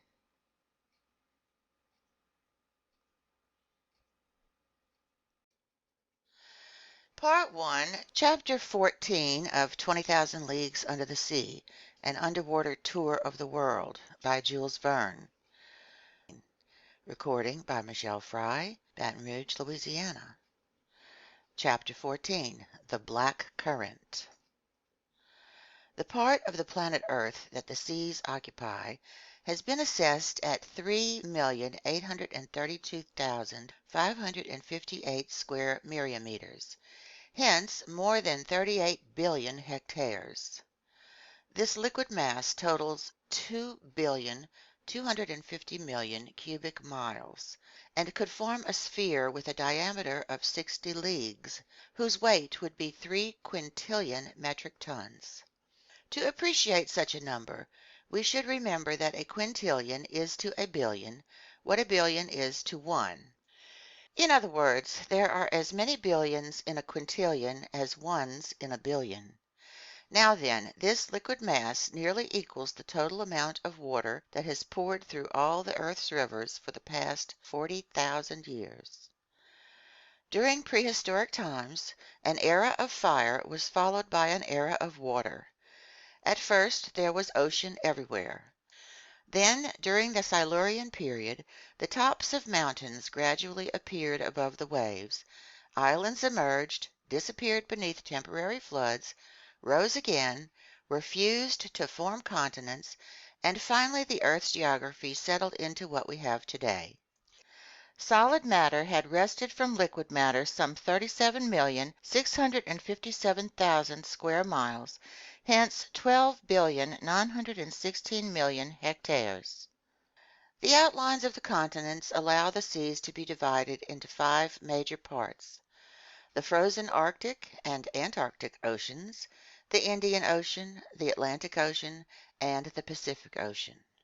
The Pacific Ocean extends north to south between the 2 polar circles, and east to west between America and Asia, over an expanse of 145 degrees of longitude. It's the most tranquil of the seas. Its currents are wide and slow-moving, its tides moderate, its rainfall abundant. And this was the ocean that I was first destined to cross under these strangest of auspices. "If you don't mind, Professor," Captain Nemo told me, "we'll determine our exact position and fix the starting point of our voyage. It's 15 minutes before noon. I'm going to rise to the surface of the water." The captain pressed an electric bell 3 times. The pumps began to expel water from the ballast tanks. On the pressure gauge, a needle marked the decreasing pressures that indicated the Nautilus's upward progress. Then the needle stopped. "Here we are," the captain said. I made my way to the central companionway which led to the platform. I climbed its metal steps, passed through the open hatches, and arrived topside on the Nautilus. The platform emerged only 80 centimeters above the waves. The Nautilus's bow and stern boasted that spindle-shaped outline that had caused the ship to be compared appropriately to a long cigar. I noted the slight overlap of its sheet iron plates, which resembled the scales covering the bodies of our big land reptiles. So I had a perfectly natural explanation for why, despite the best spyglasses, this boat had always been mistaken for a marine animal. Near the middle of the platform, the skiff was half set in the ship's hull, making a slight bulge. Fore and aft stood 2 cupolas of moderate height, their sides slanting and partly inset with heavy biconvex glass, one reserved for the helmsman steering the Nautilus, the other for the brilliance of the powerful electric beacon lighting his way. The sea was magnificent, the skies clear. This long aquatic vehicle could barely feel the broad undulations of the ocean. A mild breeze out of the east rippled the surface of the water. Free of all mist, the horizon was ideal for taking sights. There was nothing to be seen, not a reef, not an islet, no more Abraham Lincoln, a deserted immenseness. Raising his sextant, Captain Nemo took the altitude of the sun, which would give him his latitude. He waited for a few minutes until the orb touched the rim of the horizon. While he was taking his sights, he didn't move a muscle, and the instrument couldn't have been steadier in hands made out of marble. "Noon," he said. "Professor, whenever you're ready." I took one last look at the sea, a little yellowish near the landing places of Japan, and I went below again to the main lounge. There the captain fixed his position and used a chronometer to calculate his longitude, which he double-checked against his previous observations of hour angles. Then he told me, "Professor Aronnax, we're in longitude 137 degrees, 15 minutes west." "West of which meridian?" I asked quickly, hoping the captain's reply might give me a clue to his nationality. "Sir," he answered me, "I have chronometers variously set to the meridians of Paris, Greenwich, and Washington, D.C., but in your honor I'll use the one for Paris." This reply told me nothing. I bowed, and the commander went on. "We're in longitude 137 degrees, 15 minutes west of the meridian of Paris, and latitude 30 degrees, 7 minutes north. In other words, about 300 miles from the shores of Japan. At noon on this day of November the 8th, We hereby begin our voyage of exploration under the waters." "May God be with us," I replied. "And now, Professor," the captain added, "I'll leave you to your intellectual pursuits. I've set our course east-northeast at a depth of 50 meters. Here are some large-scale charts on which you'll be able to follow that course. The lounge is at your disposal, and with your permission, I'll take my leave." Captain Nemo bowed. I was left to myself, lost in my thoughts. They all centered on the Nautilus's commander. Would I ever learn the nationality of this eccentric man who had boasted of having none? His sworn hate for humanity, a hate that perhaps was bent on some dreadful revenge. What had provoked it? Was he one of those unappreciated scholars, one of those geniuses embittered by the world, as Conseil expressed it, a latter-day Galileo? Or maybe one of those men of science, like America's Commander Maury, whose careers were ruined by political revolutions?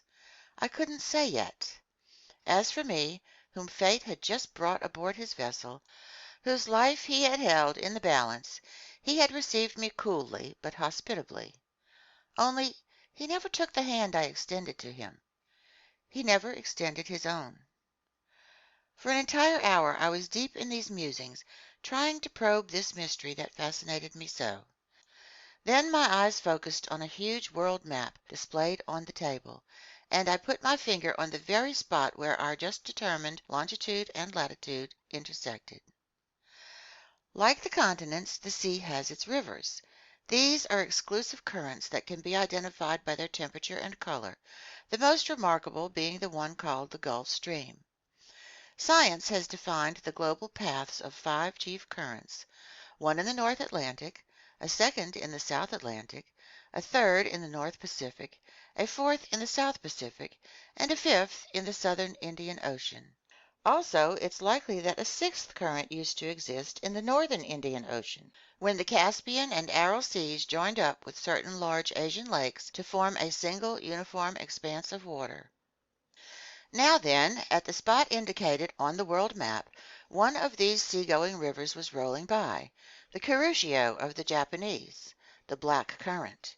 Heated by perpendicular rays from the tropical sun, it leaves the Bay of Bengal, crosses the Strait of Malacca, goes up the shores of Asia, and curves into the North Pacific as far as the Aleutian Islands, carrying along trunks of camphor trees and other local items, the pure indigo of its warm waters sharply contrasting with the ocean's waves. It was this current the Nautilus was about to cross. I watched it on the map with my eyes. I saw it lose itself in the immenseness of the Pacific, and I felt myself swept along with it when Ned Land and Conseil appeared in the lounge doorway. My 2 gallant companions stood petrified at the sight of the wonders on display. "Where are we?" the Canadian exclaimed. "In the Quebec Museum?" "Begging master's pardon," Conseil answered, "but this seems more like the Sommerard Artifacts exhibition." "My friends," I replied, signaling them to enter, "you're in neither Canada nor France, but securely aboard the Nautilus, 50 meters below sea level." "If master says so, then so be it," Conseil answered. "But in all honesty, this lounge is enough to astonish even someone Flemish like myself." "Indulge your astonishment, my friend, and have a look, because there's plenty of work here for a classifier of your talents." Conseil needed no encouraging. Bending over the glass cases, the gallant lad was already muttering choice words from the naturalist's vocabulary. "Class, Gastropoda. Family, Bucinoidea. Genus, Cowrie. Species, Cypraea madagascariensis," etc. Meanwhile, Ned Land, less dedicated to conchology, questioned me about my interview with Captain Nemo. Had I discovered who he was, where he came from, where he was heading, how deep he was taking us? In short, 1,000 questions I had no time to answer. I told him everything I knew, or rather everything I didn't know, and I asked him what he had seen or heard on his part. "Haven't seen or heard a thing," the Canadian replied. "I haven't even spotted the crew of this boat. By any chance, could they be electric too? Electric? Oh, egods, I'm half tempted to believe it. But back to you, Professor Aronnax, Ned Land said, still hanging on to his ideas. Can't you tell me how many men are on board? 10, 20, 50, 100? I'm unable to answer you, Mr. Land, and trust me on this. For the time being, get rid of these notions of taking over the Nautilus or escaping from it. This boat is a masterpiece of modern technology, and I'd be sorry to have missed it. Many people would welcome the circumstances that have been handed us, just to walk in the midst of these wonders. So keep calm, and let's see what's happening around us. See, the harpooner exclaimed. There's nothing to see, nothing we'll ever see from this sheet iron prison. We're simply running around blindfolded. Ned Land was just pronouncing these last words when we were suddenly plunged into darkness, utter darkness. The ceiling lights went out so quickly my eyes literally ached, just as if we had experienced the opposite sensation of going from the deepest gloom to the brightest sunlight. We stood stock still, not knowing what surprise was waiting for us, whether pleasant or unpleasant. But a sliding sound became audible. You could tell that some panels were shifting over the Nautilus's sides. "It's the beginning of the end," Ned Land said. "Order Hydromedusa," Conseil muttered. Suddenly, through two oblong openings, daylight appeared on both sides of the lounge. The liquid masses came into view, brightly lit by the ship's electric outpourings. We were separated from the sea by two panes of glass. Initially, I shuddered at the thought that these fragile partitions could break. But strong copper bands secured them, giving them nearly infinite resistance. The sea was clearly visible for a 1-mile radius around the Nautilus. What a sight! What pen could describe it? Who could portray the effects of this light through these translucent sheets of water, the subtlety of its progressive shadings into the ocean's upper and lower strata? The transparency of salt water has long been recognized. Its clarity is believed to exceed that of spring water. The mineral and organic substances it holds in suspension actually increase its translucency. In certain parts of the Caribbean Sea, you could see the sandy bottom with startling distinctiveness as deep as 145 meters down, and the penetrating power of the sun's rays seems to give out only at a depth of 300 meters. But in this fluid setting traveled by the Nautilus, our electric glow was being generated in the very heart of the waves. It was no longer illuminated water. It was liquid light. If we accept the hypothesis of the microbiologist Ehrenberg, who believes these underwater depths are lit up by phosphorescent organisms, Nature has certainly saved one of her most prodigious sights for the residents of the sea. And I could judge for myself from the thousand-fold play of the light. On both sides I had windows opening over these unexplored depths. The darkness in the lounge enhanced the brightness outside, and we stared as if this clear glass were the window of an immense aquarium. The Nautilus seemed to be standing still. This was due to the lack of landmarks, but streaks of water, parted by the ship's spur, sometimes threaded before our eyes with extraordinary speed. In wonderment, we leaned on our elbows before these show windows, and our stunned silence remained unbroken until Conseil said, "You wanted to see something, Ned, my friend. Well, now you have something to see." "How unusual!" the Canadian put in, setting aside his tantrums and getaway schemes while submitting to this irresistible allure. "A man would have to go an even greater distance just to stare at such a sight." "Ah!" I exclaimed, "I see our captain's way of life. He's found himself a separate world that saves its most astonishing wonders just for him." "But where are the fish?" the Canadian ventured to observe. "I don't see any fish." "Why would you care, Ned, my friend?" Conseil replied, "since you have no knowledge of them." "Me, a fisherman?" Ned Land exclaimed. And on this subject a dispute arose between the two friends, since both were knowledgeable about fish, but from totally different standpoints. Everyone knows that fish make up the fourth and last class in the vertebrate branch. They have been quite aptly defined as, quote, cold-blooded vertebrates with a double circulatory system, breathing through gills and designed to live in the water, end quote. They consist of two distinct series. The series of bony fish, in other words, those whose spines have vertebra made of bone, and cartilaginous fish, in other words, those whose spines have vertebra made of cartilage. Possibly the Canadian was familiar with this distinction, but Conseil knew far more about it, and since he and Ned were now fast friends, he just had to show off.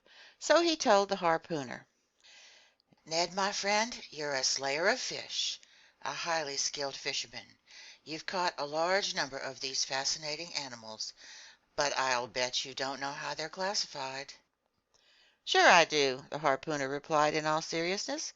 "They're classified into fish we eat and fish we don't eat." "Spoken like a true glutton," Conseil replied. "But tell me, are you familiar with the differences between bony fish and cartilaginous fish?" "Just maybe, Conseil." "And how about the subdivisions of these two large classes?" "I haven't the foggiest notion," the Canadian replied. "All right, listen and learn, Ned, my friend. Bony fish are subdivided into 6 orders. Primo, the acanthopterygians, whose upper jaw is fully formed and free-moving, and whose gills take the shape of a comb. This order consists of 15 families, in other words, 3/4 of all known fish.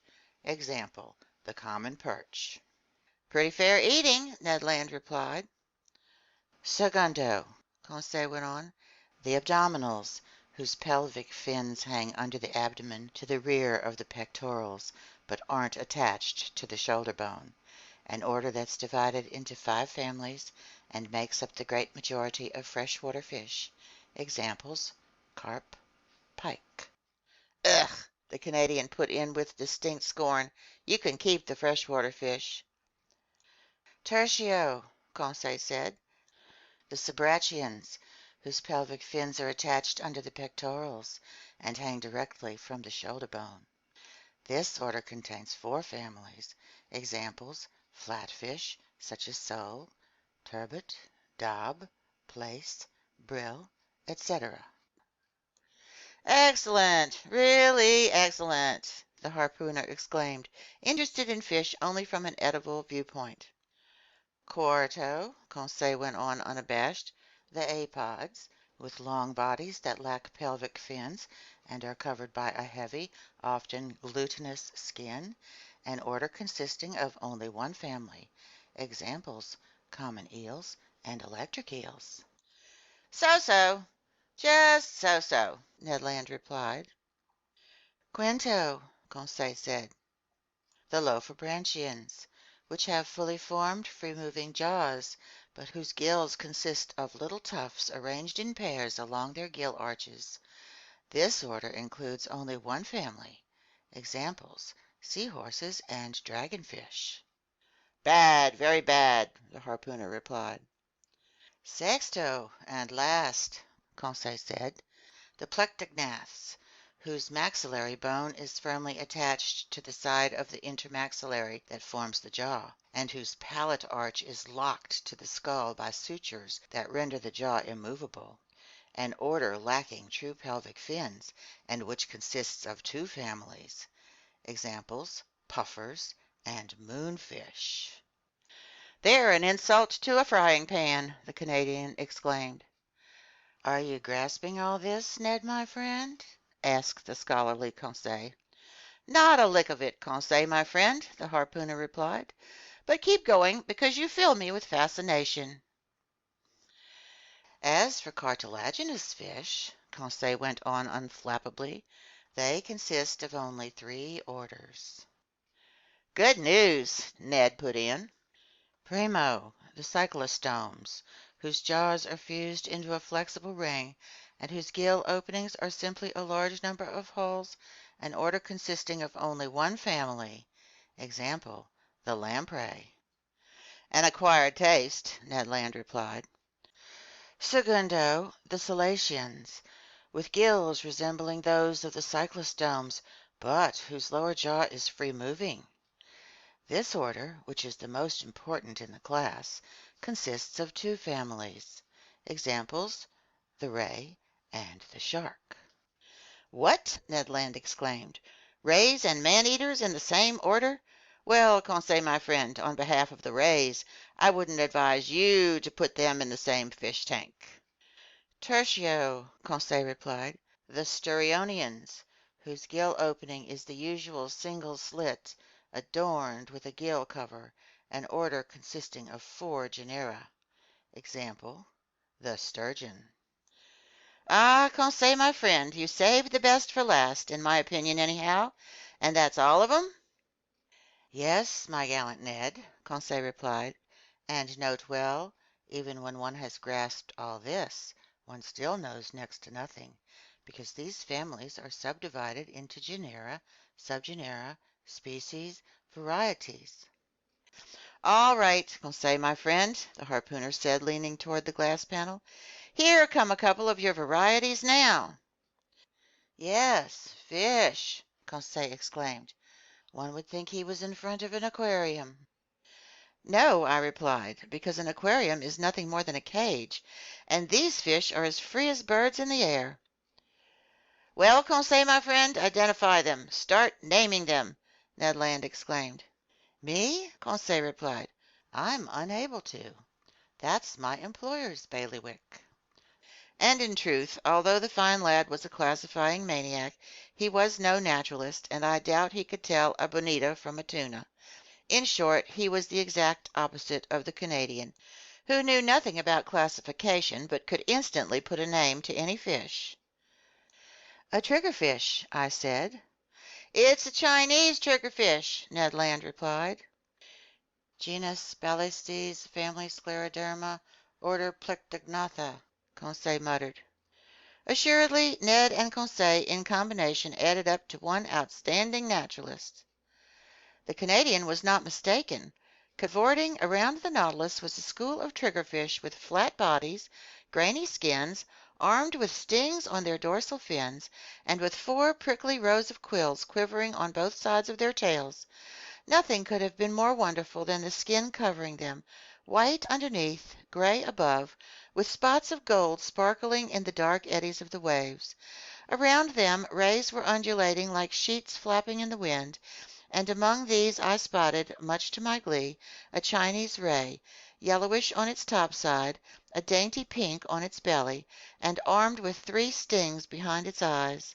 A rare species whose very existence was still doubted in Lacapede's day, since that pioneering classifier of fish had seen one only in a portfolio of Japanese drawings. For 2 hours a whole aquatic army escorted the Nautilus. In the midst of their leaping and cavorting, while they competed with each other in beauty, radiance, and speed, I could distinguish some green wrasse, bewhiskered mullet marked with pairs of black lines, white gobies from the genus Eleotris with curved caudal fins and violet spots on the back, wonderful Japanese mackerel from the genus Scomber with blue bodies and silver heads, glittering azure goldfish whose name by itself gives their full description, several varieties of porgy or gilthead, some banded gilthead with fins variously blue and yellow, some with horizontal heraldic bars and enhanced by a black strip around their caudal area, some with color zones and elegantly corseted in their 6 waistbands, trumpetfish with flute-like beaks that looked like genuine seafaring woodcocks and were sometimes a meter long, Japanese salamanders, serpentine moray eels from the genus Echidna that were 6 feet long with sharp little eyes and a huge mouth bristling with teeth, etc. Our wonderment stayed at an all-time fever pitch.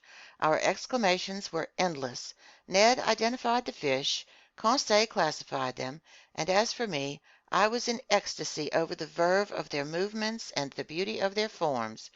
Never before had I been given the chance to glimpse these animals alive and at large in their native element. Given such a complete collection from the seas of Japan and China, I won't mention every variety that passed before our dazzled eyes. More numerous than birds in the air, these fish raced right up to us, no doubt attracted by the brilliant glow of our electric beacon. Suddenly daylight appeared in the lounge, the sheet iron panels slid shut, the magical vision disappeared. But for a good while I kept dreaming away until the moment my eyes focused on the instruments hanging on the wall. The compass still showed our heading as east-northeast. The pressure gauge indicated a pressure of 5 atmospheres, corresponding to a depth of 50 meters, and the electric log gave our speed as 15 miles per hour. I waited for Captain Nemo, but he didn't appear.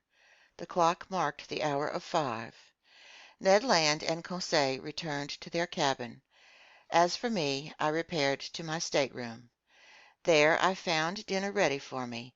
It consisted of turtle soup made from the daintiest hawksbill, a red mullet with white, slightly flaky flesh, whose liver, when separately prepared, makes delicious eating, plus loin of imperial angelfish, whose flavor struck me as even better than salmon. I spent the evening in reading, writing, and thinking. Then drowsiness overtook me. I stretched out on my eelgrass mattress and fell into a deep slumber while the Nautilus glided through the swiftly flowing black currents. End of chapter 14.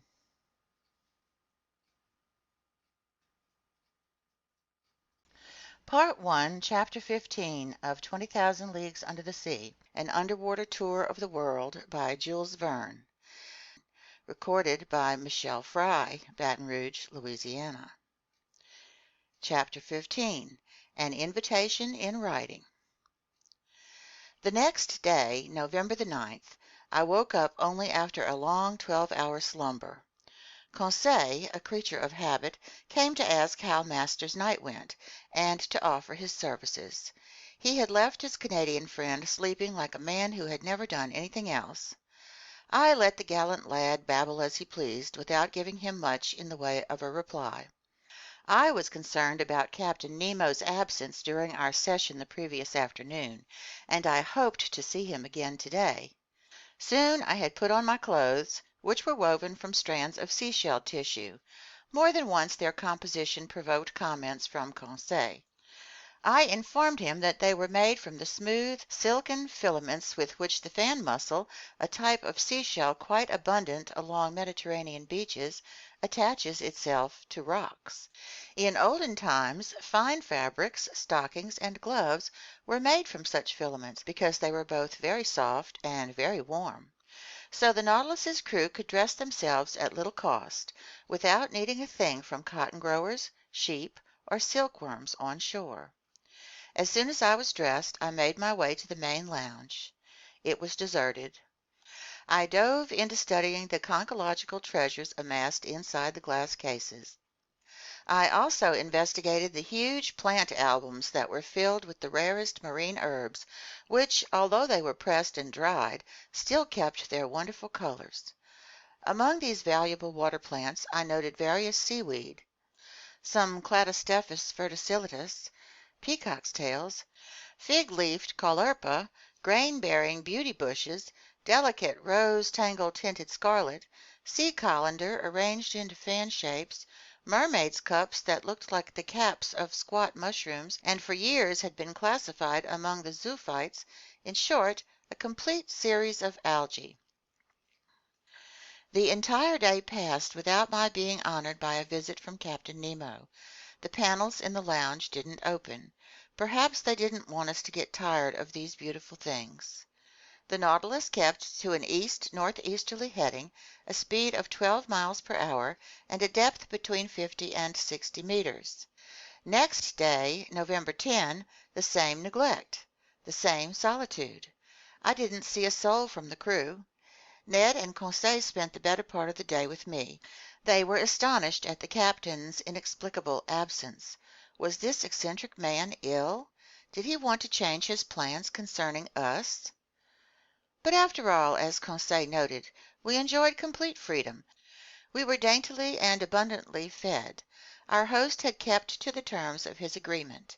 We couldn't complain, and moreover the very uniqueness of our situation had such generous rewards in store for us, we had no grounds for criticism.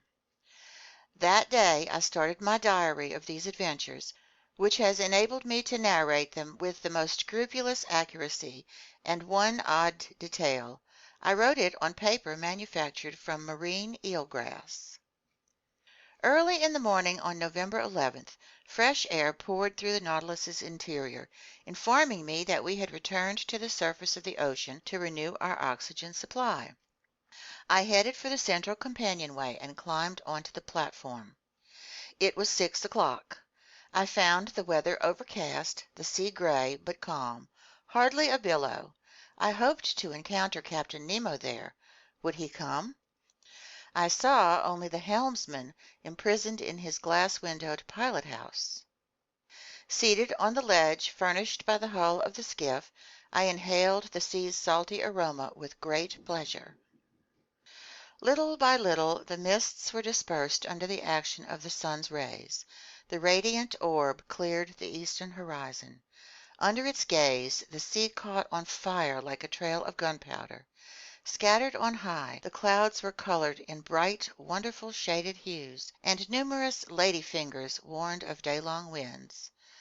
Author's note: lady fingers are small, thin, white clouds with ragged edges. But what were mere winds to this Nautilus, which no storms could intimidate? So I was marveling at this delightful sunrise, so life-giving and cheerful, when I heard someone climbing onto the platform. I was prepared to greet Captain Nemo, but it was his chief officer who appeared, whom I had already met during our first visit with the captain. He advanced over the platform, not seeming to notice my presence.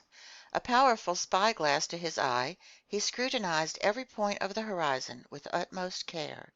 Then, his examination over, he approached the hatch and pronounced a phrase whose exact wording follows below. I remember it because every morning it was repeated under the same circumstances. It ran like this: Natron, Respach, Lorni, Verch. What it meant I was unable to say. These words pronounced, the chief officer went below again. I thought the Nautilus was about to resume its underwater navigating, so I went down the hatch and back through the gangways to my stateroom. 5 days passed in this way with no change in our situation. Every morning I climbed onto the platform. The same phrase was pronounced by the same individual. Captain Nemo did not appear. I was pursuing the policy that we had seen the last of him, when, on November 16th, while re-entering my stateroom with Ned and Conseil, I found a note addressed to me on the table. I opened it impatiently. It was written in a script that was clear and neat, but a bit Old English in style, its characters reminding me of German calligraphy. The note was worded as follows: Professor Aronnax, aboard the Nautilus, November 16, 1867. Captain Nemo invites Professor Aronnax on a hunting trip that will take place tomorrow morning in his Crespo Island forests. He hopes nothing will prevent the professor from attending, and he looks forward with pleasure to the professor's companions joining him. Captain Nemo, commander of the Nautilus. A hunting trip! Ned Land exclaimed. And in his forests on Crespo Island, Conseil added. But does this mean the old boy goes ashore? Ned Land went on. That seems to be the gist of it, I said, rereading the letter. Well, we've got to accept, the Canadian answered. Once we're on solid ground, we'll figure out a course of action. Besides, it wouldn't pain me to eat a couple slices of fresh venison. Without trying to reconcile the contradictions between Captain Nemo's professed horror of continents or islands and his invitation to go hunting in a forest, I was content to reply. First, let's look into this Crespo Island. I consulted the world map, and in latitude 32 degrees 40 minutes north and longitude 167 degrees 50 minutes west, I found an islet that had been discovered in 1801 by Captain Crespo, which old Spanish charts called Roca de la Plata, in other words, Silver Rock.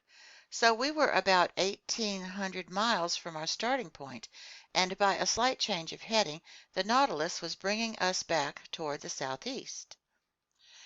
I showed my companions this small, stray rock in the middle of the North Pacific. If Captain Nemo does sometimes go ashore, I told them, at least he only picks desert islands. Ned Land shook his head without replying. Then he and Conseil left me. After supper was served me by the mute and emotionless steward, I fell asleep, but not without some anxieties. When I woke up the next day, November 17, I sensed that the Nautilus was completely motionless. I dressed hurriedly and entered the main lounge. Captain Nemo was there waiting for me. He stood up, bowed, and asked if it suited me to come along. Since he made no allusion to his absence the past 8 days, I also refrained from mentioning it, and I simply answered that my companions and I were ready to go with him. "Only, sir," I added, "I'll take the liberty of addressing a question to you." "Address away, Professor Aronnax, and if I'm able to answer, I will." "Well then, Captain, how is it that you've severed all ties with the shore, yet you own forests on Crespo Island?" "Professor," the captain answered me, "these forests of mine don't bask in the heat and light of the sun. They aren't frequented by lions, tigers, panthers, or other quadrupeds. They are known only to me. They grow only for me. These forests aren't on land. They are actual underwater forests." "Underwater forests!" I exclaimed. "Yes, Professor." "And you're offering to take me to them?" "Precisely." "On foot?" "Without getting your feet wet." "While hunting?" "While hunting." "Rifles in hand?" "Rifles in hand." I stared at the Nautilus's commander with an air anything but flattering to the man. "Assuredly," I said to myself, "he's contracted some mental illness. He's had a fit that's lasted 8 days and isn't over even yet. What a shame. I liked him better eccentric than insane." These thoughts were clearly readable on my face, but Captain Nemo remained content with inviting me to follow him, and I did so like a man resigned to the worst. We arrived at the dining room, where we found breakfast served. "Professor Aronnax," the captain told me, "I beg you to share my breakfast without formality. We can chat while we eat, because, although I promised you a stroll in my forests, I made no pledge to arrange for your encountering a restaurant there. Accordingly, eat your breakfast like a man who'll probably eat dinner only when it's extremely late." I did justice to this meal. It was made up of various fish and some slices of sea cucumber, that praiseworthy zoophyte, all garnished with such highly appetizing seaweed as the Porphyra laciniata and the Laurencia prima fatida. Our beverage consisted of clear water, to which, following the captain's example, I added some drops of a fermented liqueur extracted by the Kamchatka process from the seaweed known by the name Rhodymenia palmata. At first Captain Nemo ate without pronouncing a single word. Then he told me, "Professor, when I proposed that you go hunting in my Crespo forests, you thought I was contradicting myself. When I informed you that it was an issue of underwater forests, you thought I'd gone insane. Professor, you must never make snap judgments about your fellow man." "But, Captain, believe me—" "Kindly listen to me, and you'll see if you have grounds for accusing me of insanity or self-contradiction." "I'm all attention." "Professor, you know as well as I do that a man can live underwater so long as he carries with him his own supply of breathable air. For underwater work projects, the workman wears a waterproof suit with his head imprisoned in a metal capsule, while he receives air from above by means of force pumps and flow regulators." "That's the standard equipment for a diving suit," I said. "Correct, but under such conditions the man has no freedom. He's attached to a pump that sends him air through an India rubber hose. It's an actual chain that fetters him to the shore, and if we were to be bound in this way to the Nautilus, we couldn't go far either." "Then how do you break free?" I asked.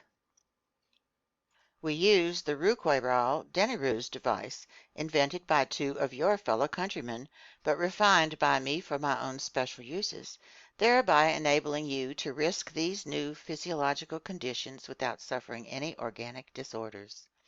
It consists of a tank built from heavy sheet iron, in which I store air under pressure of 50 atmospheres. This tank is fastened to the back by means of straps, like a soldier's knapsack. Its top part forms a box, where the air is regulated by a bellows mechanism and can be released only at its proper tension. In the Rouquayrol device that has been in general use, two India rubber hoses leave this box and feed to a kind of tent that imprisons the operator's nose and mouth. One hose is for the entrance of air to be inhaled, the other for the exit of air to be exhaled, and the tongue closes off the former or the latter, depending on the breather's needs. But in my case, since I face considerable pressures at the bottom of the sea, I needed to enclose my head in a copper sphere, like those found on standard diving suits, and the two hoses for inhalation and exhalation now feed to that sphere.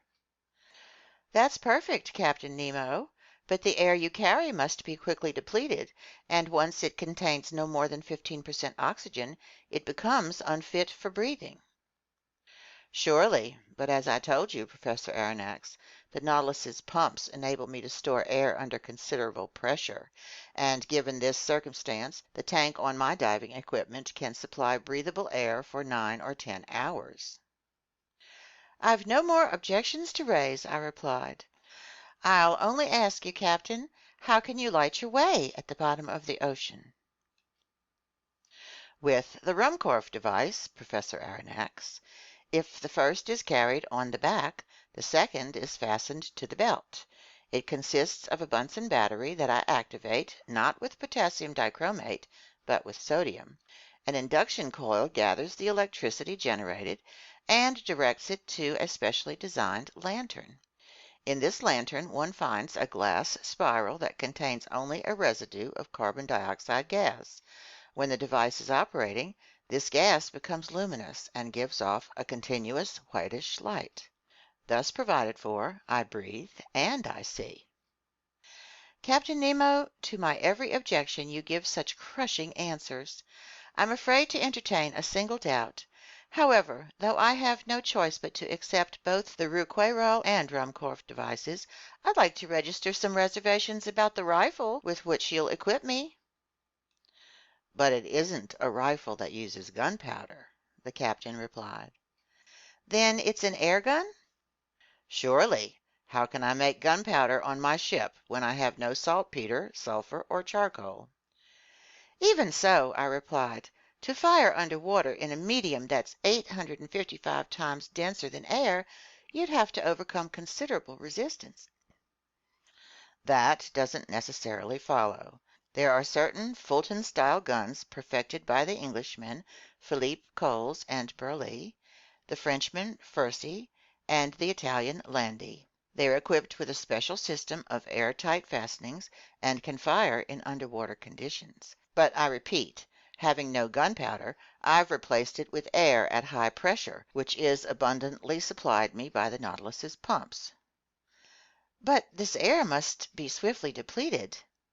Well, in a pinch, can't my Rouquayrol tank supply me with more? All I have to do is draw it from an ad hoc spigot. Editor's note, Latin, a spigot just for that purpose. Besides, Professor Aronnax, you'll see for yourself that during these underwater hunting trips we make no great expenditure of either air or bullets. But it seems to me that in this semi-darkness, amid this liquid that's so dense in comparison to the atmosphere, a gunshot couldn't carry far and would prove fatal only with difficulty.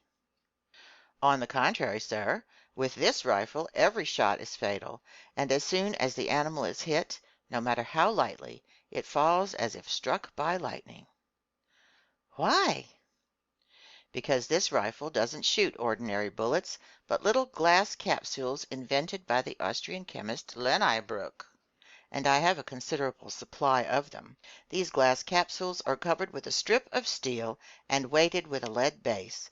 They are genuine little Leyden jars charged with high voltage electricity. They go off at the slightest impact, and the animal, no matter how strong, drops dead. I might add that these capsules are no bigger than number 4 shot, and the chamber of any ordinary rifle could hold 10 of them. "I'll quit debating," I replied, getting up from the table, "and all that's left is for me to shoulder my rifle. So where you go, I'll go." Captain Nemo led me to the Nautilus's stern, and passing by Ned and Conseil's cabin, I summoned my 2 companions, who instantly followed us. Then we arrived at a cell located within easy access of the engine room. In this cell we were to get dressed for our stroll. End of chapter 15.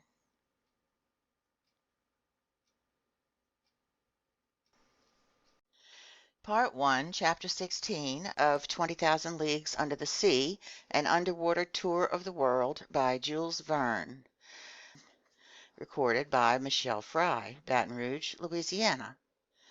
Chapter 16. Strolling the Plains. This cell, properly speaking, was the Nautilus's arsenal and wardrobe.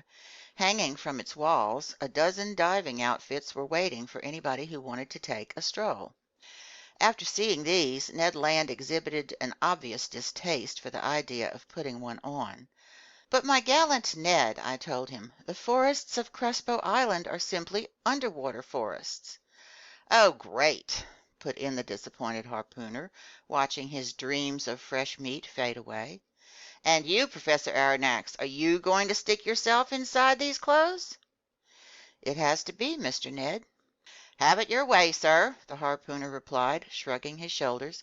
"But speaking for myself, I'll never get into those things unless they force me."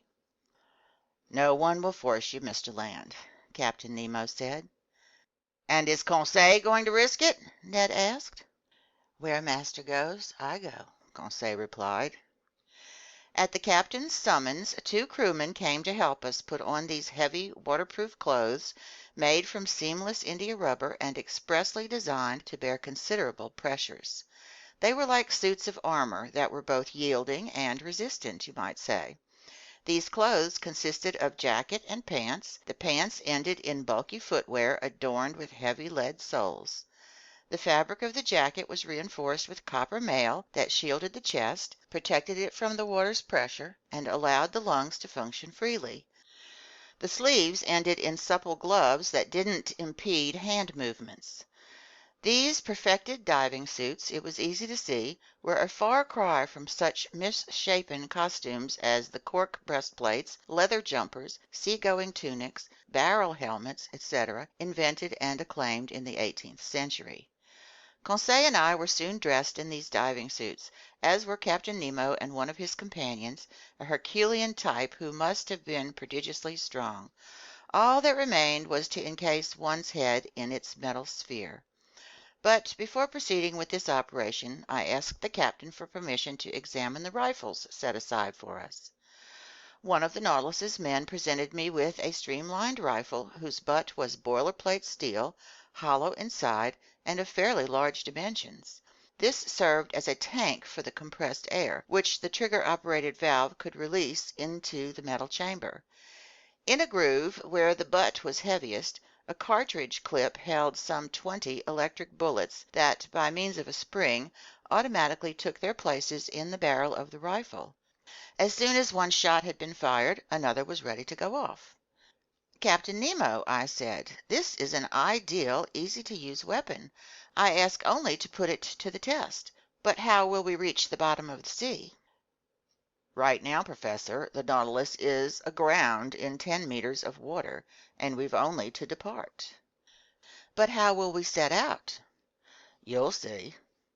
Captain Nemo inserted his cranium into its spherical headgear. Conseil and I did the same, but not without hearing the Canadian toss us a sarcastic "Happy hunting." On top, the suit ended in a collar of threaded copper onto which the metal helmet was screwed. Three holes, protected by heavy glass, allowed us to see in any direction with simply a turn of the head inside the sphere. Placed on our backs, the Roquet-Rao device went into operation as soon as it was in position, and for my part, I could breathe with ease. The Ruhmkorff lamp hanging from my belt, my rifle in hand, I was ready to go forth. But in all honesty, while imprisoned in these heavy clothes and nailed to the deck by my lead soles, it was impossible for me to take a single step. But this circumstance had been foreseen, because I felt myself propelled into a little room adjoining the wardrobe. Towed in the same way, my companions went with me. I heard a door with watertight seals close after us, and we were surrounded by profound darkness. After some minutes a sharp hissing reached my ears. I felt a distinct sensation of cold rising from my feet to my chest. Apparently a stopcock inside the boat was letting in water from outside, which overran us and soon filled up the room. Contrived in the Nautilus's side, a second door then opened. We were lit by a subdued light. An instant later our feet were treading the bottom of the sea. And now, how can I convey the impressions left on me by this stroll under the waters? Words are powerless to describe such wonders. When even the painter's brush can't depict the effects unique to the liquid element, how can the writer's pen hope to reproduce them? Captain Nemo walked in front, and his companion followed us a few steps to the rear. Conseil and I stayed next to each other, as if daydreaming that through our metal carapaces a little polite conversation might still be possible. Already I no longer felt the bulkiness of my clothes, footwear, and air tank, nor the weight of the heavy sphere inside which my head was rattling like an almond in its shell. Once immersed in water, all these objects lost a part of their weight equal to the weight of the liquid they displaced, and thanks to this law of physics discovered by Archimedes, I did just fine. I was no longer an inert mass, and I had, comparatively speaking, great freedom of movement. Lighting up the seafloor even 30 feet beneath the surface of the ocean, the sun astonished me with its power. The solar rays easily crossed this aqueous mass and dispersed its dark colors. I could easily distinguish objects 100 meters away. Farther on, the bottom was tinted with fine shades of ultramarine. Then, off in the distance, it turned blue and faded in the midst of a hazy darkness. Truly, this water surrounding me was just a kind of air, denser than the atmosphere on land, but almost as transparent. Above me I could see the calm surface of the ocean.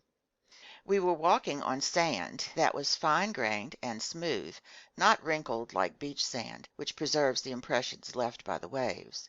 This dazzling carpet was a real mirror, throwing back the sun's rays with startling intensity.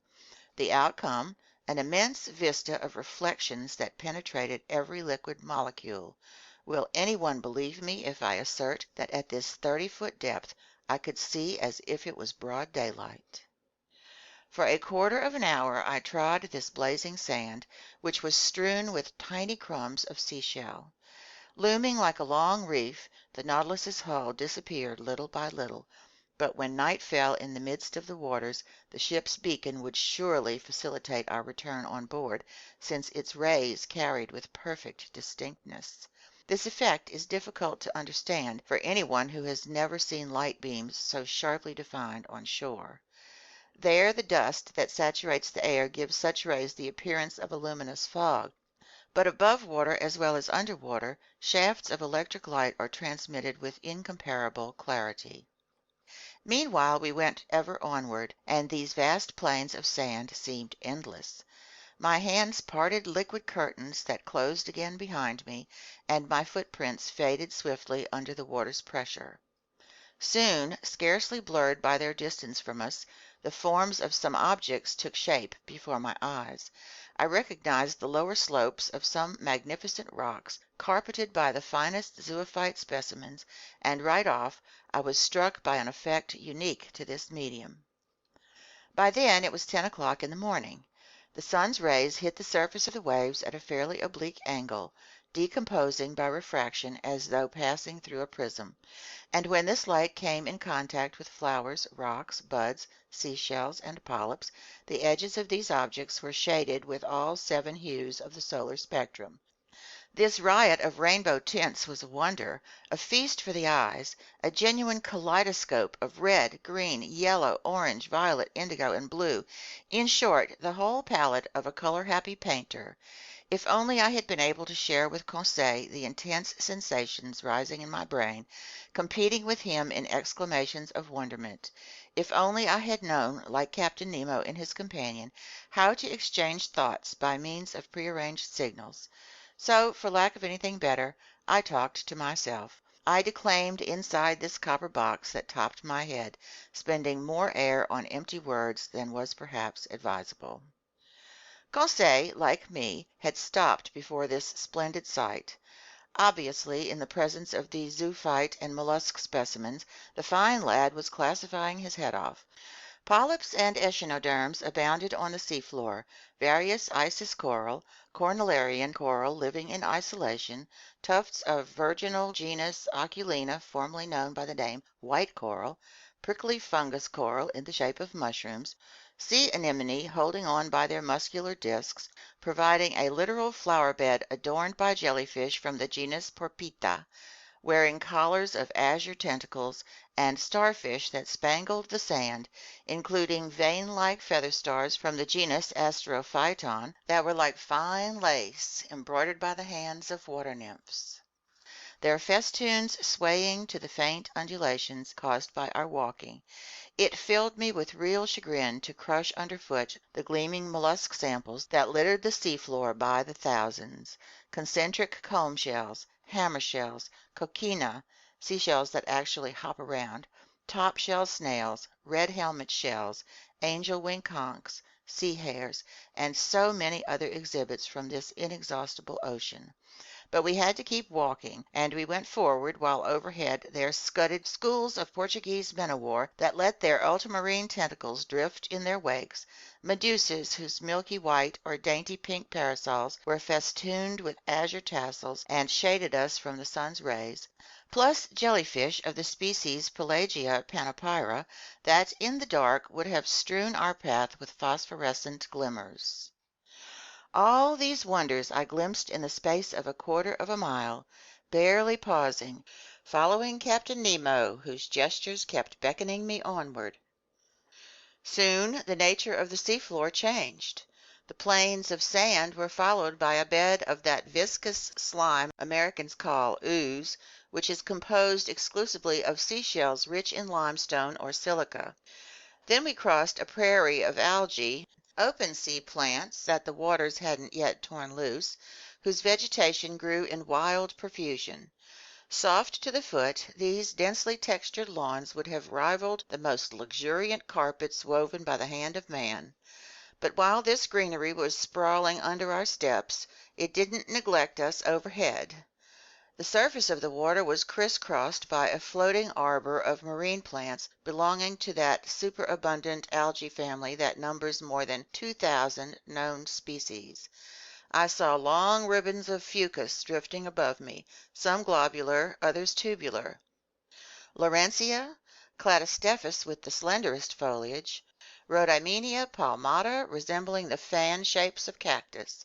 I observed that green-colored plants kept closer to the surface of the sea, while reds occupied a medium depth, which left blacks and browns in charge of designing gardens and flower beds in the ocean's lower strata. These algae are a genuine prodigy of creation, one of the wonders of world flora. This family produces both the biggest and smallest vegetables in the world, because just as 40,000 near invisible buds have been counted in one 5 square millimeter space, so also have fucus plants been gathered that were over 500 meters long. We had been gone from the Nautilus for about an hour and a half. It was almost noon. I spotted this fact in the perpendicularity of the sun's rays, which were no longer refracted. The magic of these solar colors disappeared little by little, with emerald and sapphire shades vanishing from our surroundings altogether.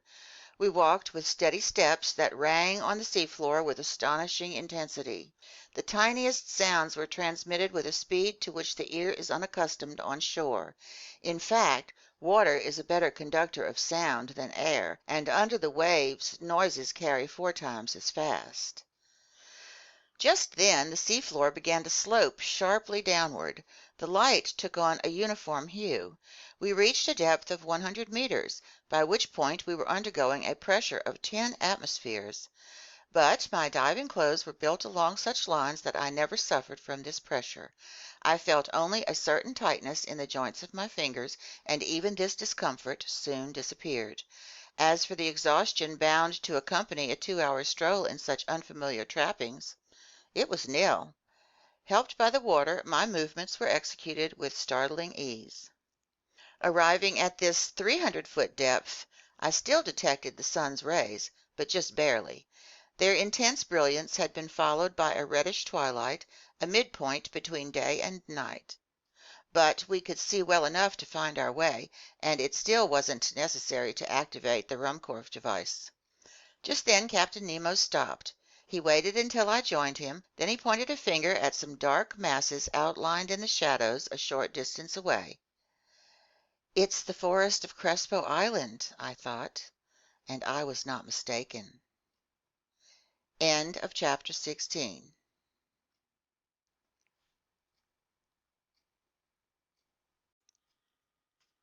Part 1, Chapter 17 of 20,000 Leagues Under the Sea, An Underwater Tour of the World by Jules Verne. Recorded by Michele Fry, Baton Rouge, Louisiana. Chapter 17, An Underwater Forest. We had finally arrived on the outskirts of this forest, surely one of the finest in Captain Nemo's immense domains. He regarded it as his own, and had laid the same claim to it that, in the first days of the world, the first men had to their forests on land. Besides, who else could dispute his ownership of this underwater property? What other bolder pioneer would come, axe in hand, to clear away its dark underbrush? This forest was made up of big tree-like plants, and when we entered beneath their huge arches, my eyes were instantly struck by the unique arrangement of their branches, an arrangement that I had never before encountered.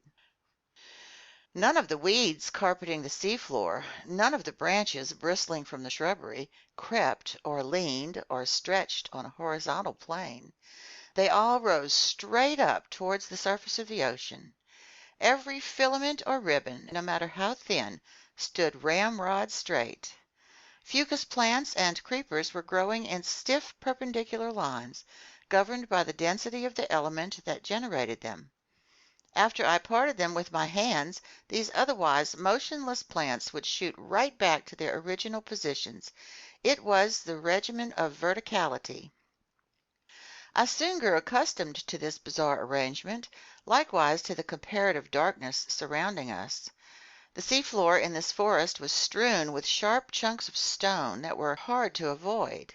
Here the range of underwater flora seemed pretty comprehensive to me, as well as more abundant than it might have been in the Arctic or tropical zones, where such exhibits are less common. But for the few minutes I kept accidentally confusing the two kingdoms, mistaking zoophytes for water plants, animals for vegetables. And who hasn't made the same blunder? Flora and fauna are so closely associated in the underwater world. I observed that all these exhibits from the vegetable kingdom were attached to the seafloor by only the most makeshift methods. They had no roots and didn't care which solid objects secured them. Sand, shells, husks, or pebbles. They didn't ask their hosts for sustenance, just a point of purchase. These plants are entirely self-propagating, and the principle of their existence lies in the water that sustains and nourishes them. In place of leaves, most of them sprouted blades of unpredictable shape, which were confined to a narrow gamut of colors consisting only of pink, crimson, green, olive, tan, and brown. There I saw again, but not yet pressed and dried like the Nautilus's specimens, some peacocks' tails spread open like fans to stir up a cooling breeze, scarlet rose tangle, sea tangles stretching out their young and edible shoots, twisting strings of kelp from the genus Nereocystis that bloomed to a height of 15 meters, bouquets of mermaids' cups whose stems grew wider at the top, and a number of other open sea plants, all without flowers. It's an odd anomaly in this bizarre element, as one witty naturalist puts it. The animal kingdom blossoms and the vegetable kingdom doesn't. These various types of shrubbery were as big as trees in the temperate zones. In the damp shade between them there were clustered actual bushes of moving flowers, hedges of zoophytes in which there grew stony coral striped with twisting furrows, yellowish sea anemone from the genus Caryophylla with translucent tentacles, plus anemone with grassy tufts from the genus Zoantheria. And to complete the illusion, minnows flitted from branch to branch like a swarm of hummingbirds, while there rose underfoot, like a covey of snipe, yellowfish from the genus Lepisacanthus with bristling jaws and sharp scales, flying gurnards, and pinecone fish. Near 1 o'clock, Captain Nemo gave the signal to halt. Speaking for myself, I was glad to oblige, and we stretched out beneath an arbor of winged kelp whose long, thin tendrils stood up like arrows. This short break was a delight. It lacked only the charm of conversation. But it was impossible to speak, impossible to reply. I simply nudged my big copper headpiece against Conseil's headpiece. I saw a happy gleam in the gallant lad's eyes, and to communicate his pleasure, he jiggled around inside his carapace in the world's silliest way. After 4 hours of strolling, I was quite astonished not to feel any intense hunger. What kept my stomach in such a good mood, I'm unable to say. But in exchange, I experienced that irresistible desire for sleep that comes over every diver. Accordingly, my eyes soon closed behind the heavy glass windows, and I fell into an uncontrollable doze, which until then I had been able to fight off only through the movements of our walking. Captain Nemo and his muscular companion were already stretched out in this clear crystal, setting us a fine nap-time example. How long I was sunk in this torpor I cannot estimate, but when I awoke it seemed as if the sun were setting toward the horizon. Captain Nemo was already up, and I had started to stretch my limbs, when an unexpected apparition brought me sharply to my feet. A few paces away, a monstrous, meter-high sea spider was staring at me with beady eyes, poised to spring on me. Although my diving suit was heavy enough to protect me from this animal's bites, I couldn't keep back a shudder of horror. Just then Conseil woke up, together with the Nautilus's sailor. Captain Nemo alerted his companion to this hideous crustacean, which a swing of the rifle butt quickly brought down, and I watched the monster's horrible legs writhing in dreadful convulsions. This encounter reminded me that other, more daunting animals must be lurking in these dark reaches, and my diving suit might not be adequate protection against their attacks. Such thoughts hadn't previously crossed my mind, and I was determined to keep on my guard. Meanwhile, I had assumed this rest period would be the turning point in our stroll, but I was mistaken, and instead of heading back to the Nautilus, Captain Nemo continued his daring excursion. The seafloor kept sinking, and its significantly steeper slope took us to greater depths. It must have been nearly 3 o'clock when we reached a narrow valley gorged between high vertical walls and located 150 meters down. Thanks to the perfection of our equipment, we had thus gone 90 meters below the limit that nature had, until then, set on man's underwater excursions. I say 150 meters, although I had no instruments for estimating this distance, but I knew that the sun's rays, even in the clearest seas, could reach no deeper. So at precisely this point the darkness became profound. Not a single object was visible past 10 paces. Consequently, I had begun to grope my way when suddenly I saw the glow of an intense white light. Captain Nemo had just activated his electric device. His companion did likewise. Conseil and I followed suit. By turning a switch, I established contact between the induction coil and the glass spiral, and the sea, lit up by our 4 lanterns, was illuminated for a radius of 25 meters. Captain Nemo continued to plummet into the dark depths of this forest, whose shrubbery grew even more sparse. I observed that vegetable life was disappearing more quickly than animal life. The open sea plants had already left behind the increasingly arid seafloor, where a prodigious number of animals were still swarming: zoophytes, articulates, mollusks, and fish. While we were walking, I thought the lights of our Ruhmkorff devices would automatically attract some inhabitants of these dark strata. But if they did approach us, at least they kept at a distance regrettable from the hunter's standpoint. Several times I saw Captain Nemo stop and take aim with his rifle, then, after sighting down its barrel for a few seconds, he would straighten up and resume his walk. Finally, at around 4 o'clock, this marvelous excursion came to an end. A wall of superb rocks stood before us, imposing in its sheer mass, a pile of gigantic stone blocks, an enormous granite cliffside pitted with dark caves, but not offering a single gradient we could climb up. This was the underpinning of Crespo Island. This was land. The captain stopped suddenly. A gesture from him brought us to a halt, and however much I wanted to clear this wall, I had to stop. Here ended the domains of Captain Nemo. He had no desire to pass beyond them. Farther on lay a part of the globe he would no longer tread underfoot. Our return journey began. Captain Nemo resumed the lead in our little band, always heading forward without hesitation. I noted that we didn't follow the same path in returning to the Nautilus. This new route, very steep and hence very arduous, quickly took us close to the surface of the sea. But this return to the upper strata wasn't so sudden that decompression took place too quickly, which could have led to serious organic disorders and given us those internal injuries so fatal to divers. With great promptness the light reappeared and grew stronger, and the refraction of the sun, already low on the horizon, again ringed the edges of various objects with the entire color spectrum. At a depth of 10 meters, we walked amid a swarm of small fish from every species, more numerous than birds in the air, more agile too, but no aquatic game worthy of a gunshot had yet been offered to our eyes. Just then I saw the captain's weapon spring to his shoulder and track a moving object through the bushes. A shot went off. I heard a faint hissing, and an animal dropped a few paces away, literally struck by lightning. It was a magnificent sea otter from the genus Enhydra, the only exclusively marine quadruped. 1½ meters long, this otter had to be worth a good high price. Its coat, chestnut brown above and silver below, would have made one of those wonderful fur pieces so much in demand in the Russian and Chinese markets.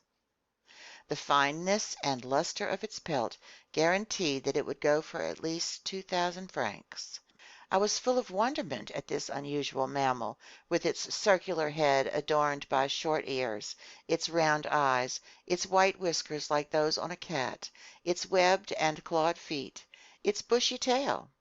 Hunted and trapped by fishermen, this valuable carnivore has become extremely rare, and it takes refuge chiefly in the northernmost parts of the Pacific, where in all likelihood its species will soon be facing extinction. Captain Nemo's companion picked up the animal, loaded it on his shoulder, and we took to the trail again. For an hour plains of sand unrolled before our steps. Often the seafloor rose to within 2 meters of the surface of the water. I could then see our images clearly mirrored on the underside of the waves, but reflected upside down. Above us there appeared an identical band that duplicated our every movement and gesture, in short, a perfect likeness of the quartet near which it walked, but with heads down and feet in the air. Another unusual effect. Heavy clouds passed above us, forming and fading swiftly. But after thinking it over, I realized that these so-called clouds were caused simply by the changing densities of the long ground swells. and I even spotted the foaming whitecaps that their breaking crests were proliferating over the surface of the water. Lastly, I couldn't help seeing the actual shadows of large birds passing over our heads, swiftly skimming the surface of the sea. On this occasion I witnessed one of the finest gunshots ever to thrill the marrow of a hunter. A large bird with a wide wingspan, quite clearly visible, approached and hovered over us. When it was just a few meters above the waves, Captain Nemo's companion took aim and fired. The animal dropped, electrocuted, and its descent brought it within reach of our adroit hunter, who promptly took possession of it. It was an albatross of the finest species, a wonderful specimen of these open sea fowl. This incident did not interrupt our walk. For 2 hours we were sometimes led over plains of sand, sometimes over prairies of seaweed that were quite arduous to cross. In all honesty, I was dead tired by the time I spotted a hazy glow half a mile away, cutting through the darkness of the waters. It was the Nautilus's beacon. Within 20 minutes we would be on board, and there I could breathe easy again, because my tank's current air supply seemed to be quite low in oxygen. But I was reckoning without an encounter that slightly delayed our arrival. I was lagging behind some 20 paces when I saw Captain Nemo suddenly come back toward me. With his powerful hands he sent me buckling to the ground, while his companion did the same to Conseil. At first I didn't know what to make of this sudden assault, but I was reassured to observe the captain lying motionless beside me. I was stretched out on the seafloor directly beneath some bushes of algae, when I raised my head and spied two enormous masses hurtling by, throwing off phosphorescent glimmers. My blood turned cold in my veins. I saw that we were under threat from a fearsome pair of sharks. They were blue sharks, dreadful man-eaters with enormous tails, dull, glassy stares, and phosphorescent matter oozing from holes around their snouts. They were like monstrous fireflies that could thoroughly pulverize a man in their iron jaws. I don't know if Conseil was busy with their classification, but as for me, I looked at their silver bellies, their fearsome mouths bristling with teeth, from a viewpoint less than scientific, more as a victim than as a professor of natural history. Luckily, these voracious animals have poor eyesight. They went by without noticing us, grazing us with their brownish fins, and miraculously we escaped a danger greater than encountering a tiger deep in the jungle. Half an hour later, guided by its electric trail, we reached the Nautilus. The outside door had been left open, and Captain Nemo closed it after we re-entered the first cell. Then he pressed a button. I heard pumps operating within the ship. I felt the water lowering around me, and in a few moments the cell was completely empty. The inside door opened, and we passed into the wardrobe. There our diving suits were removed, not without difficulty, and utterly exhausted, faint from lack of food and rest, I repaired to my stateroom, full of wonder at this startling excursion on the bottom of the sea. End of chapter 17.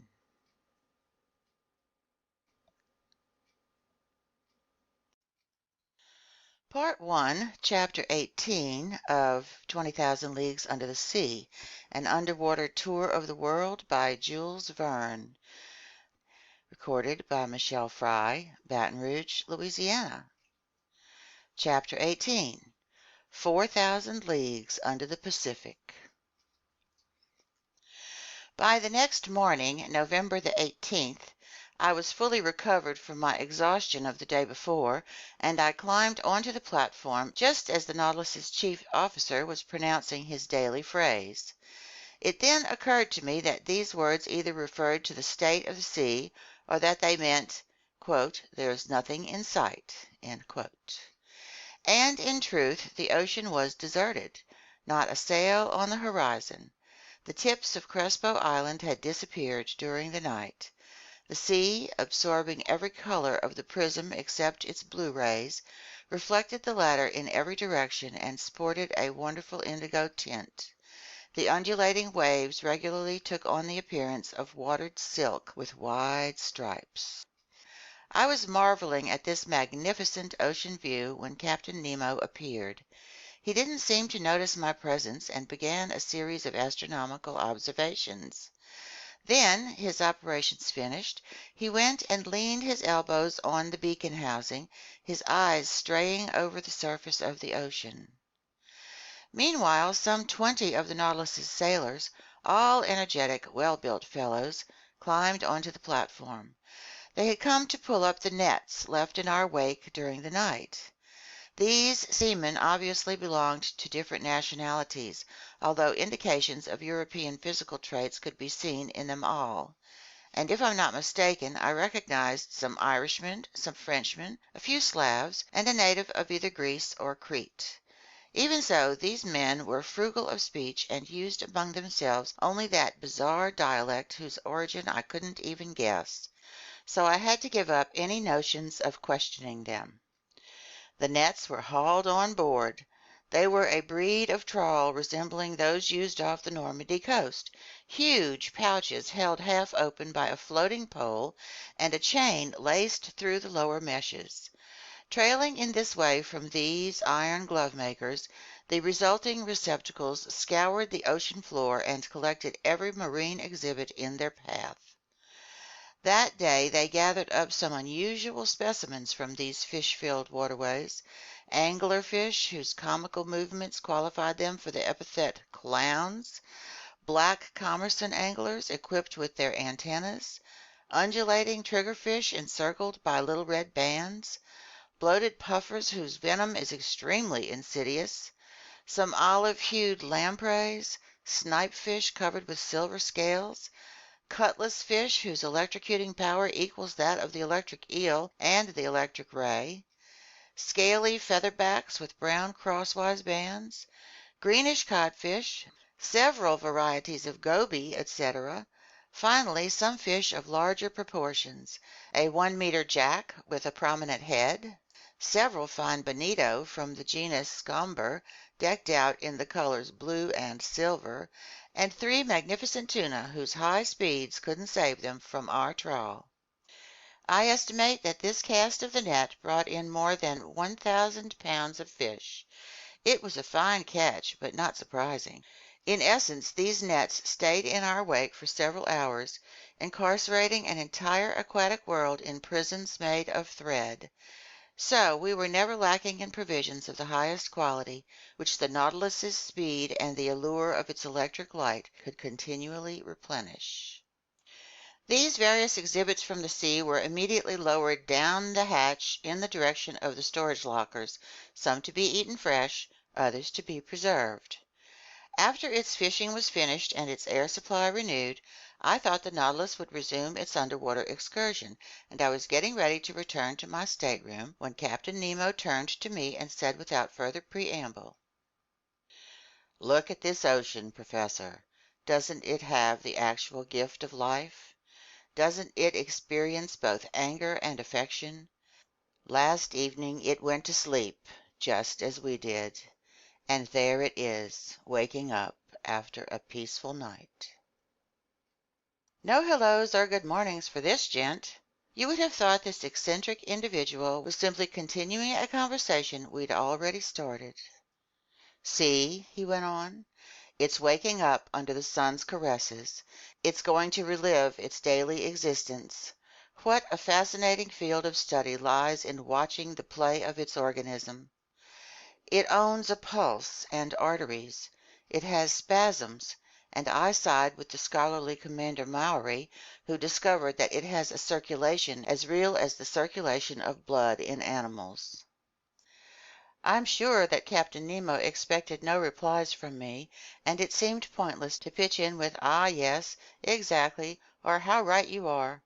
Rather, he was simply talking to himself, with long pauses between sentences. He was meditating out loud.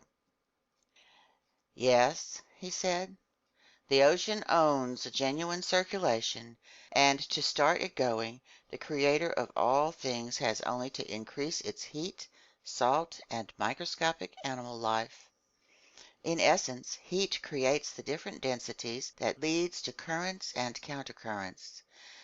Evaporation, which is nil in the high Arctic regions and very active in equatorial zones, brings about a constant interchange of tropical and polar waters. What's more, I've detected those falling and rising currents that make up the ocean's true breathing. I've seen a molecule of salt water heat up at the surface, sink into the depths, reach maximum density at -2 degrees centigrade, then cool off, grow lighter, and rise again. At the poles you'll see the consequences of this phenomenon, and through this law of far-seeing nature you'll understand why water can freeze only at the surface. As the captain was finishing his sentence, I said to myself, "The pole? Is this brazen individual claiming he'll take us even to that location?" Meanwhile the captain fell silent and stared at the element he had studied so thoroughly and unceasingly. Then, going on, "Salts," he said, "fill the sea in considerable quantities, Professor, and if you removed all its dissolved saline content, you'd create a mass measuring 4,500,000 cubic leagues, which, if it were spread all over the globe, would form a layer more than 10 meters high. And don't think that the presence of these salts is due merely to some whim of nature. No. They make ocean water less open to evaporation and prevent winds from carrying off excessive amounts of steam, which, when condensing, would submerge the temperate zones. Salts play a leading role, the role of stabilizer for the general ecology of the globe." Captain Nemo stopped, straightened up, took a few steps along the platform, and returned to me. "As for those billions of tiny animals," he went on, "those infusoria that live by the millions in one droplet of water, 800,000 of which are needed to weigh 1 milligram, their role is no less important. They absorb the marine salts, they assimilate the solid elements in the water, and since they create coral and madrepores, they're the true builders of limestone continents. And so, after they've finished depriving our water drop of its mineral nutrients, the droplet gets lighter, rises to the surface, there absorbs more salts left behind through evaporation, gets heavier, sinks again, and brings those tiny animals new elements to absorb. The outcome? A double current, rising and falling, constant movement, constant life, more intense than on land, more abundant, more infinite. Such life blooms in every part of this ocean, an element fatal to man, they say, but vital to myriads of animals, and to me." When Captain Nemo spoke in this way, he was transfigured, and he filled me with extraordinary excitement. "There," he added, "out there lies true existence, and I can imagine the founding of nautical towns, clusters of underwater households that, like the Nautilus, would return to the surface of the sea to breathe each morning. Free towns, if ever there were. Independent cities. Then again, who knows whether some tyrant—" Captain Nemo finished his sentence with a vehement gesture. Then, addressing me directly, as if to drive away an ugly thought, "Professor Aronnax," he asked me, "do you know the depth of the ocean floor?" "At least, Captain, I know what the major soundings tell us." "Could you quote them to me, so I can double-check them as the need arises?" "Here," I replied, "are a few of them that stick in my memory. If I'm not mistaken, an average depth of 8,200 meters was found in the North Atlantic, and 2,500 meters in the Mediterranean. The most remarkable soundings were taken in the South Atlantic near the 35th parallel, and they gave 12,000 meters, 14,091 meters, and 15,149 meters. All in all, it's estimated that if the sea bottom were made level, its average depth would be about 7 kilometers." "Well, Professor," Captain Nemo replied, "we'll show you better than that, I hope. As for the average depth of this part of the Pacific, I'll inform you that it's a mere 4,000 meters." This said, Captain Nemo headed to the hatch and disappeared down the ladder. I followed him and went back to the main lounge. The propeller was instantly set in motion, and the log gave our speed as 20 miles per hour. Over the ensuing days and weeks, Captain Nemo was very frugal with his visits. I saw him only at rare intervals. His chief officer regularly fixed the positions I found reported on the chart, and in such a way that I could exactly plot the Nautilus's course. Conseil and Land spent the long hours with me. Conseil had told his friend about the wonders of our undersea stroll, and the Canadian was sorry he hadn't gone along. But I hoped an opportunity would arise for a visit to the forests of Oceania. Almost every day the panels in the lounge were open for some hours, and our eyes never tired of probing the mysteries of the underwater world. The Nautilus's general heading was southeast, and it stayed at a depth between 100 and 150 meters. However, from Lord knows what whim, one day it did a diagonal dive by means of its slanting fins, reaching strata located 2,000 meters underwater. The thermometer indicated a temperature of 4.25 degrees centigrade, which at this depth seemed to be a temperature common to all latitudes. On November 26th, at 3 o'clock in the morning, the Nautilus cleared the Tropic of Cancer at longitude 172 degrees. On the 27th, it passed in sight of the Hawaiian Islands, where the famous Captain Cook met his death on February 14th, 1779. By then we had fared 4,860 leagues from our starting point. When I arrived on the platform that morning, I saw the island of Hawaii 2 miles to leeward, the largest of the 7 islands making up this group. I could clearly distinguish the tilled soil on its outskirts, the various mountain chains running parallel with its coastline, and its volcanoes, crowned by Mauna Kea, whose elevation is 5,000 meters above sea level. Among other specimens from these waterways, our nets brought up some peacock-tailed flabellarian coral, polyps flattened into stylish shapes and unique to this part of the ocean. The Nautilus kept on its southeasterly heading. On December 1st it cut the equator at longitude 142 degrees, and on the 4th of the same month, after a quick crossing marked by no incident, we raised the Marquesas Islands. 3 miles off, in latitude 8 degrees 57 minutes south and longitude 139 degrees 32 minutes west, I spotted Martin Point on Nuku Hiva, chief member of this island group that belongs to France. I could make out only its wooded mountains on the horizon, because Captain Nemo hated to hug shore. There our nets brought up some fine fish samples, dolphin fish with azure fins, gold tails, and flesh that's unrivaled in the entire world, wrasse from the genus Hologymnosus that were nearly denuded of scales but exquisite in flavor, knife jaws with bony beaks, yellowish albacore that were as tasty as bonita, all fish worth classifying in the ship's pantry. After leaving these delightful islands to the protection of the French flag, the Nautilus covered about 2,000 miles from December 4 to the 11th.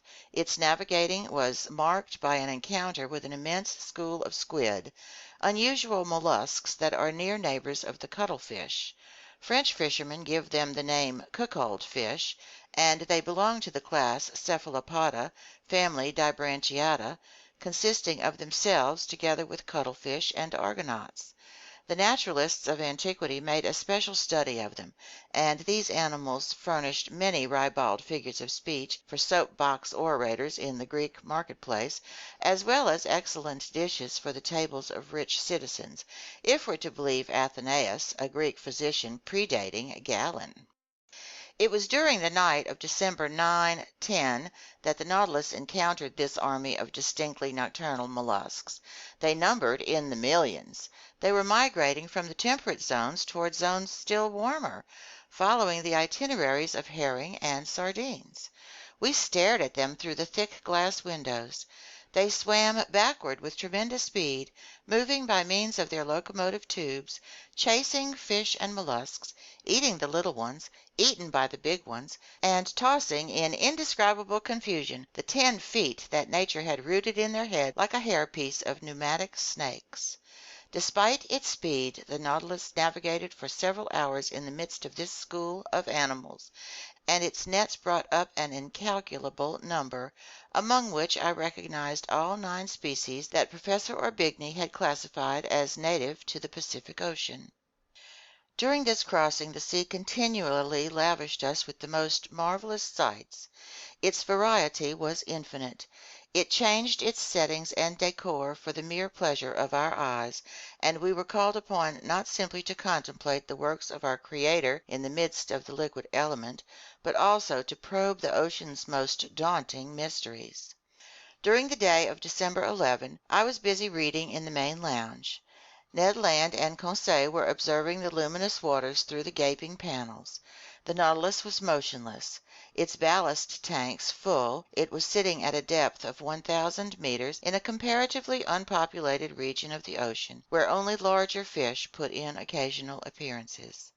Just then I was studying a delightful book by Jean Masse, The Servants of the Stomach, and savoring its ingenious teachings, when Conseil interrupted my reading. "Would master kindly come here for an instant?" he said to me in an odd voice. "What is it, Conseil?" "It's something that master should see." I stood up, went, leaned on my elbows before the window, and I saw it. In the broad electric daylight, an enormous black mass, quite motionless, hung suspended in the midst of the waters. I observed it carefully, trying to find out the nature of this gigantic cetacean. Then a sudden thought crossed my mind. "A ship!" I exclaimed. "Yes," the Canadian replied, "a disabled craft that's sinking straight down." Ned Land was not mistaken. We were in the presence of a ship whose severed shrouds still hung from their clasps. Its hull looked in good condition, and it must have gone under only a few hours before. The stumps of 3 masts, chopped off 2 feet above the deck, indicated a flooding ship that had been forced to sacrifice its masting. But it had heeled sideways, filling completely, and it was listing to port even yet. A sorry sight, this carcass lost under the waves, but sorrier still was the sight on its deck, where, lashed with ropes to prevent their being washed overboard, some human corpses still lay. I counted 4 of them, 4 men, one still standing at the helm. Then a woman, halfway out of the skylight on the afterdeck, holding a child in her arms. This woman was young. Under the brilliant lighting of the Nautilus's rays, I could make out her features, which the water hadn't yet decomposed. With a supreme effort she had lifted her child above her head, and the poor little creature's arms were still twined around its mother's neck. The postures of the 4 seamen seemed ghastly to me, twisted from convulsive movements, as if making a last effort to break loose from the ropes that bound them to their ship. And the helmsman, standing alone, calmer, his face smooth and serious, his grizzled hair plastered to his brow, his hands clutching the wheel, seemed even yet to be guiding his wrecked 3-master through the ocean depths. What a scene! We stood dumbstruck, hearts pounding, before this shipwreck caught in the act, as if it had been photographed in its final moments, so to speak. And already I could see enormous sharks moving in, eyes ablaze, drawn by the lure of human flesh. Meanwhile, turning, the Nautilus made a circle around the sinking ship, and for an instant I could read the board on its stern.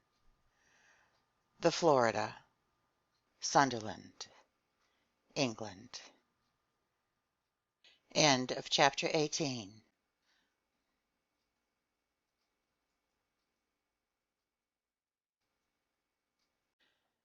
Part 1, Chapter 19 of 20,000 Leagues Under the Sea, An Underwater Tour of the World by Jules Verne.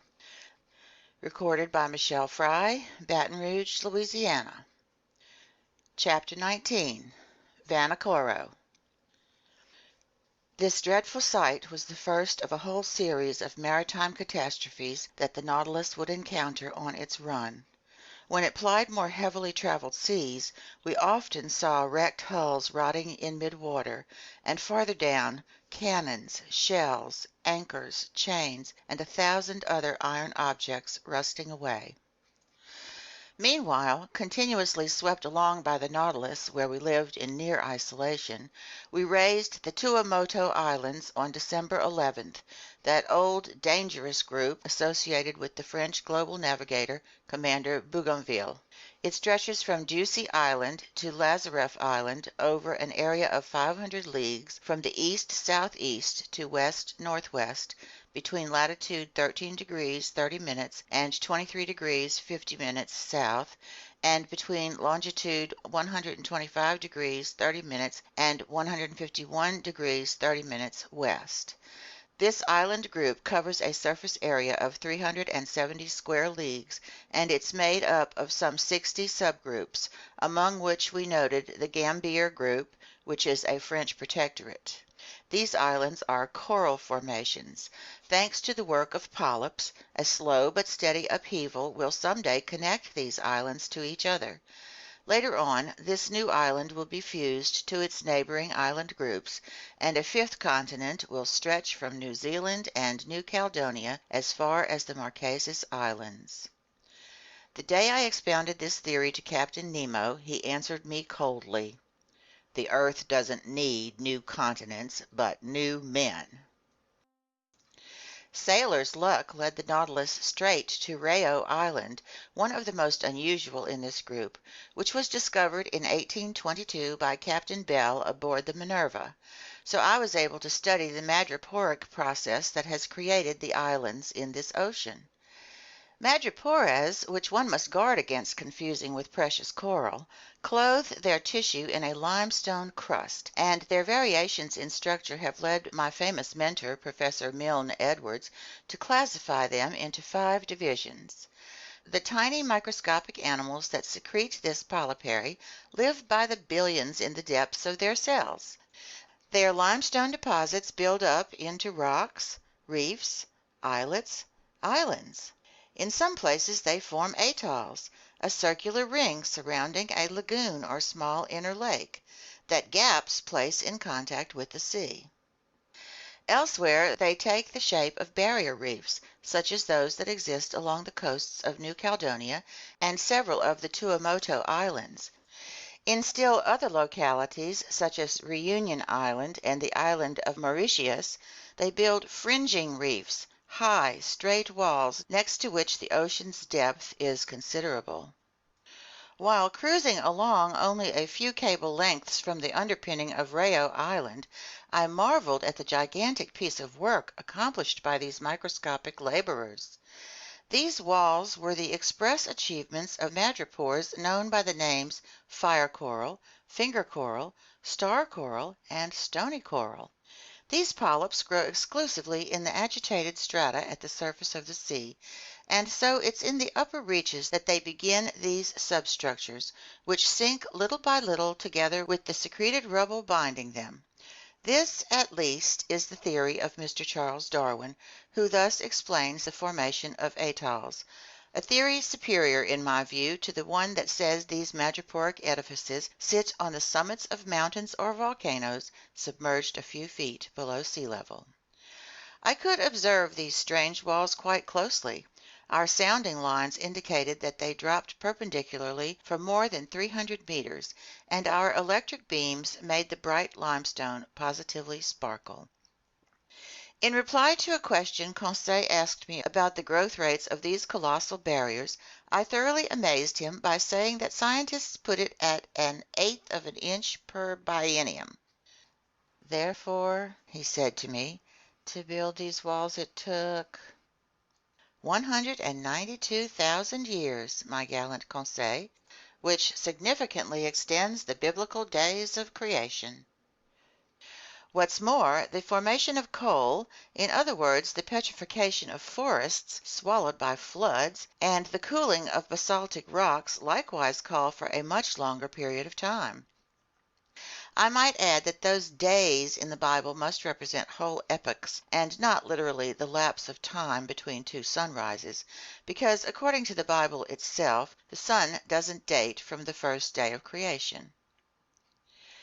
When the Nautilus returned to the surface of the ocean, I could take in Rayo Island over its whole flat, wooded expanse. Obviously, its madreporic rocks had been made fertile by tornadoes and thunderstorms. One day, carried off by a hurricane from neighboring shores, some seed fell onto these limestone beds, mixing with decomposed particles of fish and marine plants to form vegetable humus. Propelled by the waves, a coconut arrived on this new coast. Its germ took root, its tree grew tall, catching steam off the water. A brook was born. Little by little, vegetation spread. Tiny animals, worms, insects, rode ashore on tree trunks, snatched from the islands to windward. Turtles came to lay their eggs. Birds nested in the young trees. In this way, animal life developed, and drawn by the greenery and fertile soil, man appeared. And that's how these islands were formed, the immense achievement of microscopic animals. Near evening, Rayo Island melted into the distance, and the Nautilus noticeably changed course. After touching the Tropic of Capricorn at longitude 135 degrees, it headed west-northwest, going back up the whole intertropical zone. Although the summer sun lavished its rays on us, we never suffered from the heat, because 30 or 40 meters under water, the temperature didn't go over 10 degrees to 12 degrees centigrade. By December 15th we had left the alluring Society Islands in the west, likewise elegant Tahiti, Queen of the Pacific. In the morning I spotted this island's lofty summits a few miles to leeward. Its waters supplied excellent fish for the tables on board: mackerel, bonito, albacore, and a few varieties of that sea serpent named the moray eel. The Nautilus had cleared 8,100 miles. We logged 9,720 miles when we passed between the Tonga Islands, where crews from the Argo, Port-au-Prince, and Duke of Portland had perished, and the island group of Samoa, scene of the slaying of Captain de Langle, friend of that long-lost navigator, the Count de la Pérouse. Then we raised the Fiji Islands, where savages slaughtered sailors from the Union, as well as Captain Bureau, commander of the Darling Josephine out of Nantes, France. Extending over an expanse of 100 leagues north to south and over 90 leagues east to west, this island group lies between latitude 2 degrees and 6 degrees south and between longitude 174 degrees and 179 degrees west. It consists of a number of islands, islets, and reefs, among which we noted the islands of Viti Levu, Vanuat Levu, and Kadavu. It was the Dutch navigator Tasman who discovered this group in 1643, the same year the Italian physicist Torricelli invented the barometer and King Louis XIV ascended the French throne. I'll let the reader decide which of these deeds was more beneficial to humanity. Coming later, Captain Cook in 1774, Rear Admiral d'Entrecasteaux in 1793, and finally Captain Dumont d'Urville in 1827, untangled the whole chaotic geography of this island group. The Nautilus drew near Wailea Bay, an unlucky place for England's Captain Dillon, who was the first to shed light on the long-standing mystery surrounding the disappearance of ships under the Count de la Pérouse. This bay, repeatedly dredged, furnished a huge supply of excellent oysters. As the Roman playwright Seneca recommended, we opened them right at our table, then stuffed ourselves. These mollusks belonged to the species known by the name Ostrea lamellosa, whose members are quite common off Corsica. The Wailea oyster bank must have been extensive, and for certain, if they hadn't been controlled by numerous natural checks, these clusters of shellfish would have ended up jam-packing the bay, since as many as 2,000,000 eggs have been counted in a single individual. And if Mr. Ned Land did not repent of his gluttony at our oyster fest, it's because oysters are the only dish that never causes indigestion. In fact, it takes no less than 16 dozen of these headless mollusks to supply the 315 grams that satisfy one man's minimum daily requirement for nitrogen. On December 25th, the Nautilus navigated amid the island group of New Hebrides, which the Portuguese seafarer Quiros discovered in 1606, which Commander Bougainville explored in 1768, and to which Captain Cook gave its current name in 1773. This group is chiefly made up of 9 large islands and forms a 120-league strip from the north-northwest to the south-southeast, lying between latitude 2 degrees and 15 degrees south and between longitude 164 degrees and 168 degrees. At the moment of our noon sights, we passed fairly close to the island of Oru, which looked to me like a mass of green woods crowned by a peak of great height. That day it was Yuletide, and it struck me that Ned Land badly missed celebrating Christmas, that genuine family holiday where Protestants are such zealots. I hadn't seen Captain Nemo for over a week, when on the morning of the 27th he entered the main lounge, as usual acting as if he'd been gone for just 5 minutes. I was busy tracing the Nautilus's course on the world map. The captain approached, placed a finger over a position on the chart, and pronounced just one word: Vanikoro. This name was magic. It was the name of those islets where vessels under the Count de la Pérouse had miscarried. I straightened suddenly. "The Nautilus is bringing us to Vanikoro?" I asked. "Yes, Professor," the captain replied. "And I'll be able to visit those famous islands where the compass and the astrolabe came to grief?" "If you like, Professor." "When will we reach Vanikoro?" "We already have, Professor." Followed by Captain Nemo, I climbed onto the platform, and from there my eyes eagerly scanned the horizon. In the northeast there emerged 2 volcanic islands of unequal size, surrounded by a coral reef whose circuit measured 40 miles. We were facing the island of Vanikoro proper, to which Captain Dumont d'Urville had given the name Island of the Search. We lay right in front of the little harbor of Vana, located in latitude 16 degrees 4 minutes south and longitude 164 degrees 32 minutes east. Its shores seemed covered with greenery from its beaches to its summits inland, crowned by Mount Kapogo, which is 476 fathoms high.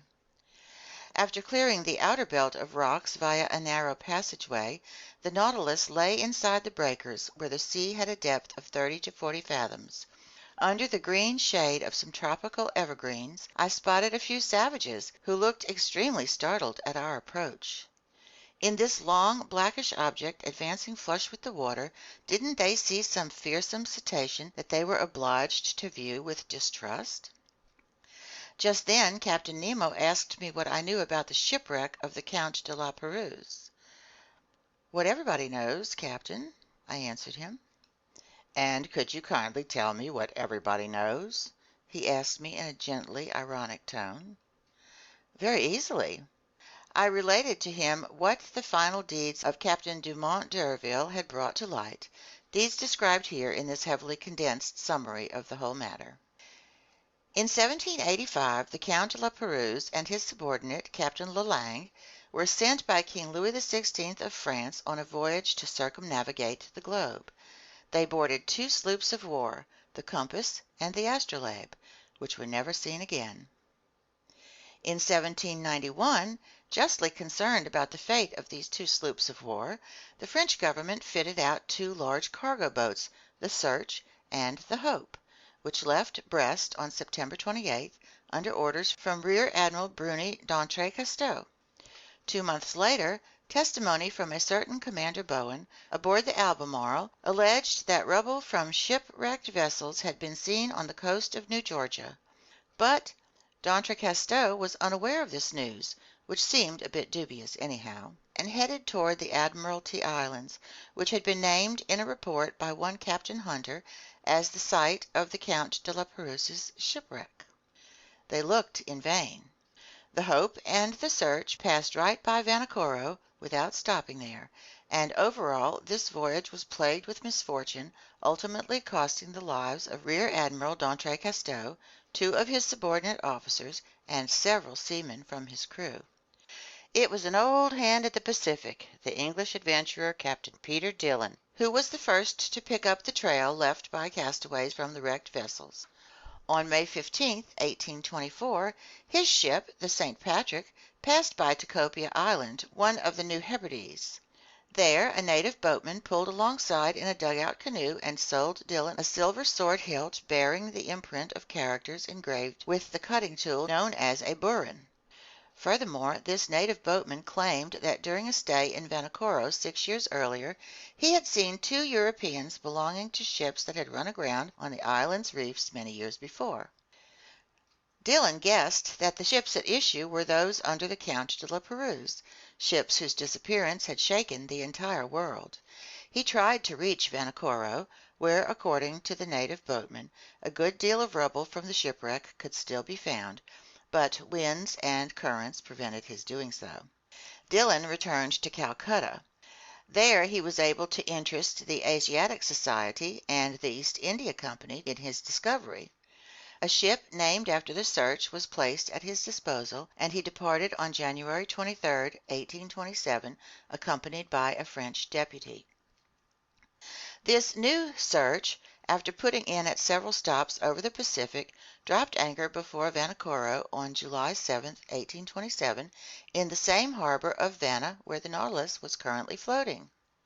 There Dillon collected many relics of the shipwreck: iron utensils, anchors, eyelets from pulleys, swivel guns, an 18-pound shell, the remains of some astronomical instruments, a piece of stern rail, and a bronze bell bearing the inscription "Made by Bazin," the foundry mark at Brest Arsenal around 1785.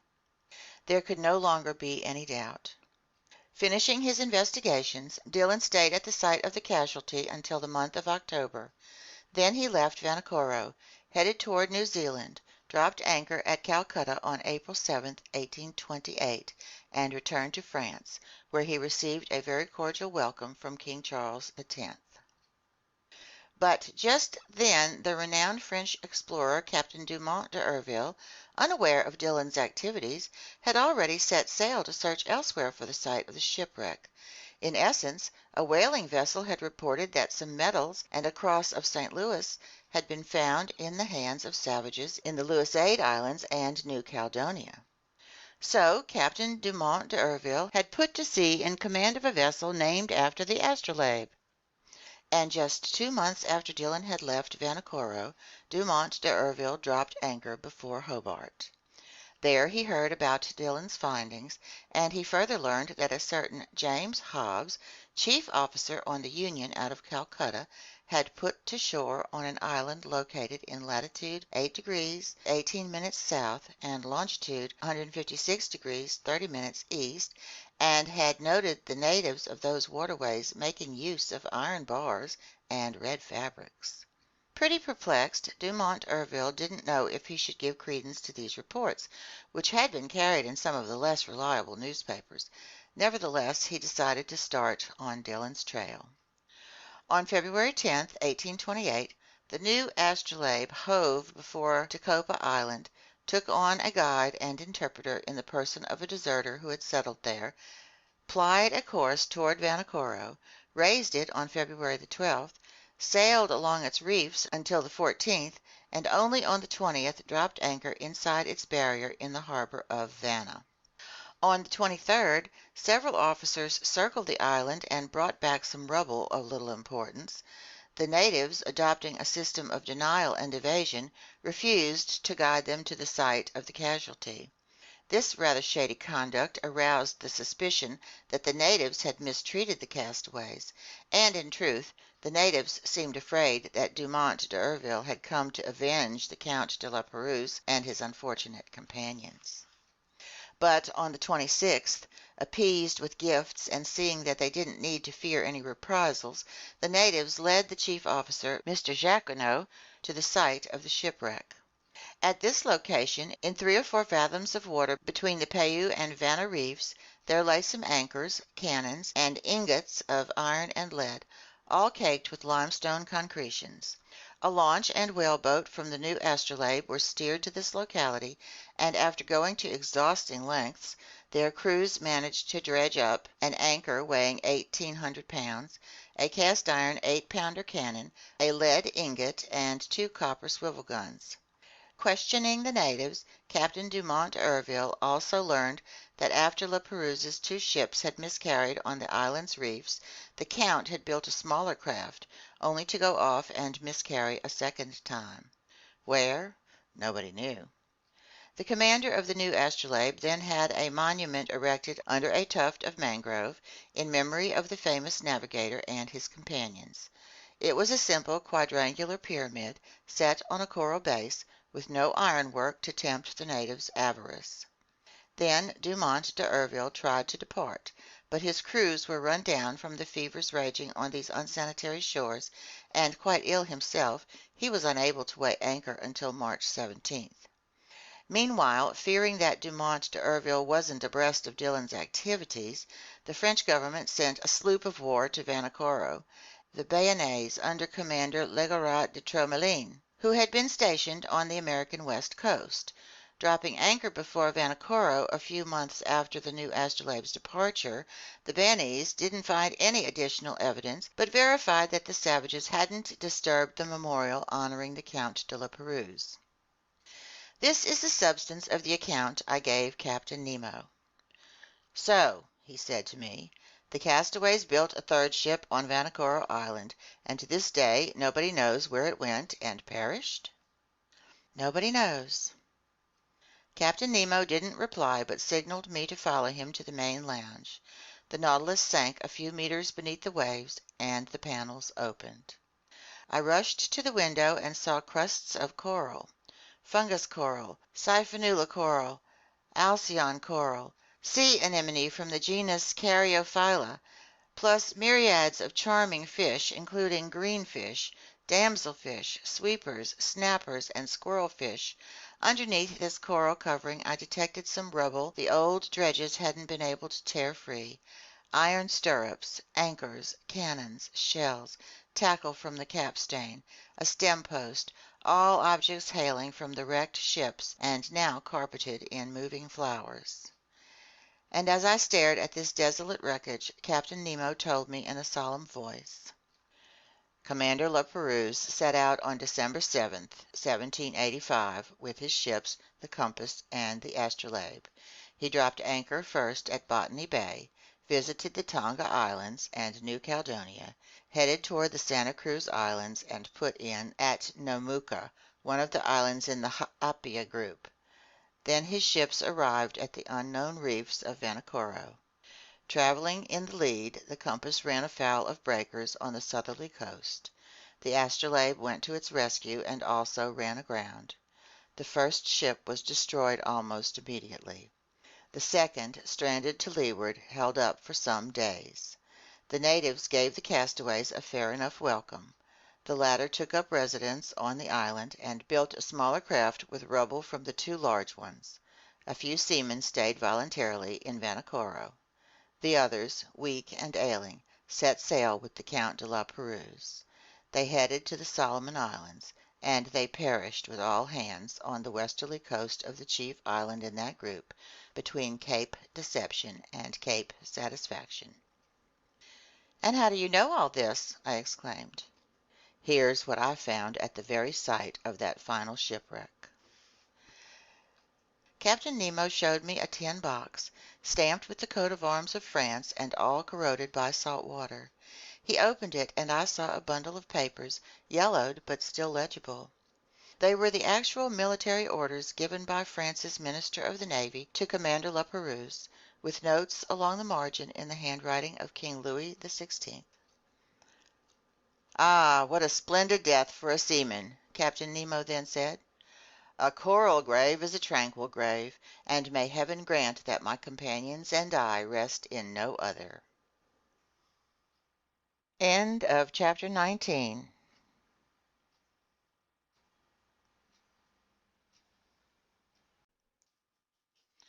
Part 1, Chapter 20 of 20,000 Leagues Under the Sea, An Underwater Tour of the World by Jules Verne. Recorded by Michele, Baton Rouge, Louisiana. Chapter 20, The Torres Strait. During the night of December 27-28, the Nautilus left the waterways of Vanikoro behind with extraordinary speed.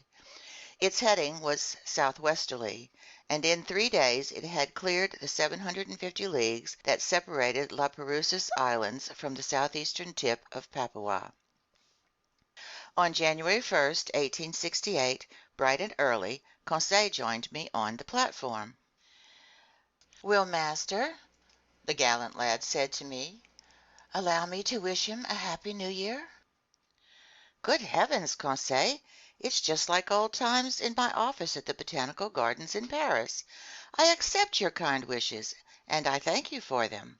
Only, I'd like to know what you mean by a happy year under the circumstances in which we're placed. Is it a year that will bring our imprisonment to an end, or a year that will see this strange voyage continue?" "Ye gods!" Conseil replied. "I hardly know what to tell master. We're certainly seeing some unusual things, and for 2 months we've had no time for boredom. The latest wonder is always the most astonishing, and if this progression keeps up, I can't imagine what its climax will be. In my opinion, we'll never again have such an opportunity." "Never, Conseil." "Besides, Mr. Nemo really lives up to his Latin name, since he couldn't be less in the way if he didn't exist." "True enough, Conseil." "Therefore, with all due respect to master, I think a happy year would be a year that lets us see everything." "Everything, Conseil? No year could be that long. But what does Ned Land think about all this?" "Ned Land's thoughts are exactly the opposite of mine," Conseil replied. "He has a practical mind and a demanding stomach. He's tired of staring at fish and eating them day in and day out. This shortage of wine, bread, and meat isn't suitable for an upstanding Anglo-Saxon, a man accustomed to beefsteak and unfazed by regular doses of brandy or gin. For my part, Conseil, that doesn't bother me in the least, and I've adjusted very nicely to the diet on board." "So have I," Conseil replied. "Accordingly, I think as much about staying as Mr. Land about making his escape. Thus, if this new year isn't a happy one for me, it will be for him, and vice versa. No matter what happens, one of us will be pleased. So, in conclusion, I wish master to have whatever his heart desires." "Thank you, Conseil. Only I must ask you to postpone the question of New Year's gifts and temporarily accept a hearty handshake in their place. That's all I have on me." "Master has never been more generous," Conseil replied. And with that the gallant lad went away. By January 2nd we had fared 11,340 miles, hence 5,250 leagues, from our starting point in the seas of Japan. Before the Nautilus's spur there stretched the dangerous waters of the Coral Sea, off the northeast coast of Australia. Our boat cruised along a few miles away from that daunting shoal, where Captain Cook's ships well nigh miscarried on June 10th, 1770. The craft that Cook was aboard charged into some coral rock, and if his vessel didn't go down, it was thanks to the circumstance that a piece of coral broke off in the collision and plugged the very hole it had made in the hull. I would have been deeply interested in visiting this long 360-league reef, against which the ever-surging sea broke with the fearsome intensity of thunderclaps. But just then the Nautilus's slanting fins took us to great depths, and I could see nothing of those high coral walls. I had to rest content with the various specimens of fish brought up by our nets. Among others I noted some long-finned albacore, a species in the genus Scomber, as big as tuna, bluish on the flanks, and streaked with crosswise stripes that disappear when the animal dies. These fish followed us in schools and supplied our table with very dainty flesh. We also caught a large number of yellow-green gillhead, half a decimeter long and tasting like dorado, plus some flying gurnards, authentic underwater swallows that on dark nights alternately streak air and water with their phosphorescent glimmers. Among mollusks and zoophytes, I found in our trawls meshes various species of alcanarian coral, sea urchins, hammer shells, spurred star shells, wentletrap snails, horn shells, glass snails. The local flora was represented by fine floating algae, sea tangle, and kelp from the genus Macrocystis, saturated with the mucilage their pores perspire, from which I selected a wonderful Nemostoma gelineroidea, classifying it with the natural curiosities in the museum. On January 4th, 2 days after crossing the Coral Sea, we raised the coast of Papua. On this occasion, Captain Nemo told me that he intended to reach the Indian Ocean via the Torres Strait. This was the extent of his remarks. Ned saw with pleasure that this course would bring us, once again, closer to European seas. The Torres Strait is regarded as no less dangerous for its bristling reefs than for the savage inhabitants of its coasts. It separates Queensland from the huge island of Papua, also called New Guinea. Papua is 400 leagues long by 130 leagues wide, with a surface area of 40,000 geographical leagues. It's located between latitude 0 degrees 19 minutes and 10 degrees 2 minutes south, and between longitude 128 degrees 23 minutes and 146 degrees 15 minutes. At noon, while the chief officer was taking the sun's altitude, I spotted the summits of the Arfak Mountains, rising in terraces and ending in sharp peaks. Discovered in 1511 by the Portuguese Francisco Serrano, these shores were successively visited by Don Jorge de Meneses in 1526, by Juan de Grijalva in 1527, by the Spanish general Alvaro de Saavedra in 1528, by Inigo Ortiz in 1545, by the Dutchman Schouten in 1616, by Nicholas Struik in 1753, by Tasman, Dampier, Fumel, Carteret, Edwards, Bougainville, Cook, McClure, and Thomas Forrest, by Rear Admiral d'Entrée Casteau in 1792, by Louis Isidore Duperrey in 1823, and by Captain Dumont d'Urville in 1827. It's the heartland of the blacks who occupy all Malaysia, Monsieur de Rienzi has said, and I hadn't the foggiest inkling that sailor's luck was about to bring me face to face with these daunting Andaman aborigines. So the Nautilus hove before the entrance to the world's most dangerous strait, a passageway that even the boldest navigators hesitated to clear, the strait that Louis Vaez de Torres faced on returning from the South Seas in Melanesia, a strait in which sloops of war under Captain Dumont d'Urville ran aground in 1840 and nearly miscarried with all hands. And even the Nautilus, rising superior to every danger in the sea, was about to become intimate with its coral reefs. The Torres Strait is about 34 leagues wide, but it's obstructed by an incalculable number of islands, islets, breakers, and rocks that make it nearly impossible to navigate. Consequently, Captain Nemo took every desired precaution in crossing it. Floating flush with the water, the Nautilus moved ahead at a moderate pace. Like a cetacean's tail, its propeller churned the waves slowly. Taking advantage of this situation, my two companions and I found seats on the ever-deserted platform. In front of us stood the pilot-house, and unless I'm extremely mistaken, Captain Nemo must have been inside, steering the Nautilus himself. Under my eyes I had the excellent charts of the Torres Strait that had been surveyed and drawn up by the hydrographer engineer Vincendant Dumoulin and Sub-Lieutenant, now Admiral, Couvent de Bois, who were part of Dumont d'Urville's general staff during his final voyage to circumnavigate the globe. These, along with the efforts of Captain King, are the best charts for untangling the snarl of this narrow passageway, and I consulted them with scrupulous care. Around the Nautilus the sea was boiling furiously. A stream of waves, bearing from southeast to northwest at a speed of 2½ miles per hour, broke over heads of coral emerging here and there. "That's one rough sea," Ned Land told me. "Abominable indeed," I replied, "and hardly suitable for a craft like the Nautilus." "That damned captain," the Canadian went on, "must really be sure of his course, because if these clumps of coral so much as brush us, they'll rip our hull into 1,000 pieces." The situation was indeed dangerous, but, as if by magic, the Nautilus seemed to glide right down the middle of these rampaging reefs.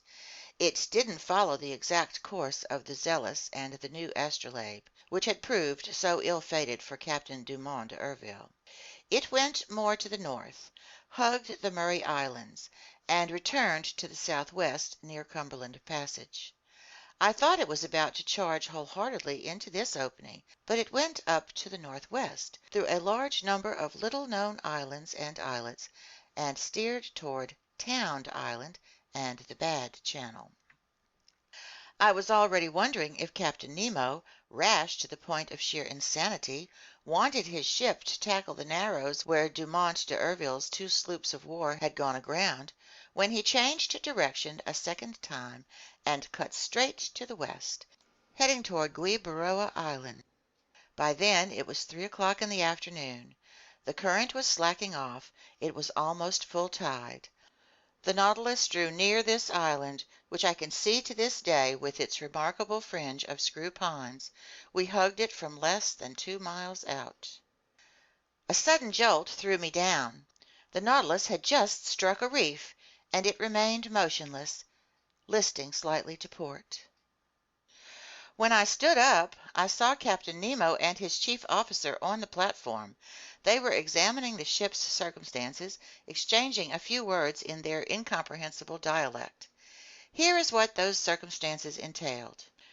2 miles to starboard lay Gueboroa Island, its coastline curving north to west like an immense arm.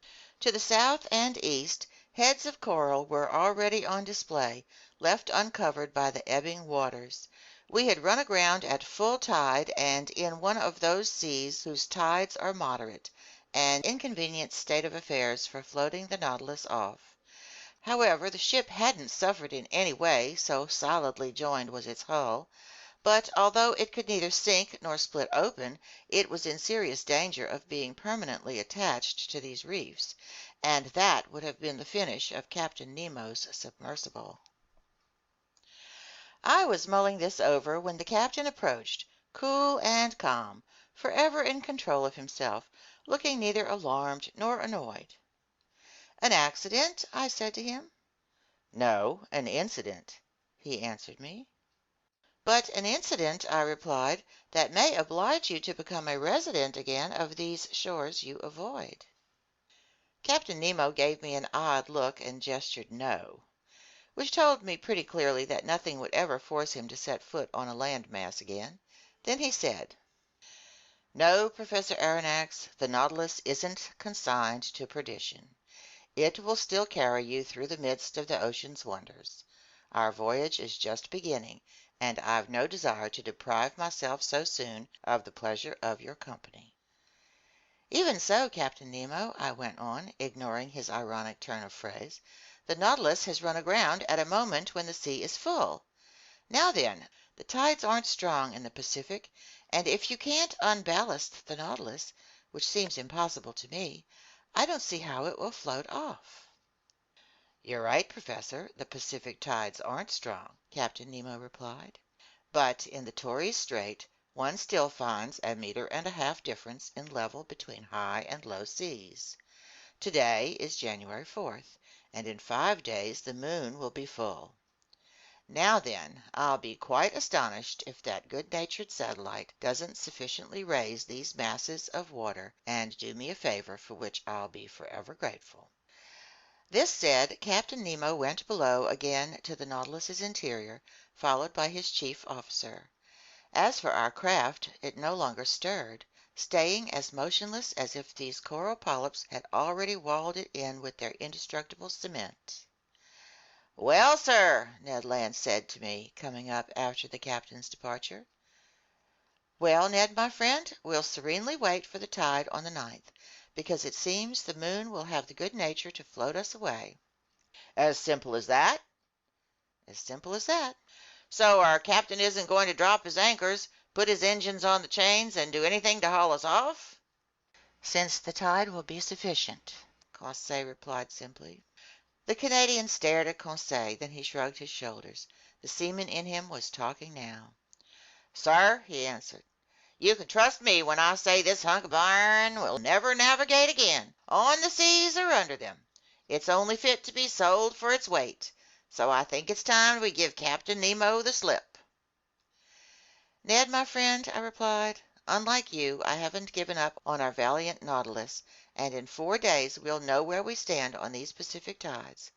Besides, an escape attempt might be timely if we were in sight of the coasts of England or Provence, but in the waterways of Papua it's another story, and we'll always have that as a last resort if the Nautilus doesn't right itself, which I'd regard as a real calamity."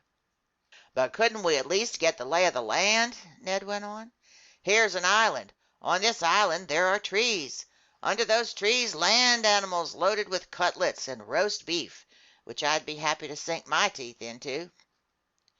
"In this instance our friend Ned is right," Conseil said, and I side with his views. "Couldn't master persuade his friend Captain Nemo to send the 3 of us ashore, if only so our feet don't lose the knack of treading on the solid parts of our planet?" "I can ask him," I replied, "but he'll refuse." "Let master take the risk," Conseil said, "and we'll know where we stand on the captain's affability." Much to my surprise, Captain Nemo gave me the permission I asked for, and he did so with grace and alacrity, not even exacting my promise to return on board. But fleeing across the New Guinea territories would be extremely dangerous, and I wouldn't have advised Ned Land to try it. Better to be prisoners aboard the Nautilus than to fall into the hands of Papuan natives. The skiff was put at our disposal for the next morning. I hardly needed to ask whether Captain Nemo would be coming along. I likewise assumed that no crewman would be assigned to us, that Ned Land would be in sole charge of piloting the longboat. Besides, the shore lay no more than 2 miles off, and it would be child's play for the Canadian to guide that nimble skiff through those rows of reefs so ill-fated for big ships. The next day, January 5th, after its deck paneling was opened, the skiff was wrenched from its socket and launched to sea from the top of the platform. 2 men were sufficient for this operation. The oars were inside the longboat, and we had only to take our seats. At 8 o'clock, armed with rifles and axes, we pulled clear of the Nautilus. The sea was fairly calm. A mild breeze blew from shore. In place by the oars, Conseil and I rowed vigorously, and Ned steered us into the narrow lanes between the breakers. The skiff handled easily and sped swiftly. Ned Land couldn't conceal his glee. He was a prisoner escaping from prison, and never dreaming he would need to re-enter it. "Meat!" he kept repeating. "Now we'll eat red meat. Actual game. A real mess call, by thunder! I'm not saying fish aren't good for you, but we mustn't overdo 'em, and a slice of fresh venison grilled over live coals will be a nice change from our standard fare." "You glutton," Conseil replied. "You're making my mouth water." "It remains to be seen," I said, "whether these forests do contain game, and if the types of game aren't of such size that they can hunt the hunter." "Fine, Professor Aronnax," replied the Canadian, whose teeth seemed to be as honed as the edge of an axe. "But if there's no other quadruped on this island, I'll eat tiger. Tiger sirloin." "Our friend Ned grows disturbing," Conseil replied. "Whatever it is," Ned Land went on, "any animal having 4 feet without feathers, or 2 feet with feathers, will be greeted by my very own 1-gun salute." "Oh, good," I replied. "The reckless Mr. Land is at it again." "Don't worry, Professor Aronnax. Just keep rowing," the Canadian replied. "I only need 25 minutes to serve you one of my own special creations." By 8:30 the Nautilus's skiff had just run gently aground on a sandy strand, after successfully clearing the ring of coral that surrounds Guibaroa Island. End of chapter 20.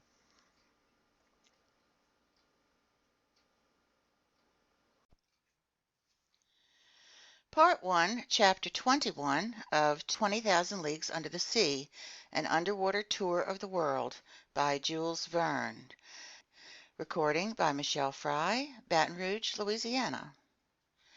Chapter 21. Some Days Ashore. Stepping ashore had an exhilarating effect on me. Ned Land tested the soil with his foot as if he were laying claim to it.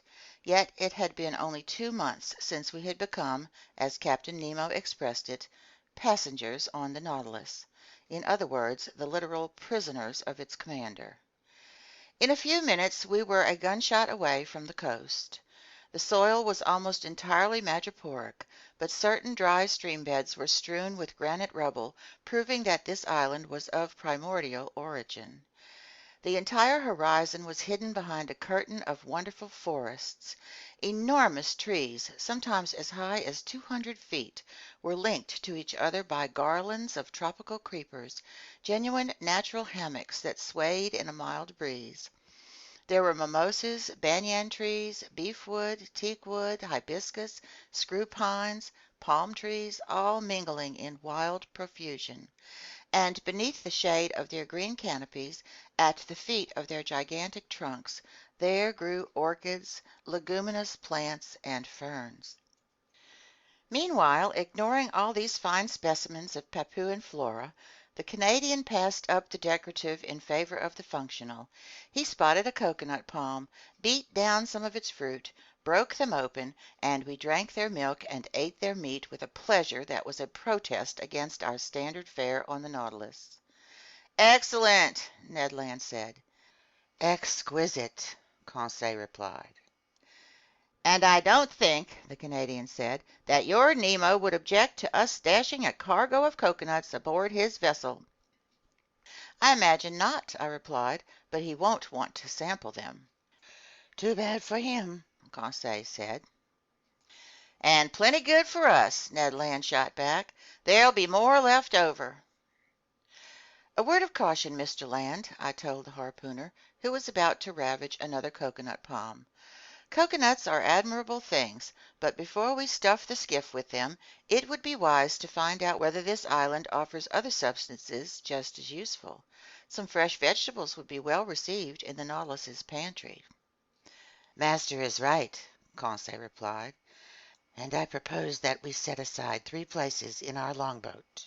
One for fruit, another for vegetables, and a third for venison, of which I still haven't glimpsed the tiniest specimen." "Don't give up so easily, Conseil," the Canadian replied. "So let's continue our excursion," I went on, "but keep a sharp lookout. This island seems uninhabited, but it still might harbor certain individuals who aren't so finicky about the sort of game they eat." "He he!" Ned put in, with a meaningful movement of his jaws. "Ned! Oh, horrors!" Conseil exclaimed. "Ye gods!" the Canadian shot back. "I'm starting to appreciate the charms of cannibalism." "Ned, don't say that," Conseil answered.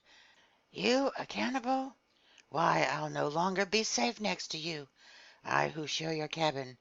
Does this mean I'll wake up half devoured one fine day?" "I'm awfully fond of you, Conseil, my friend, but not enough to eat you when there's better food around." "Then I daren't delay," Conseil replied. "The hunt is on. We absolutely must bag some game to placate this man-eater, or one of these mornings master won't find enough pieces of his manservant to serve him." While exchanging this chit-chat, we entered beneath the dark canopies of the forest, and for 2 hours we explored it in every direction. We couldn't have been luckier in our search for edible vegetation, and some of the most useful produce in the tropical zones supplied us with a valuable foodstuff missing on board. I mean the breadfruit tree, which is quite abundant on Guibaroa Island, and there I chiefly noted the seedless variety that in Malaysia is called rima. This tree is distinguished from other trees by a straight trunk 40 feet high. To the naturalist's eye, its graceful rounded crown, formed of big multi-lobed leaves, was enough to denote the arctocarpus that has been so successfully transplanted to the Mascarene Islands east of Madagascar. From its mass of greenery, huge globular fruit stood out, a decimeter wide and furnished on the outside with creases that assumed a hexangular pattern. It's a handy plant that nature gives to regions lacking in wheat. Without needing to be cultivated, it bears fruit 8 months out of the year. Ned Land was on familiar terms with this fruit. He had already eaten it on his many voyages and knew how to cook its edible substance, so the very sight of it aroused his appetite and he couldn't control himself. "Sir," he told me, "I'll die if I don't sample a little breadfruit pasta." "Sample some, Ned, my friend. Sample all you like. We're here to conduct experiments. Let's conduct them." "It won't take a minute," the Canadian replied. Equipped with a magnifying glass, he lit a fire of deadwood that was soon crackling merrily. Meanwhile, Conseil and I selected the finest arctocarpus fruit. Some still weren't ripe enough, and their thick skins covered white, slightly fibrous pulps, but a great many others were yellowish and gelatinous, just begging to be picked. This fruit contained no pits. Conseil brought a dozen of them to Ned Land, who cut them into thick slices and placed them over a fire of live coals, all the while repeating, "You'll see, sir, how tasty this bread is." "Especially since we've gone without baked goods for so long," Conseil said. "It's more than just bread," the Canadian added. "It's a dainty pastry. You've never eaten any, sir?" "No, Ned." "All right. Get ready for something downright delectable. If you don't come back for seconds, I'm no longer the king of harpooners." After a few minutes, the parts of the fruit exposed to the fire were completely toasted. On the inside there appeared some white pasta, a sort of soft bread center whose flavor reminded me of artichoke. This bread was excellent, I must admit, and I ate it with great pleasure. "Unfortunately," I said, "this pasta won't stay fresh, so it seems pointless to make a supply for on board." "By thunder!" Ned Land exclaimed. "There you go, talking like a naturalist. But meantime I'll be acting like a baker. Conseil, harvest some of this fruit to take with us when we go back." "And how will you prepare it?" I asked the Canadian. "I'll make a fermented batter from its pulp that'll keep indefinitely without spoiling. When I want some, I'll just cook it in the galley on board. It'll have a slightly tart flavor, but you'll find it excellent." "So, Mr. Ned, I see that this bread is all we need." "Not quite, Professor," the Canadian replied. "We need some fruit to go with it, or at least some vegetables." "Then let's look for fruit and vegetables." When our breadfruit harvesting was done, we took to the trail to complete this dry land dinner. We didn't search in vain, and near noontime we had an ample supply of bananas. This delicious produce from the torrid zones ripens all year round, and Malaysians, who give them the name pisang, eat them without bothering to cook them. In addition to bananas, we gathered some enormous jackfruit with a very tangy flavor, some tasty mangoes, and some pineapples of unbelievable size. But this foraging took up a good deal of our time, which, even so, we had no cause to regret. Conseil kept Ned under observation. The harpooner walked in the lead, and during his stroll through this forest, he gathered with sure hands some excellent fruit that should have completed his provisions. "So," Conseil asked, "you have everything you need, Ned, my friend." "Huh!" the Canadian put in. "What? You're complaining?" "All this vegetation doesn't make a meal," Ned replied. "Just side dishes, dessert. But where's the soup course? Where's the roast?" "Right," I said. "Ned promised us cutlets, which seems highly questionable to me." "Sir," the Canadian replied, "our hunting not only isn't over, it hasn't even started. Patience! We're sure to end up bumping into some animal with either feathers or fur. If not in this locality, then in another. "And if not today, then tomorrow, because we mustn't wander too far off," Conseil added. "That's why I propose we return to the skiff." "What? Already?" Ned exclaimed. "We ought to be back before nightfall," I said. "But what hour is it then?" the Canadian replied. 2 o'clock, at least," Conseil replied. "How time flies on solid ground!" exclaimed Ned Land with a sigh of regret. "Off we go," Conseil replied. So we returned through the forest, and we completed our harvest by making a clean sweep of some palm cabbages that had to be picked from the crowns of their trees, some small beans that I recognized as the abrou of the Malaysians, and some high-quality yams. We were overloaded when we arrived at the skiff. However, Ned Land still found these provisions inadequate. But fortune smiled on him. Just as we were boarding, he spotted several trees 25 to 30 feet high, belonging to the palm species. As valuable as the Actocarpus, these trees are justly ranked among the most useful produce in Malaysia. They were sago palms, vegetation that grows without being cultivated, like mulberry trees. They reproduce by means of shoots and seeds. Ned Land knew how to handle these trees. Taking his axe and wielding it with great vigor, he soon stretched out on the ground 2 or 3 sago palms, whose maturity was revealed by the white dust sprinkled over their palm fronds. I watched him more as a naturalist than as a man in hunger.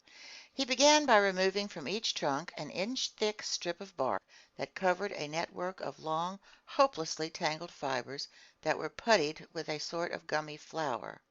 This flour was the starch-like sago, an edible substance chiefly consumed by the Melanesian peoples. For the time being, Ned Land was content to chop these trunks into pieces as if he were making firewood. Later he would extract the flour by sifting it through cloth to separate it from its fibrous ligaments, let it dry out in the sun, and leave it to harden inside molds. Finally, at 5 o'clock in the afternoon, laden with all our treasures, we left the island beach, and half an hour later pulled alongside the Nautilus. Nobody appeared on our arrival. The enormous sheet-iron cylinder seemed deserted. Our provisions loaded on board, I went below to my stateroom. There I found my supper ready. I ate and then fell asleep. The next day, January 6th, nothing new on board, not a sound inside, not a sign of life. The skiff stayed alongside in the same place we had left it. We decided to return to Guibaroa Island. Ned Land hoped for better luck in his hunting than on the day before, and he wanted to visit a different part of the forest. By sunrise we were off. Carried by an inbound current, the longboat reached the island in a matter of moments. We disembarked, and thinking it best to abide by the Canadian's instincts, we followed Ned Land, whose long legs threatened to outpace us. Ned Land went westward up the coast. Then, fording some stream beds, he reached open plains that were bordered by wonderful forests. Some kingfishers lurked along the watercourses, but they didn't let us approach. Their cautious behavior proved to me that these winged creatures knew where they stood on bipeds of our species, and I concluded that if this island wasn't inhabited, at least human beings paid it frequent visits. After crossing a pretty lush prairie, we arrived on the outskirts of a small wood, enlivened by the singing and soaring of a large number of birds. "Still, they are merely birds," Conseil said. "But some are edible," the harpooner replied. "Wrong, Ned, my friend," Conseil answered, "because I see only ordinary parrots here." "Conseil, my friend," Ned replied in all seriousness, "parrots are like pheasants to people with nothing else on their plates." "And I might add," I said, "that when these birds are properly cooked, they're at least worth a stab of the fork." Indeed, under the dense foliage of this wood, a whole host of parrots fluttered from branch to branch, needing only the proper upbringing to speak human dialects. At present they were cackling in chorus with parakeets of every color, with solemn cockatoos that seemed to be pondering some philosophical problem, while bright red lories passed by like pieces of bunting borne on the breeze. In the midst of callao parrots raucously on the wing, Papuan lories painted the subtlest shades of azure, and a whole variety of delightful winged creatures, none terribly edible. However, one bird unique to these shores, which never passes beyond the boundaries of the Aru and Papuan Islands, was missing from this collection, but I was given a chance to marvel at it soon enough. After crossing through a moderately dense thicket, we again found some plains obstructed by bushes. There I saw some magnificent birds soaring aloft, the arrangement of their long feathers causing them to head into the wind. Their undulating flight, the grace of their aerial curves, and the play of their colors allured and delighted the eye. I had no trouble identifying them. "Birds of paradise!" I exclaimed. "Order Passeriforma, division Clystomora," Conseil replied. "Partridge family?" Ned Land asked. "I doubt it, Mr. Land. Nevertheless, I'm counting on your dexterity to catch me one of these delightful representatives of tropical nature." "I'll give it a try, Professor, though I'm handier with a harpoon than a rifle." Malaysians, who do a booming business in these birds with the Chinese, have various methods for catching them that we couldn't use. Sometimes they set snares on the tops of the tall trees that the bird of paradise prefers to inhabit. At other times they capture it with a tenacious glue that paralyzes its movements. They will even go so far as to poison the springs where the fowl habitually drink. But in our case, all we could do was fire at them on the wing, which left us little chance of getting one. And in truth, we used up a good part of our ammunition in vain. Near 11 o'clock in the morning, we cleared the lower slopes of the mountains that form the island's center, and we still hadn't bagged a thing. Hunger spurred us on. The hunters had counted on consuming the proceeds of their hunting, and they had miscalculated. Luckily, and much to his surprise, Conseil pulled off a right and left shot and ensured our breakfast. He brought down a white pigeon and a ringdove, which were briskly plucked, hung from a spit, and roasted over a blazing fire of deadwood. While these fascinating animals were cooking, Ned prepared some bread from the arctocarpus. Then the pigeon and ringdove were devoured to the bones and declared excellent. Nutmeg, on which these birds habitually gorge themselves, sweetens their flesh and makes it delicious eating. "They taste like chicken stuffed with truffles," Conseil said. "All right, Ned," I asked the Canadian. "Now what do you need?" "Game with 4 paws, Professor Aronnax," Ned Land replied. "All these pigeons are only appetizers, snacks, so till I've bagged an animal with cutlets, I won't be happy." "Nor I, Ned, until I've caught a bird of paradise." "Then let's keep hunting," Conseil replied, "but while heading back to the sea. We've arrived at the foothills of these mountains, and I think we'll do better if we return to the forest regions." It was good advice, and we took it. After an hour's walk, we reached a genuine sago palm forest. A few harmless snakes fled underfoot. Birds of paradise stole off at our approach, and I was in real despair of catching one, when Conseil, walking in the lead, stooped suddenly, gave a triumphant shout, and came back to me carrying a magnificent bird of paradise. "Oh, bravo, Conseil!" I exclaimed. "Master is too kind," Conseil replied. "Not at all, my boy. That was a stroke of genius. Catching one of these live birds with your bare hands." "If master will examine it closely, he'll see that I deserve no great praise." "And why not, Conseil?" "Because this bird is as drunk as a lord." "Drunk?" "Yes, master. Drunk from the nutmegs it was devouring under that nutmeg tree where I caught it. See, Ned, my friend, see the monstrous results of intemperance." "Damnation!" the Canadian shot back. "Considering the amount of gin I've had in these past 2 months, you've got nothing to complain about." Meanwhile I was examining this unusual bird. Conseil was not mistaken. Tipsy from that potent juice, our bird of paradise had been reduced to helplessness. It was unable to fly. It was barely able to walk. But this didn't alarm me, and I just let it sleep off its nutmeg. This bird belonged to the finest of the 8 species credited to Papua and its neighboring islands. It was a great emerald, one of the rarest birds of paradise. It measured 3 decimeters long. Its head was comparatively small, and its eyes, placed near the opening of its beak, were also small, but it offered a wonderful mixture of hues: a yellow beak, brown feet and claws, hazel wings with purple tips, pale yellow head and scruff of the neck, emerald throat, and belly and chest maroon to brown. 2 strands, made of a horn substance covered with down, rose over its tail, which was lengthened by long, very light feathers of wonderful fineness, and they completed the costume of this marvelous bird that the islanders have poetically named the Sun-Bird. How I wished I could take this superb bird of paradise back to Paris, to make a gift of it to the zoo at the Botanical Gardens, which doesn't own a single live specimen.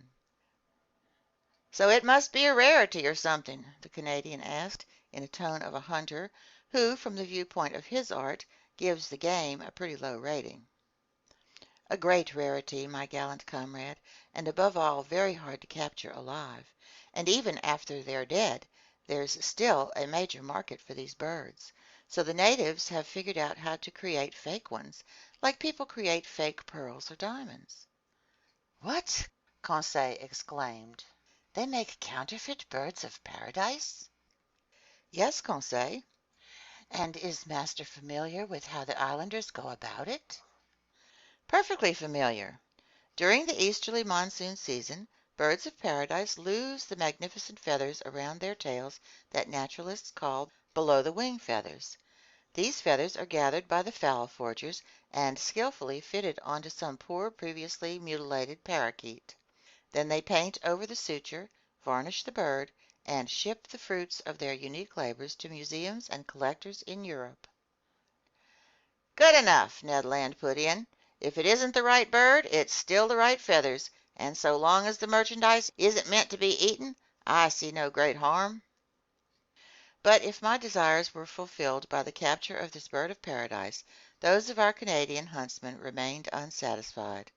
Luckily, near 2 o'clock, Ned Land brought down a magnificent wild pig of the type the natives call bari outang. This animal came in the nick of time for us to bag some real quadruped meat, and it was warmly welcomed. Ned Land proved himself quite gloriously with his gunshot. Hit by an electric bullet, the pig dropped dead on the spot. The Canadian properly skinned and cleaned it, after removing half a dozen cutlets destined to serve as the grilled meat course of our evening meal. Then the hunt was on again, and once more would be marked by the exploits of Ned and Conseil. In essence, beating the bushes, the two friends flushed a herd of kangaroos that fled by bounding away on their elastic paws. But these animals didn't flee so swiftly that our electric capsules couldn't catch up with them. "Oh, Professor!" shouted Ned Land, whose hunting fever had gone to his brain. "What excellent game! Especially in a stew. What a supply for the Nautilus! 2, 3, 5 down! And just think how we'll devour all this meat ourselves, while those numbskulls on board won't get a shred." In his uncontrollable glee, I think the Canadian might have slaughtered the whole horde if he hadn't been so busy talking. But he was content with a dozen of these fascinating marsupials, which made up the first order of aplacental mammals, as Conseil just had to tell us. These animals were small in stature. They were a species of those rabbit kangaroos that usually dwell in the hollows of trees and are tremendously fast. But although of moderate dimensions, they at least furnish a meat that's highly prized. We were thoroughly satisfied with the results of our hunting. A gleeful Ned proposed that we return the next day to this magic island, which he planned to depopulate of its every edible quadruped. But he was reckoning without events. By 6 o'clock in the evening we were back on the beach. The skiff was aground in its usual place. The Nautilus, looking like a long reef, emerged from the waves 2 miles offshore. Without further ado, Ned Land got down to the important business of dinner. He came wonderfully to terms with its entire cooking. Grilling over the coals, those cutlets from the bari outang soon gave off a succulent aroma that perfumed the air. But I catch myself following in the Canadian's footsteps. Look at me, in ecstasy over freshly grilled pork. Please grant me a pardon, as I've already granted one to Mr. Land, and on the same grounds. In short, dinner was excellent. 2 ringdoves rounded out this extraordinary menu. Sago pasta, bread from the artocarpus, mangoes, half a dozen pineapples, and the fermented liquor from certain coconuts heightened our glee. I suspect that my 2 fine companions weren't quite as clear-headed as one could wish. "What if we don't return to the Nautilus this evening?" Conseil said. "What if we never return to it?" Ned Land added. Just then a stone whizzed toward us, landed at our feet, and cut short the harpooner's proposition. End of chapter 21.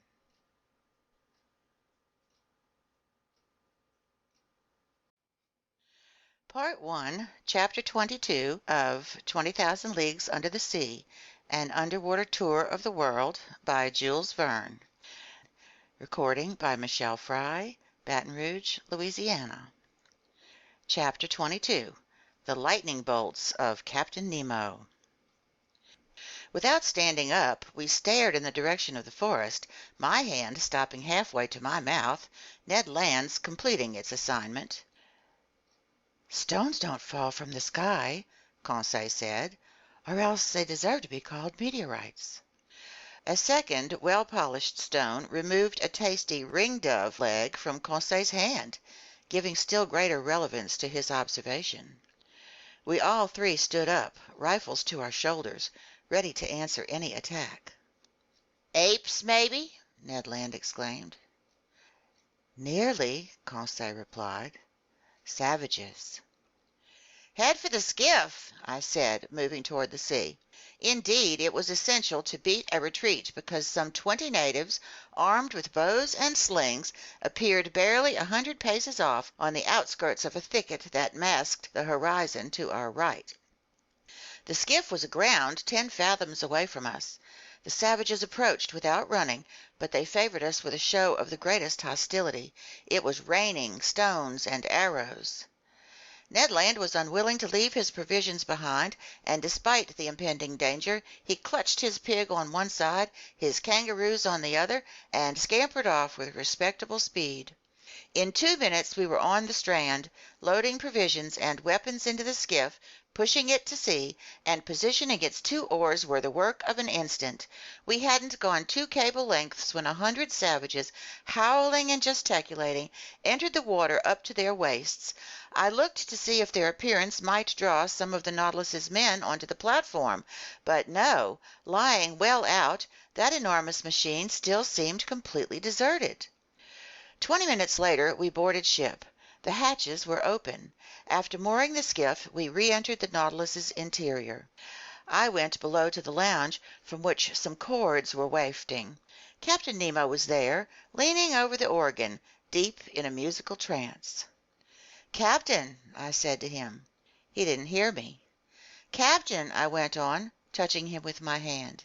He trembled, and turning around, "Ah, it's you, Professor," he said to me. "Well, did you have a happy hunt? Was your herb gathering a success?" "Yes, Captain," I replied, "but unfortunately we've brought back a horde of bipeds whose proximity worries me." "What sort of bipeds?"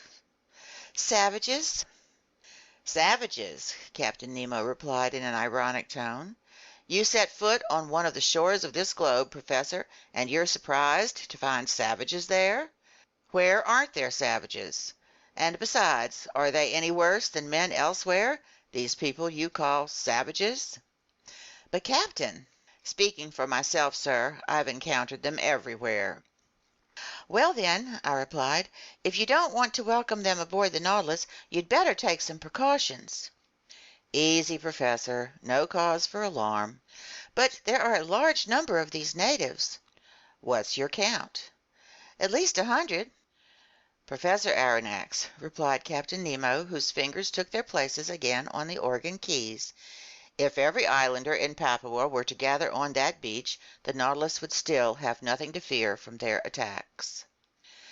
The captain's fingers then ran over the instrument's keyboard, and I noticed that he touched only its black keys, which gave his melodies a basically Scottish color.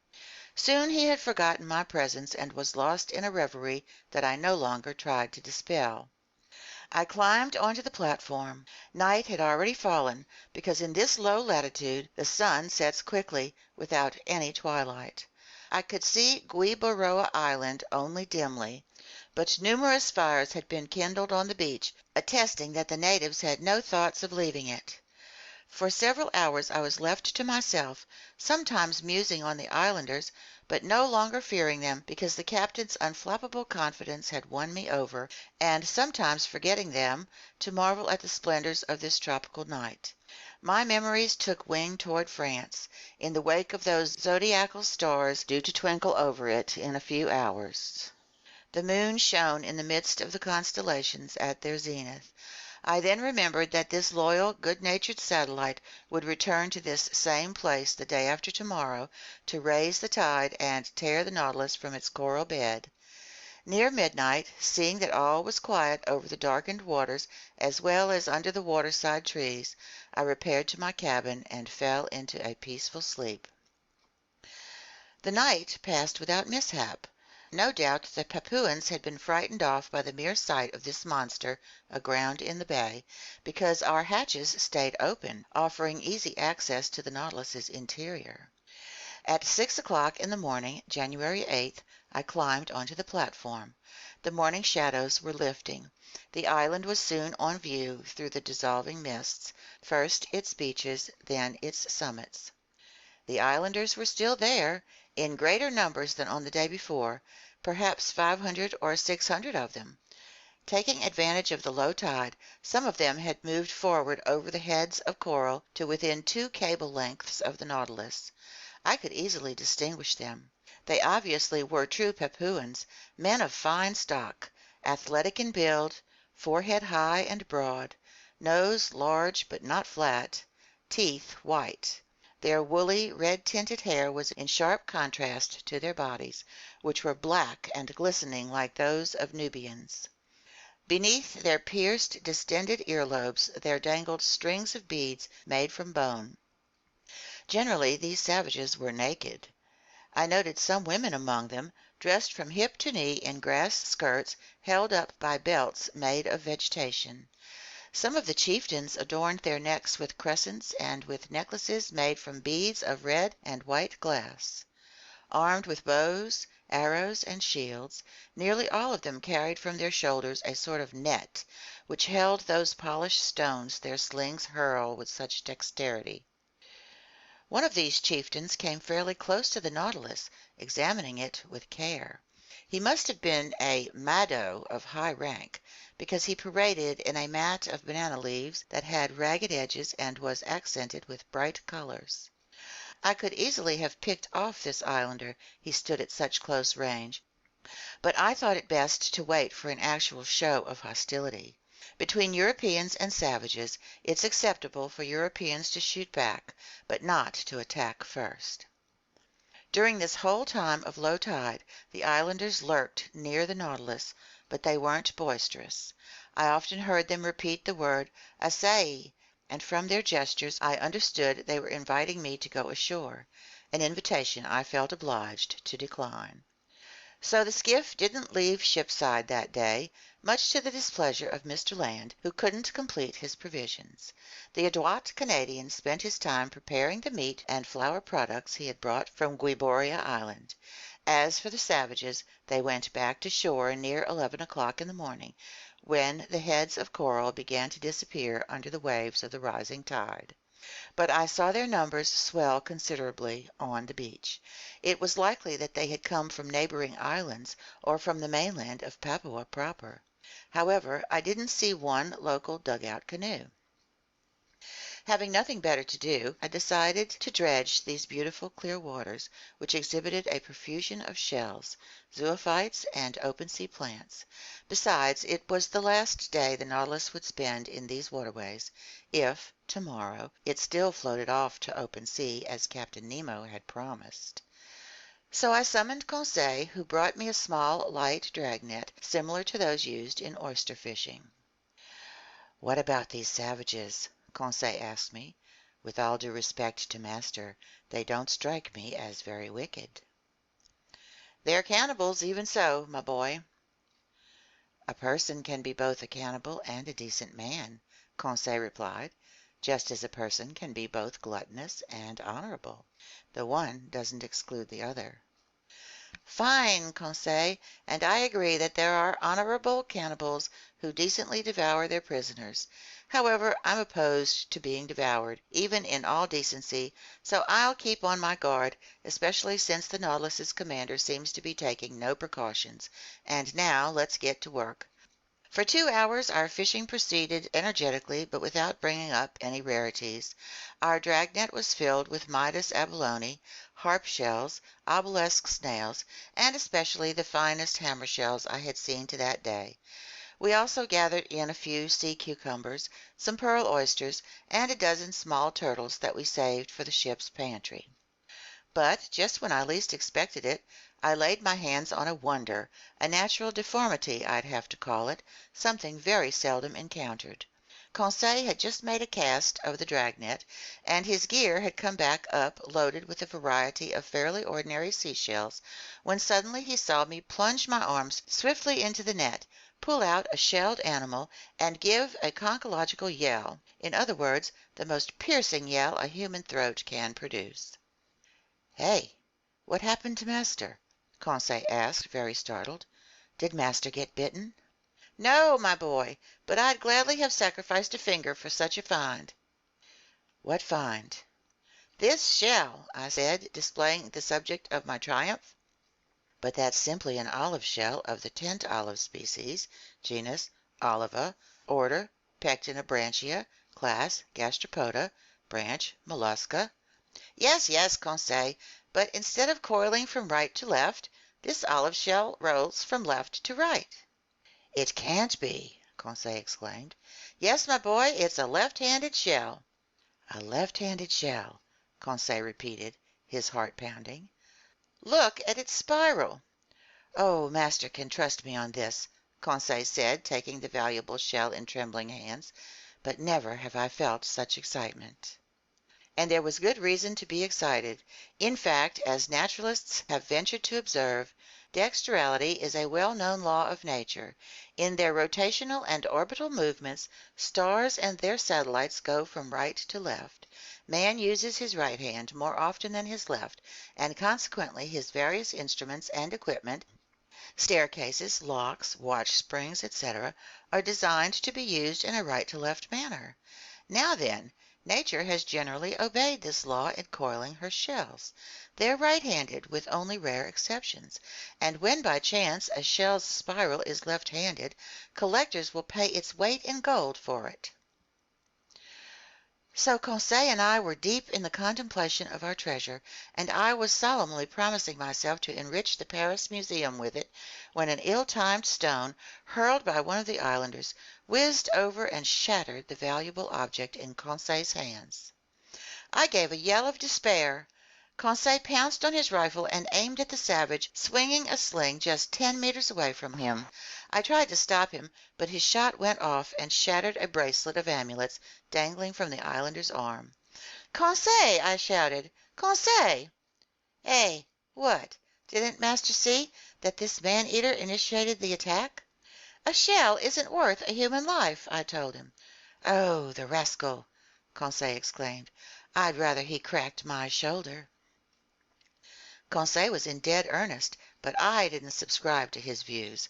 However, the situation had changed in only a short time, and we hadn't noticed. Now some 20 dugout canoes were surrounding the Nautilus. Hollowed from tree trunks, these dugouts were long, narrow, and well designed for speed, keeping their balance by means of 2 bamboo poles that floated on the surface of the water. They were maneuvered by skillful, half-naked paddlers, and I viewed their advance with definite alarm. It was obvious these Papuans had already entered into relations with Europeans and knew their ships. But this long iron cylinder lying in the bay, with no masts or funnels, what were they to make of it? Nothing good, because at first they kept it at a respectful distance. However, seeing that it stayed motionless, they regained confidence little by little and tried to become more familiar with it. Now then, it was precisely this familiarity that we needed to prevent. Since our weapons made no sound when they went off, they would have only a moderate effect on these islanders, who reputedly respect nothing but noisy mechanisms. Without thunderclaps, lightning bolts would be much less frightening, although the danger lies in the flash, not the noise. Just then the dugout canoes drew nearer to the Nautilus, and a cloud of arrows burst over us. "Fire and brimstone! It's hailing," Conseil said, "and poisoned hail, perhaps." "We've got to alert Captain Nemo," I said, re-entering the hatch. I went below to the lounge. I found no one there. I ventured a knock at the door opening into the captain's stateroom. The word "Enter" answered me. I did so, and found Captain Nemo busy with calculations in which there was no shortage of X and other algebraic signs. "Am I disturbing you?" I said out of politeness. "Correct, Professor Aronnax," the captain answered me, "but I imagine you have pressing reasons for looking me up." "Very pressing. Native dugout canoes are surrounding us, and in a few minutes we're sure to be assaulted by several hundred savages." "Ah," Captain Nemo put in serenely, "they've come in their dugouts." "Yes, sir." "Well, sir, closing the hatches should do the trick." "Precisely, and that's what I came to tell you." "Nothing easier," Captain Nemo said, and he pressed an electric button, transmitting an order to the crew's quarters. "There, sir, all under control," he told me after a few moments. "The skiff is in place and the hatches are closed. I don't imagine you're worried that these gentlemen will stave in walls that shells from your frigate couldn't breach?" "No, Captain, but one danger still remains." "What's that, sir?" "Tomorrow, at about this time, we'll need to reopen the hatches to renew the Nautilus's air." "No argument, sir, since our craft breathes in the manner favored by cetaceans." "But if these Papuans are occupying the platform at that moment, I don't see how you can prevent them from entering." "Then, sir, you assume they'll board the ship?" "I'm certain of it." "Well, sir, let them come aboard. I see no reason to prevent them. Deep down they're just poor devils, these Papuans, and I don't want my visit to Gueboroa Island to cost the life of a single one of these unfortunate people." On this note I was about to withdraw, but Captain Nemo detained me and invited me to take a seat next to him. He questioned me with interest on our excursions ashore and on our hunting, but seemed not to understand the Canadian's passionate craving for red meat.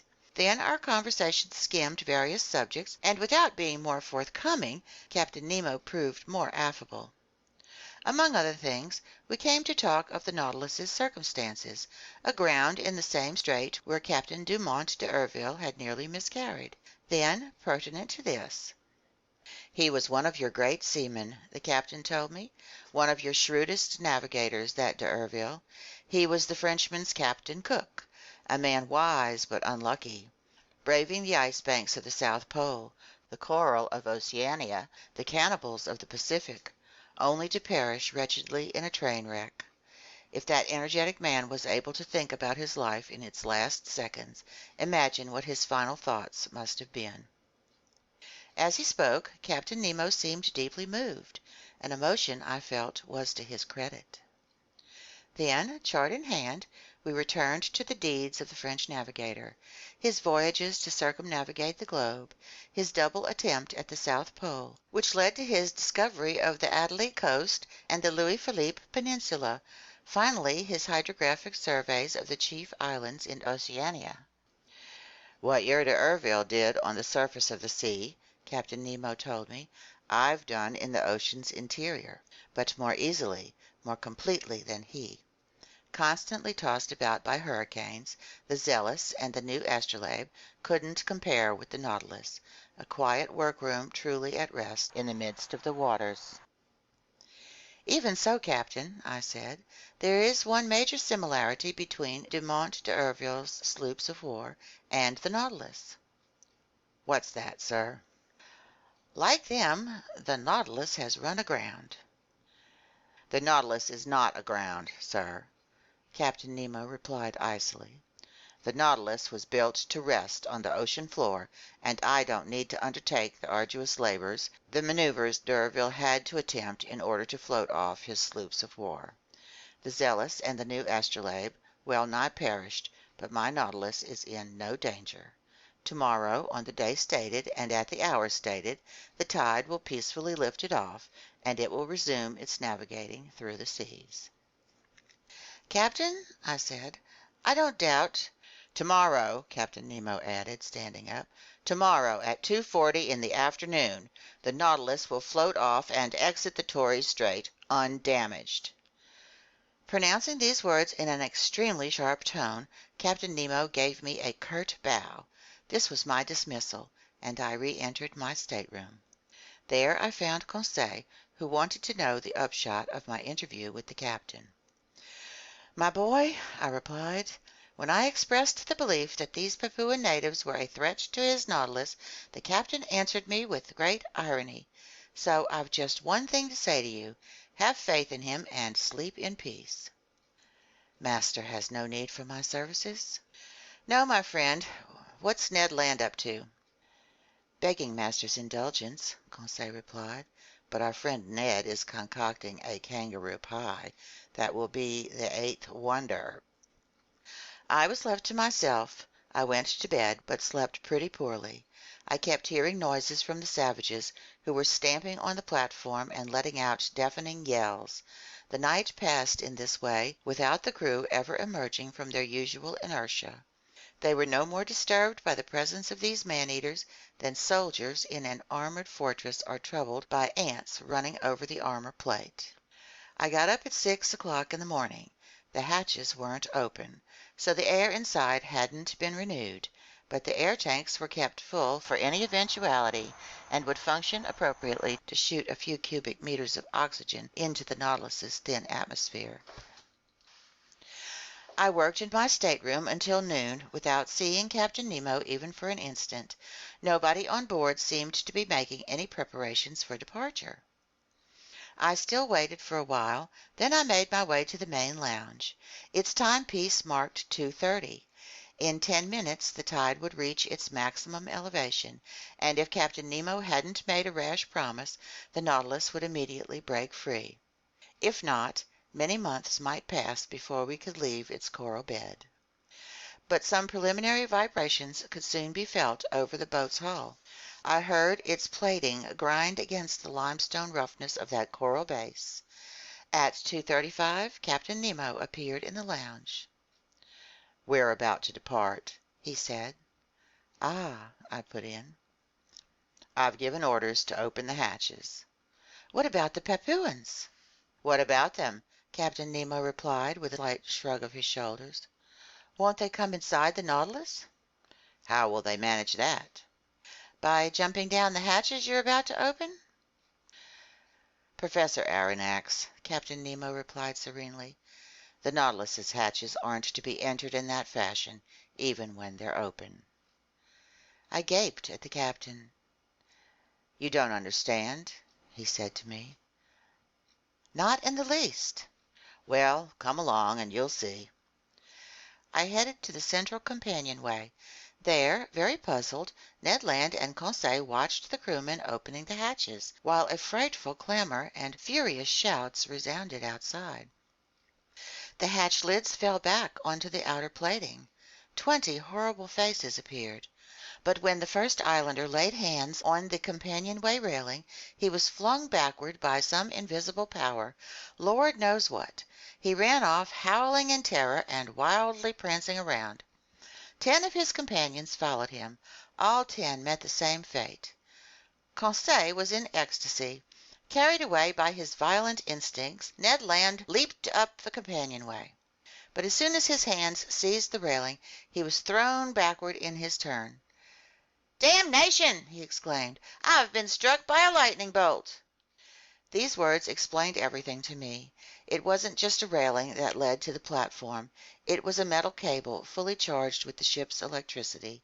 Anyone who touched it got the fearsome shock, and such a shock would have been fatal if Captain Nemo had thrown the full current from his equipment into this conducting cable. It could honestly be said that he had stretched between himself and his assailants a network of electricity no one could clear with impunity. Meanwhile, crazed with terror, the unhinged Papuans beat a retreat. As for us, half laughing, we massaged and comforted poor Ned Land, who was swearing like one possessed. But just then, lifted off by the tide's final undulations, the Nautilus left its coral bed at exactly that 40th minute pinpointed by the captain. Its propeller churned the waves with lazy majesty. Gathering speed little by little, the ship navigated on the surface of the ocean, and, safe and sound, it left behind the dangerous narrows of the Torres Strait. End of chapter 22.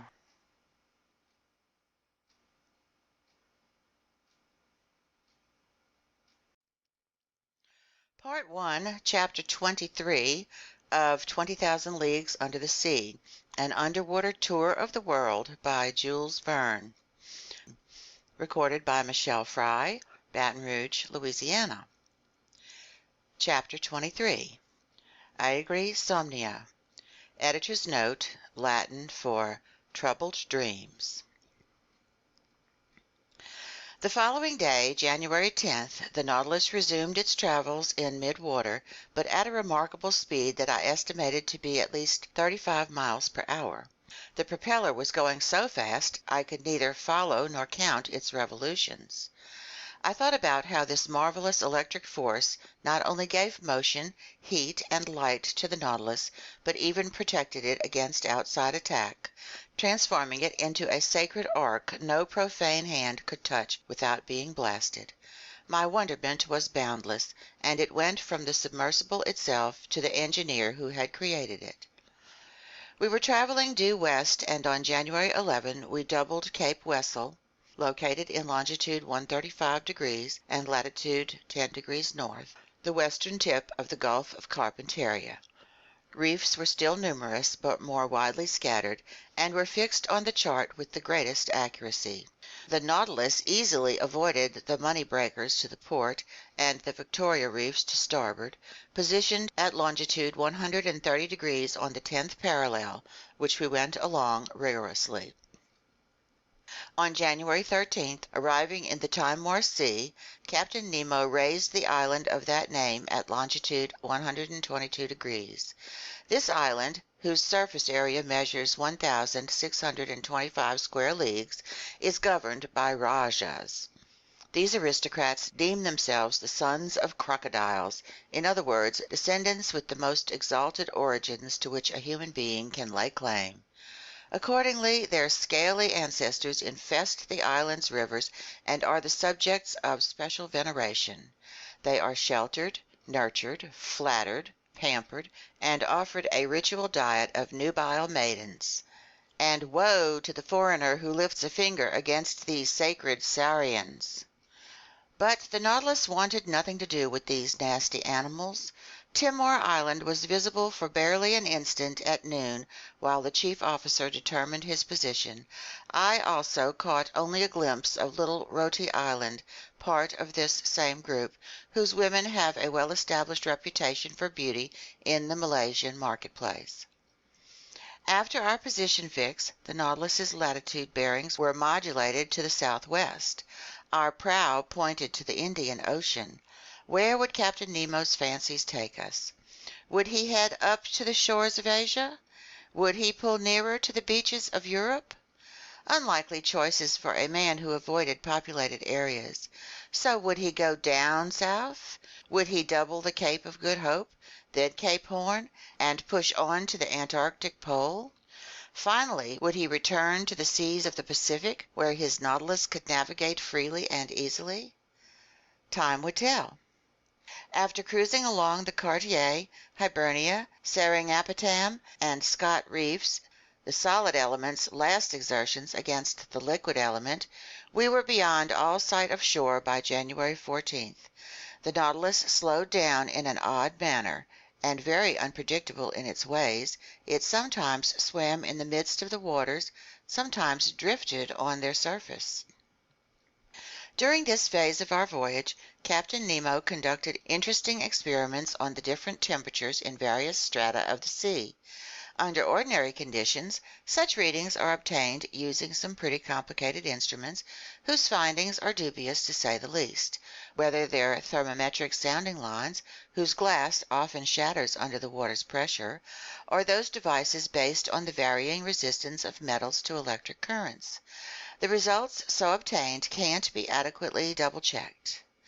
By contrast, Captain Nemo would seek the sea's temperature by going himself into its depths, and when he placed his thermometer in contact with the various layers of liquid, he found the sought-for degree immediately and with certainty.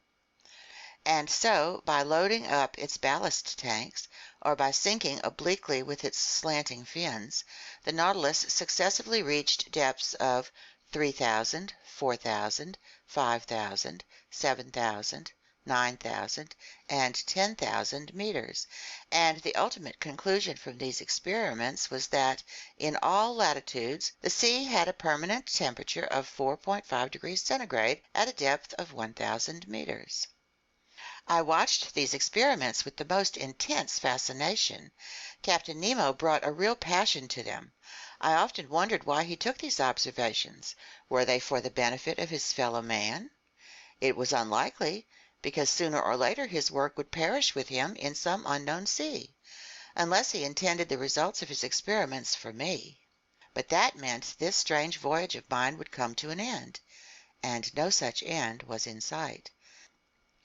Be that as it may, Captain Nemo also introduced me to the different data he had obtained on the relative densities of the water in our globe's chief seas.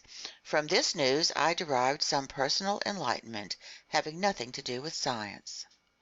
It happened the morning of January 15th. The captain, with whom I was strolling on the platform, asked me if I knew how salt water differs in density from sea to sea. I said no, adding that there was a lack of rigorous scientific observations on this subject. "I've taken such observations," he told me, "and I can vouch for their reliability." "Fine," I replied, "but the Nautilus lives in a separate world, and the secrets of its scientists don't make their way ashore." "You're right, Professor," he told me after a few moments of silence. "This is a separate world.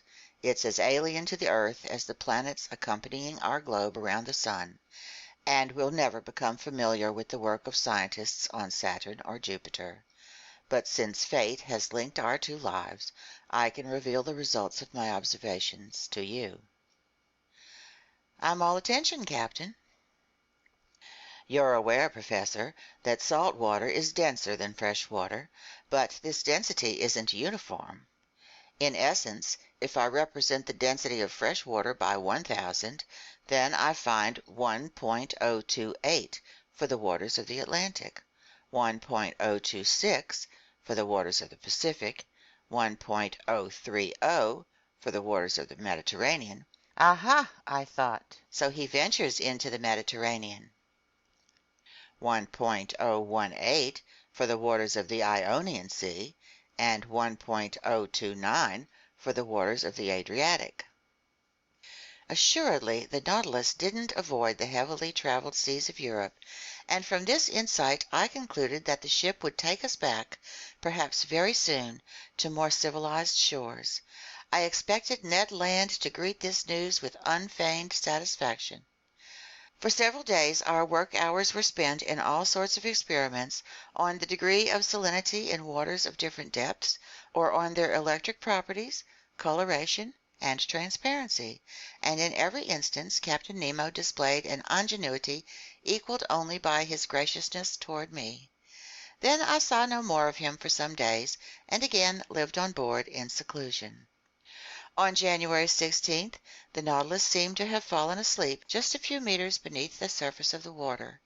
Its electric equipment had been turned off, and the motionless propeller let it ride with the waves. I assumed that the crew were busy with interior repairs required by the engine's strenuous mechanical action. My companions and I then witnessed an unusual sight. The panels in the lounge were open, and since the Nautilus's beacon was off, a hazy darkness reigned in the midst of the waters. Covered with heavy clouds, the stormy sky gave only the faintest light to the ocean's upper strata. I was observing the state of the sea under these conditions, and even the largest fish were nothing more than ill-defined shadows, when the Nautilus was suddenly transferred into broad daylight. At first I thought the beacon had gone back on and was casting its electric light into the liquid mass. I was mistaken, and after a hasty examination I discovered my error. The Nautilus had drifted into the midst of some phosphorescent strata, which, in this darkness, came off as positively dazzling. This effect was caused by myriads of tiny, luminous animals whose brightness increased when they glided over the metal hull of our submersible. In the midst of these luminous sheets of water, I then glimpsed flashes of light, like those seen inside a blazing furnace from streams of molten lead or from masses of metal brought to a white heat, flashes so intense that certain areas of the light became shadows by comparison, in a fiery setting from which every shadow would seemingly have been banished. No, this was no longer the calm emission of our usual lighting. This light throbbed with unprecedented vigor and activity. You sensed that it was alive. In essence, it was a cluster of countless open-sea infusoria, of noctiluca, an eighth of an inch wide, actual globules of transparent jelly equipped with a thread-like tentacle, up to 25,000 of which have been counted in 30 cubic centimeters of water. And the power of their light was increased by those glimmers unique to medusas, starfish, common jellyfish, angel-wing clams, and other phosphorescent zoophytes, which were saturated with grease from organic matter decomposed by the sea, and perhaps with mucus secreted by fish. For several hours the Nautilus drifted in this brilliant tide, and our wonderment grew when we saw huge marine animals cavorting in it, like the fire-dwelling salamanders of myth. In the midst of these flames that didn't burn, I could see swift, elegant porpoises, the tireless pranksters of the seas, and sailfish 3 meters long, those shrewd heralds of hurricanes, whose fearsome broadswords sometimes banged against the lounge window. Then smaller fish appeared, miscellaneous triggerfish, leatherjacks, unicorn fish, and 100 others that left stripes on this luminous atmosphere in their course. Some magic lay behind this dazzling sight. Perhaps some atmospheric condition had intensified this phenomenon. Perhaps a storm had been unleashed on the surface of the waves. But only a few meters down, the Nautilus felt no tempest's fury, and the ship rocked peacefully in the midst of the calm waters. And so it went, some new wonder constantly delighting us. Conseil observed and classified his zoophytes, articulates, mollusks, and fish. The days passed quickly, and I no longer kept track of them. Ned, as usual, kept looking for changes of pace from our standard fare. Like actual snails, we were at home in our shell, and I can vouch that it's easy to turn into a full-fledged snail. So this way of living began to seem simple and natural to us, and we no longer envisioned a different lifestyle on the surface of the planet Earth, when something happened to remind us of our strange circumstances. On January 18th, the Nautilus lay in longitude 105 degrees and latitude 15 degrees south. The weather was threatening, the sea rough and billowy. The wind was blowing a strong gust from the east. The barometer, which had been falling for some days, forecast an approaching struggle of the elements. I had climbed onto the platform just as the chief officer was taking his reading of hour angles. Out of habit, I waited for him to pronounce his daily phrase. But that day it was replaced by a different phrase, just as incomprehensible. Almost at once I saw Captain Nemo appear, lift his spyglass, and inspect the horizon. For some minutes the captain stood motionless, rooted to the spot contained within the field of his lens. Then he lowered his spyglass and exchanged about 10 words with his chief officer. The latter seemed to be in the grip of an excitement he tried in vain to control. More in command of himself, Captain Nemo remained cool. Furthermore, he seemed to be raising certain objections that his chief officer kept answering with flat assurances. At least, that's what I gathered from their differences in tone and gesture. As for me, I stared industriously in the direction under observation, but without spotting a thing. Sky and water merged into a perfectly clear horizon line. Meanwhile, Captain Nemo strolled from one end of the platform to the other, not glancing at me, perhaps not even seeing me. His step was firm, but less regular than usual. Sometimes he would stop, cross his arms over his chest, and observe the sea. What could he be looking for over that immense expanse? By then, the Nautilus lay hundreds of miles from the nearest coast. The chief officer kept lifting his spyglass and stubbornly examining the horizon, walking up and down, stamping his foot, in his nervous agitation a sharp contrast to his superior. But this mystery would inevitably be cleared up, and soon, because Captain Nemo gave orders to increase speed. At once the engine stepped up its drive power, setting the propeller in swifter rotation. Just then the chief officer drew the captain's attention anew. The latter interrupted his strolling and aimed his spyglass at the point indicated. He observed it a good while. As for me, deeply puzzled, I went below to the lounge and brought back an excellent long-range telescope I habitually used. Leaning my elbows on the beacon housing, which jutted from the stern of the platform, I got set to scour the whole stretch of sky and sea. But no sooner had I peered into the eyepiece than the instrument was snatched from my hands. I spun around. Captain Nemo was standing before me, but I almost didn't recognize him. His facial features were transfigured.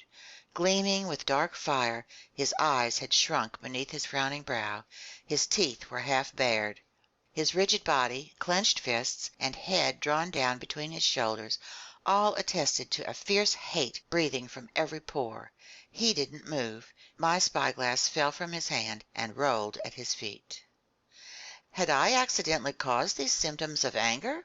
Did this incomprehensible individual think I had detected some secret forbidden to guests on the Nautilus? No, I wasn't the subject of his hate, because he wasn't even looking at me. His eyes stayed stubbornly focused on that inscrutable point of the horizon. Finally, Captain Nemo regained his self-control. His facial appearance, so profoundly changed, now resumed its usual calm. He addressed a few words to his chief officer in their strange language, then he turned to me. "Professor Aronnax," he told me in a tone of some urgency, "I ask that you now honor one of the binding agreements between us." "Which one, Captain?" "You and your companions must be placed in confinement until I see fit to set you free." "You're in command," I answered, gaping at him. "But may I address a question to you?" "You may not, sir." After that I stopped objecting and started obeying, since resistance was useless. I went below to the cabin occupied by Ned Land and Conseil, and I informed them of the captain's decision. I'll let the reader decide how this news was received by the Canadian. In any case, there was no time for explanations. 4 crewmen were waiting at the door, and they led us to the cell where we had spent our first night aboard the Nautilus. Ned Land tried to lodge a complaint, but the only answer he got was a door shut in his face. "Will master tell me what this means?" Conseil asked me. I told my companions what had happened. They were as astonished as I was, but no wiser. Then I sank into deep speculation, and Captain Nemo's strange facial seizure kept haunting me. I was incapable of connecting two ideas in logical order, and I had strayed into the most absurd hypotheses, when I was snapped out of my mental struggles by these words from Ned Land. "Well, look here! Lunch is served." Indeed, a table had been laid. Apparently, Captain Nemo had given this order at the same time he commanded the Nautilus to pick up speed. "Will master allow me to make him a recommendation?" Conseil asked me. "Yes, my boy," I replied. "Well, master needs to eat his lunch. It's prudent, because we have no idea what the future holds." "You're right, Conseil." "Unfortunately," Ned Land said, "they've only given us the standard menu." "Ned, my friend," Conseil answered, "what would you say if they'd given us no lunch at all?" This dose of sanity cut the harpooner's complaints clean off. We sat down at the table. Our meal proceeded pretty much in silence. I ate very little. Conseil, everlastingly prudent, force-fed himself, and, despite the menu, Ned Land didn't waste a bite. Then, lunch over, each of us propped himself in a corner. Just then the luminous globe lighting our cell went out, leaving us in profound darkness. Ned Land soon dozed off, and to my astonishment, Conseil also fell into a heavy slumber. I was wondering what could have caused this urgent need for sleep, when I felt a dense torpor saturate my brain. I tried to keep my eyes open, but they closed in spite of me. I was in the grip of anguished hallucinations. Obviously, some sleep-inducing substance had been laced into the food we had just eaten. So imprisonment wasn't enough to conceal Captain Nemo's plans for us. Sleep was needed as well. Then I heard the hatches close. The sea's undulations, which had been creating a gentle rocking motion, now ceased. Had the Nautilus left the surface of the ocean? Was it re-entering the motionless strata deep in the sea? I tried to fight off this drowsiness. It was impossible. My breathing grew weaker. I felt a mortal chill freeze my dull, nearly paralyzed limbs. Like little domes of lead, my lids fell over my eyes. I couldn't raise them. A morbid sleep, full of hallucinations, seized my whole being. Then the visions disappeared and left me in utter oblivion. End of chapter 23.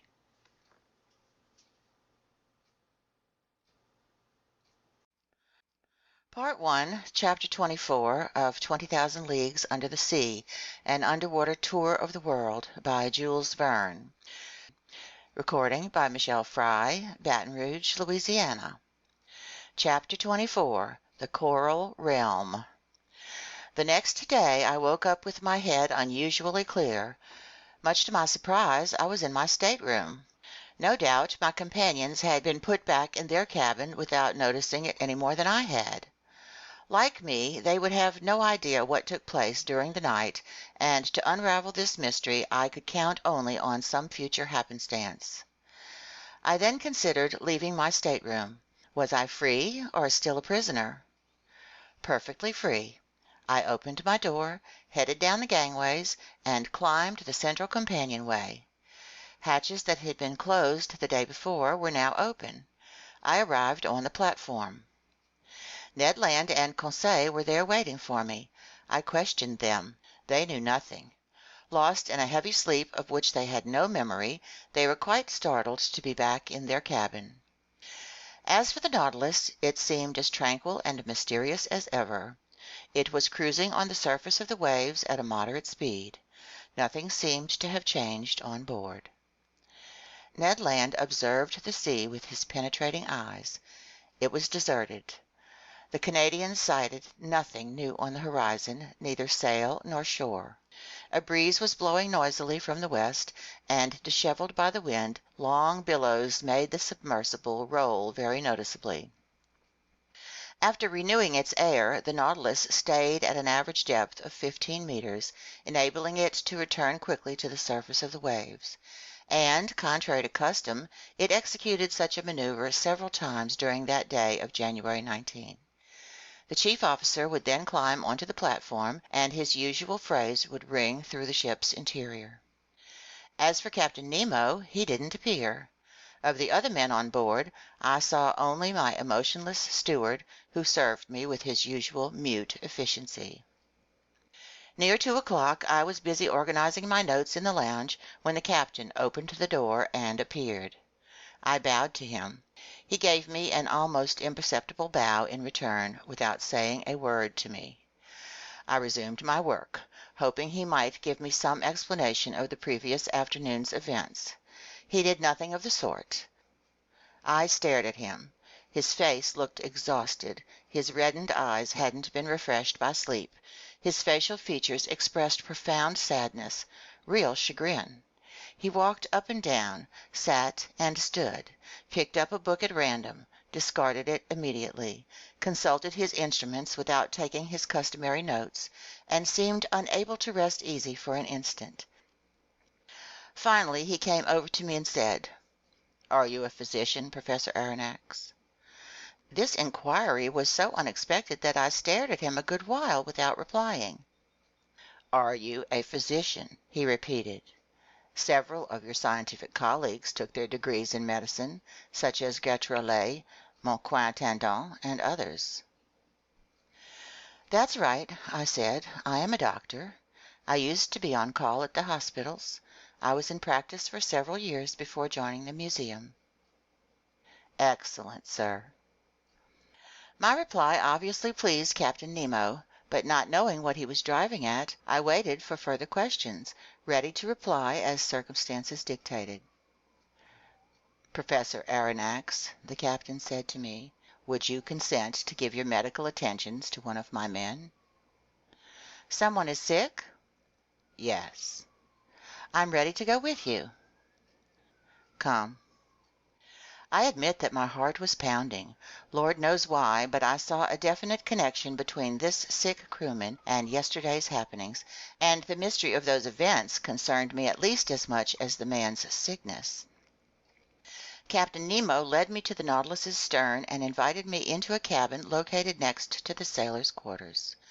On a bed there lay a man some 40 years old, with strongly molded features, the very image of an Anglo-Saxon. I bent over him. Not only was he sick, he was wounded. Swathed in blood-soaked linen, his head was resting on a folded pillow. I undid the linen bandages, while the wounded man gazed with great staring eyes, and let me proceed without making a single complaint. It was a horrible wound. The cranium had been smashed open by some blunt instrument, leaving the naked brains exposed, and the cerebral matter had suffered deep abrasions. Blood clots had formed in this dissolving mass, taking on the color of wine dregs. Both contusion and concussion of the brain had occurred. The sick man's breathing was labored, and muscle spasms quivered in his face. Cerebral inflammation was complete, and had brought on a paralysis of movement and sensation. I took the wounded man's pulse. It was intermittent.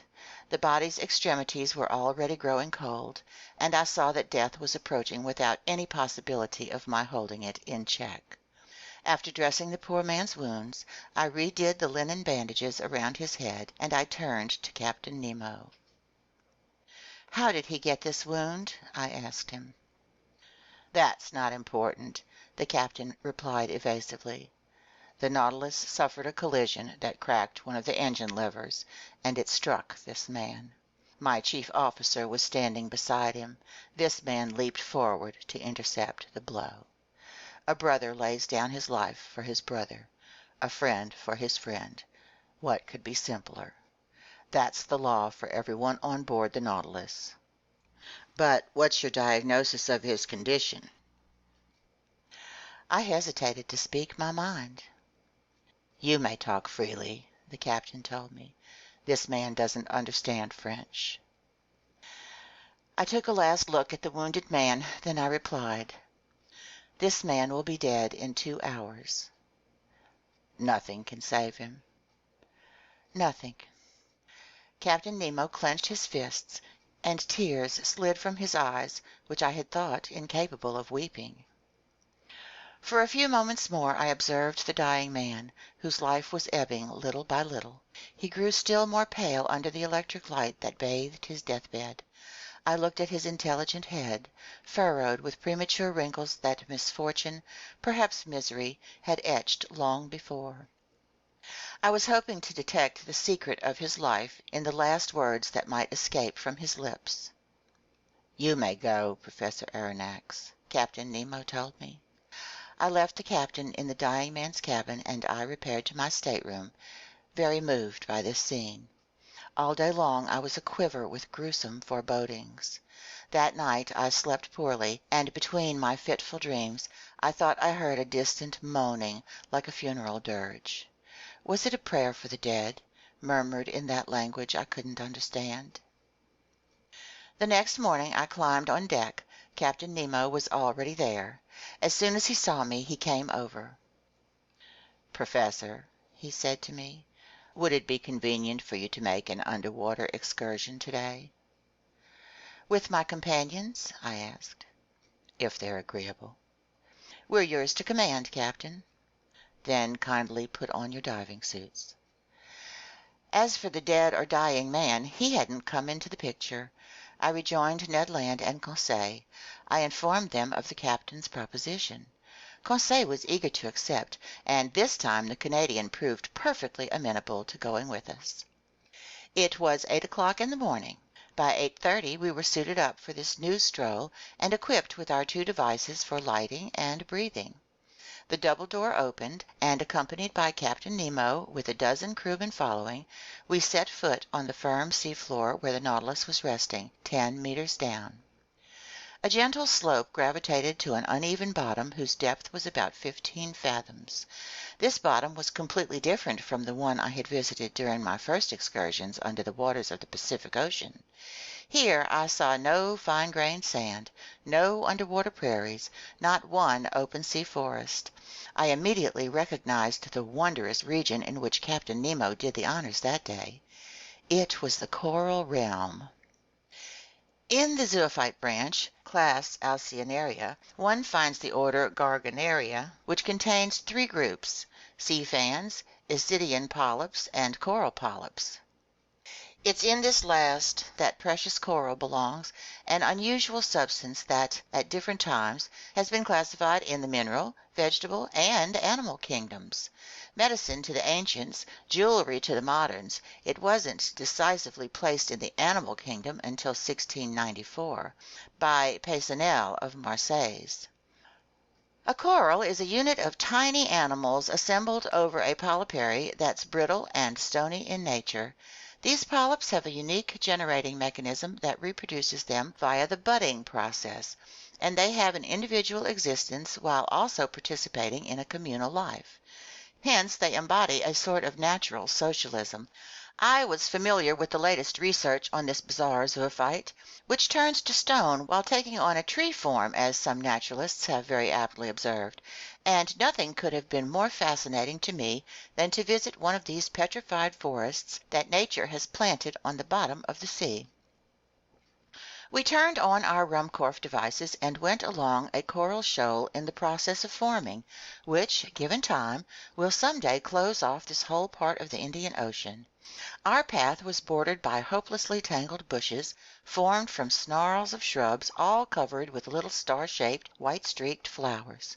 Only, contrary to plants on shore, these tree forms become attached to rocks on the seafloor by heading from top to bottom.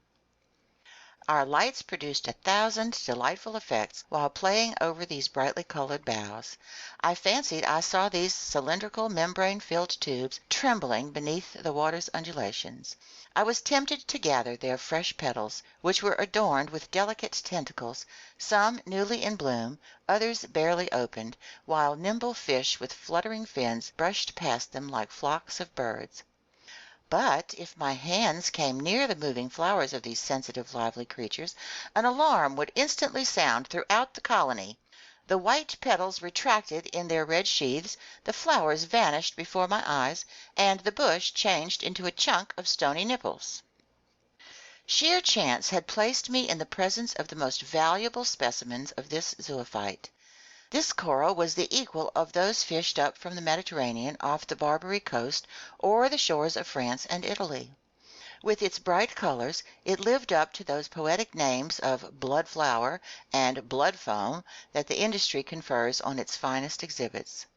Coral sells for as much as 500 francs per kilogram, and in this locality the liquid strata hid enough to make the fortunes of a whole host of coral fishermen. This valuable substance often merges with other polyparies, forming compact, hopelessly tangled units known as macchiota, and I noted some wonderful pink samples of this coral. But as the bushes shrank, the tree forms magnified.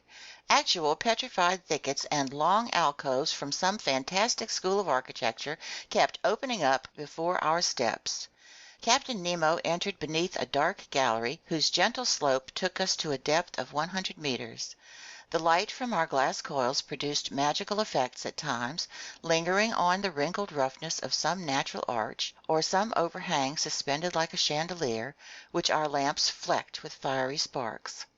Amid these shrubs of precious coral, I observed other polyps no less unusual: Melita coral, rainbow coral with jointed outgrowths, then a few tufts of genus Corallina, some green and others red, actually a type of seaweed encrusted with limestone salts, which, after long disputes, naturalists have finally placed in the vegetable kingdom. But, as one intellectual has remarked, here, perhaps, is the actual point where life rises humbly out of slumbering stone, but without breaking away from its crude starting point. Finally, after 2 hours of walking, we reached a depth of about 300 meters, in other words, the lowermost limit at which coral can begin to form. But here it was no longer some isolated bush or a modest grove of low timber. It was an immense forest, huge mineral vegetation, enormous petrified trees linked by garlands of elegant hydras from the genus Plumellaria, those tropical creepers of the sea, all decked out in shades and gleams. We passed freely under their lofty boughs, lost up in the shadows of the waves, while at our feet organ-pipe coral, stony coral, star coral, fungus coral, and sea anemone from the genus Caryophylla formed a carpet of flowers, all strewn with dazzling gems. What an indescribable sight! Oh, if only we could share our feelings! Why were we imprisoned behind these masks of metal and glass? Why were we forbidden to talk with each other? At least let us lead the lives of the fish that populate this liquid element, or better yet, the lives of amphibians, which can spend long hours either at sea or on shore, traveling through their double domain as their whims dictate. Meanwhile, Captain Nemo had called a halt. My companions and I stopped walking, and turning around, I saw the crewmen form a semicircle around their leader. Looking with greater care, I observed that 4 of them were carrying on their shoulders an object that was oblong in shape. At this locality we stood in the center of a huge clearing, surrounded by the tall tree forms of this underwater forest. Our lamps cast a sort of brilliant twilight over the area, making inordinately long shadows on the seafloor. Past the boundaries of the clearing, the darkness deepened again, relieved only by little sparks given off by the sharp crests of coral. Ned Land and Conseil stood next to me. We stared, and it dawned on me that I was about to witness a strange scene. Observing the seafloor, I saw that it swelled at certain points from low bulges that were encrusted with limestone deposits and arrayed with a symmetry that betrayed the hand of man. In the middle of the clearing, on a pedestal of roughly piled rocks, there stood a cross of coral, extending long arms you would have thought were made of petrified blood. At a signal from Captain Nemo, one of his men stepped forward and, a few feet from this cross, detached a mattock from his belt and began to dig a hole. I finally understood. This clearing was a cemetery, this hole a grave, that oblong object the body of the man who must have died during the night. Captain Nemo and his men had come to bury their companion in this communal resting place on the inaccessible ocean floor. No! My mind was reeling as never before. Never had ideas of such impact raced through my brain. I didn't want to see what my eyes saw. Meanwhile, the grave digging went slowly. Fish fled here and there as their retreat was disturbed. I heard the pick ringing on the limestone soil, its iron tip sometimes giving off sparks when it hit a stray piece of flint on the sea bottom. The hole grew longer, wider, and soon was deep enough to receive the body. Then the pallbearers approached. Wrapped in white fabric made from filaments of the fan mussel, the body was lowered into its watery grave. Captain Nemo, arms crossed over his chest, knelt in a posture of prayer, as did all the friends of him who had loved them. My 2 companions and I bowed reverently. The grave was then covered over with the rubble dug from the seafloor, and it formed a low mound. When this was done, Captain Nemo and his men stood up. Then they all approached the grave, sank again on bended knee, and extended their hands in a signal of final farewell. Then the funeral party went back up the path to the Nautilus, returning beneath the arches of the forest, through the thickets, along the coral bushes, going steadily higher. Finally the ship's rays appeared. Their luminous trail guided us to the Nautilus. By 1 o'clock we had returned. After changing clothes, I climbed onto the platform, and in the grip of dreadfully obsessive thoughts, I sat next to the beacon. Captain Nemo joined me. I stood up and said to him, "So, as I predicted, that man died during the night?" "Yes, Professor Aronnax," Captain Nemo replied. "And now he rests beside his companions in that coral cemetery?"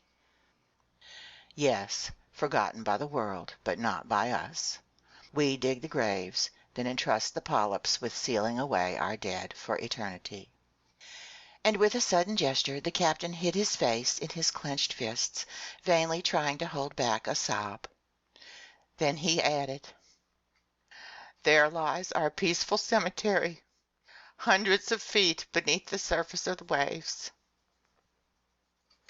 At least, Captain, your dead can sleep serenely there, out of reach of sharks." "Yes, sir," Captain Nemo replied solemnly. "Of sharks and men." End of chapter 24. End of part 1.